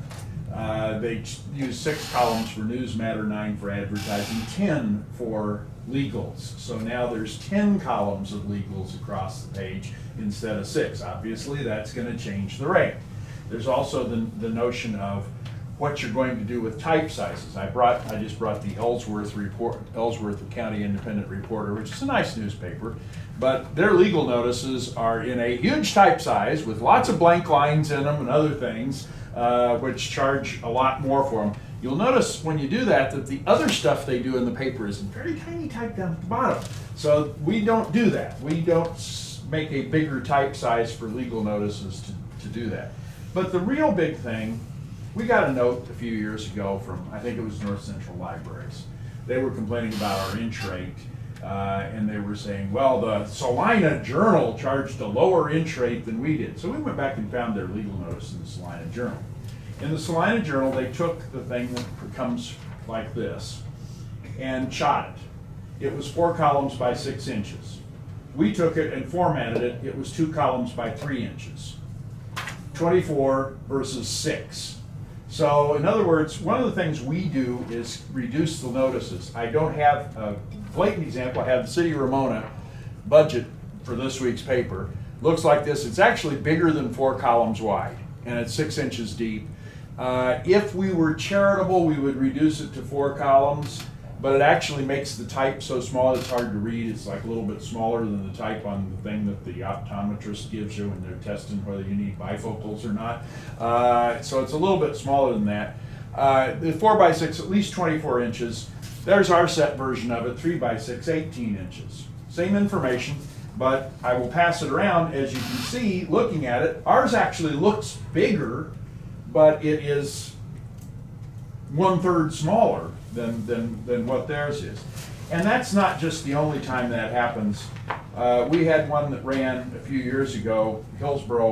City of Hillsborough was running its budgets out there. And the reason this happens is a lot of newspapers take the things that are sent to them, take the printouts, the PDFs, and just slap them into the page. They don't try to reformat them. They don't do formatting on them. Here's the Hillsborough Free Press ran the City of Hillsborough budget in 2016. We also ran it in the Hillsborough Star Journal. The Hillsborough Free Press, it was 5 columns by 8.5 inches if they billed at half-inch increments. Now we don't, so it'd be 5 by 9 or 45 inches. Ours was 3 by 9 or 27 inches. World of difference. You can look at the comparison of them going on there. I will say that within the county, our rate for classified display, which is what this counts to, is $14.95. The Free Press's rate is $16. Our rate for regular display is $11.75. Their rate is $11.95. Our rates are actually lower than theirs, and we go to a considerable amount of effort. In fact, I can tell you Sherry Bentz has spent probably the last 3 days doing nothing but reformatting legal notices so that they are as small as we can possibly make them. We do that even with the delinquent taxes, which everybody likes to talk about as a huge bill, except for the fact that the county gets to charge all that money back to the delinquent taxpayer, so it's essentially a wash for the county. No, wrong. You do get to charge it back. We get to charge it, that's it, you don't get it back. It doesn't mean you get to collect You it. don't get collected. Well, you get, So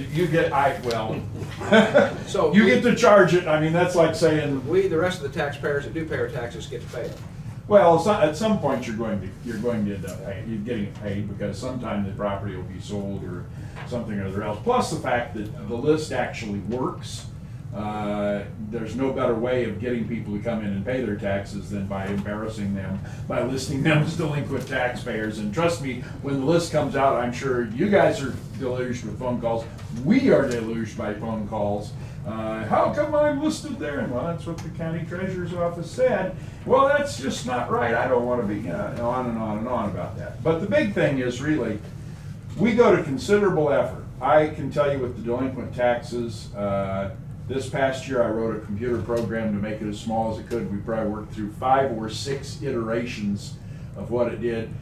We ended up cutting it down probably by about 40% from what it came to us as. And why would we do that? I mean, it basically is taking money out of our pocket to spend money to reduce that sort of thing. To do that. I, one time, 2 years ago, was at a conference in Toronto and spent most of the conference in a hotel room writing a program to do just that. So one of the things we do is we try to make these things as small as we possibly can. That involves a lot of labor. I will also say that when you list other newspapers, you also have to list, what is it you're talking about in terms of a newspaper. We won 29 awards this year from the state. I don't think any of the newspapers that were listed on your list won any awards from the state. So you're getting something more than that, and the rate is there. We actually took quite a bath last year under COVID because we billed as a one-paper rate everyone who was still running one paper, even though we went to 3 papers. We ran it in all 3. So we were running at $13 when we should have been running at $17 for everybody during the COVID crisis. That's where we come up with the $14.95, which is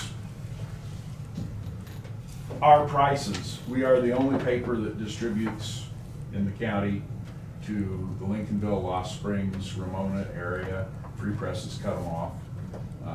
We are the only paper that has won an award. We are the only paper that's qualified to do this. I mean, technically speaking, we could increase our rates 15% a year until the cows would come home under state law and do it every year. We could go back and say, we're gonna shoot them big like that. We could put the blank lines and the big type in. There's a lot of stuff we could do if we wanted to, stick it to anybody. We're really trying as hard as we can to be as efficient as we possibly can and as readable as we possibly can with these notices and make sure that they work as well as they can. But if there are other questions that you have and problems or concerns that you have with it, we think it would be better if more things were published, not if fewer things were published, but we'd like to go back to publishing the warrants. Anybody who, I don't think Randy doesn't even go back that far. But when they were, let me tell you, you had the public looking out for every dime that was spent around here, and they would notice everything that was going on, and in some regards it pays for itself. If you think about it, you've got extra eyes looking on a lot of this stuff. Now, does the budget form, if I were czar of the world, I would rewrite what has to be on the budget form to make it a little more understandable to people, but that's what the state has done. And I'm sure everybody else, and Tina probably would rewrite it to make it a lot simpler to do. I have a question here. Yeah. Just, is a column inch in a paper, a column inch the same? It'll vary with every newspaper. Okay. Our column is 9 picas and 4.333 points wide. It is pretty much the same. In inches, it's 1.5602 inches. I don't have the Free Press. If they're running a 6-column format in their classified, It's probably the same because most newspaper pages are the same width. But it's a question of how many columns they have on the page. So that's a column inch, is whatever they run. Whatever the width is. So if you're running 10 columns, it'll be, well, basically the page is 10 and a half, just for argument's sake wide. So a 10 column paper will have probably 1 inch columns. We've got 1 and 5/8 inch columns. Because the reason why it just looks different here is because, I'm just gonna read you, McPherson County's $8 a column inch, Harvey County's $2.25 a column inch. That's not a real newspaper. And then probably, Dickinson Harvey County is $6.50 a column inch plus 10%. And then discounted rate for Marion County is $14.95 a column inch. The lowered rate. We Well- used to charge you, charge you 13 plus 2 to reprint it in 2 extra So pages. without knowing what a column inch is, then it looks real funny. It's apples. It's like saying Apples. Ampride's running gas for $4 and Casey's is running it for $1, except Casey's is per liter and Ampride's is per gallon. So that's a little bit different. And also, I believe, I don't know which newspaper is the legal newspaper and which was the low one there. Harvey County, probably. It's not Harvey County now. Newton, Kansas. And it's No, not the that Newton, Harvey Kansas. County now is a more expensive rate. I don't. Harvey County now and the Newton, Kansas are both more expensive. I believe they have a paper that is simply a legal newspaper.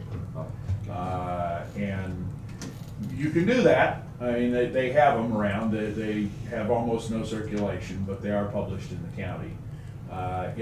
The requirement under state law is that you must have been published and entered as periodical class mail for at least 12 consecutive months before you are designated. And it must be published in the county. Unless there is no newspaper published in the county, then you can look outside the county.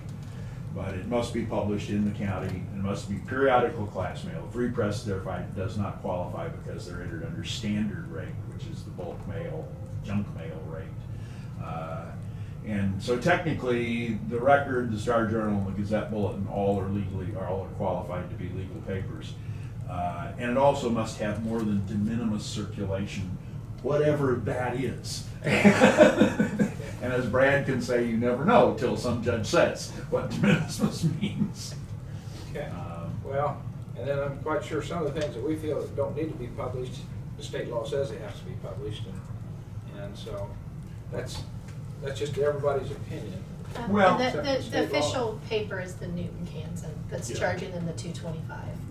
He responded that to me when I was They're asking. probably running on a 10 column basis. I don't know. I haven't looked at the Kansas recently. I will also point out that if you list Harvey County, there are 3 competing organizations there, so they can get in the price war. I suspect they got into a price war. They did an RFP. Oh, okay. And I will just also say that the Newton Kansas now has a news staff that is smaller than the Marion County Record. And includes one of the people who used to work for us. It's one of the 2 people left there. And they don't go to their office. Actually, we now have a staff the size of the Hutch News or the Salina Journal. Gannett Gatehouse has just gutted those papers, and for all intents and purposes, there's one newspaper that is Salina, Hutchinson, McPherson, Newton, out there, and it's not long for this world as soon as they sell all their properties. Which is why Joey, who owns Newton now, is moving in that direction. He's also moving against them in McPherson County. We have no desire to go outside the county. Joey thinks we're crazy about that, but we got into this for Marion County and not for some other county. And so we are not looking outside. We did not look at the Harrington paper. We did not look at the Cottonwood Falls paper, both of them being for sale. We would not look at the Buyer's Edge or the Free Press when it was starting. We were actually invited to be part of the Free Press back in the early days, and we chose not to. Okay. Any questions by the commission? Yeah, Dave? In one of your responses, you talked about the online presence and access to the Eagles Can you explain to me, since I'm kind of new with Well, that, do you put legals on your? Yeah, your so online? several ways. First of all, on our own website, they are part of the classifieds that Okay, get posted. so you access through the And classifieds. one of the advantages of our redoing the re-keyboarding is that they are then text searchable Okay. off the internet. Whereas if you take a picture of them, you would have to download the PDF and do text recognition on the PDF and blah, blah, blah, blah, a pain in the butt rear. In addition to that, we submit to the an operation that's jointly run by the State Press Association and the Kansas Historical Society, which puts all of the legals in the state in a particular location, and also creates the archives for the Historical Society for library use in the future. We provide PDFs to that, but Dave would understand this, they are vector PDFs, and so they're searchable by text as well. We do that every week, so it's available both places. I will say that right now, from our perspective, our biggest audience is reached online. We reach more people online every week than we do in print. The accident that killed Mr. and Mrs. Bina is not our number one story, but our number two story. It never appeared in the paper right now, but it's got thousands of readers so far, just off our website. Yeah, we estimate in a month we reach, depending on the month, up to around 30,000 unique individual human beings. We have a mechanism that doesn't count all the spiders and things that track you down. We do have rating services. With our 3 papers, we rank number 1, 2, and either 3 or 4. The Peabody paper flip-flops between the Free Press and the Peabody paper, who's the highest rated website around. So we get a lot of traffic online. But online is not as good as print in a lot of regards. Like planning and zoning, they're always coming over looking at old legals in our archives to see them in print, because something about having an independent body that has documented this thing and put it in a fixed, tangible medium, it wouldn't take much for, well, City of Marion, as you may know, had some problems with its website, and there was various suspicions as to what those problems might have been, but if there were a disgruntled employee, they could do anything they wanted to with something posted on a web page. And in fact, we've found evidence in the past that people have changed things that have been posted on web pages because they can.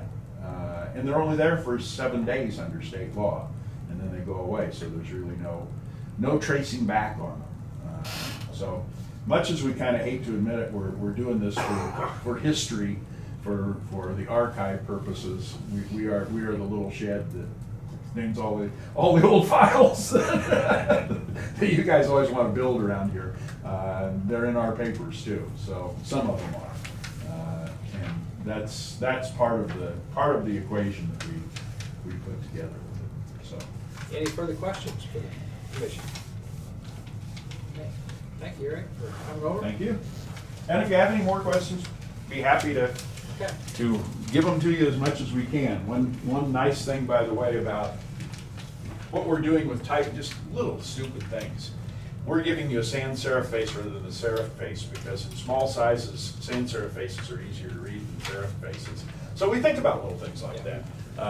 And we try to do a good job as much as we can. And Tina, I know, tries to save money for all the townships, and there was a time when we had a whole section of townships that came out with blanks, and Tina gives them to us now in Excel files so that we can take those blanks out. If we got them this way, they'd all be there. And that's one of the ways that Tina and I know Janine have been very good about trying to save money. We've been trying to work with them as much as we can. So, thank you.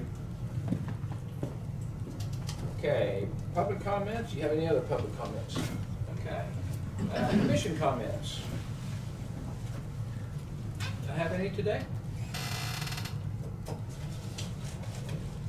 Lawyer comments? Oh, that's out of class. That would be editorial. Editorial, okay.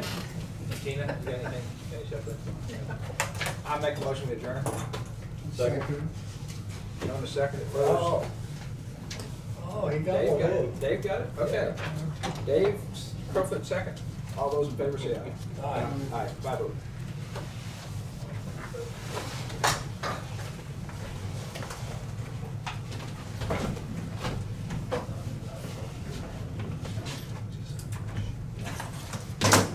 Get past me. Gotta go to the- Everybody knows that. Good luck. I gotta pick this.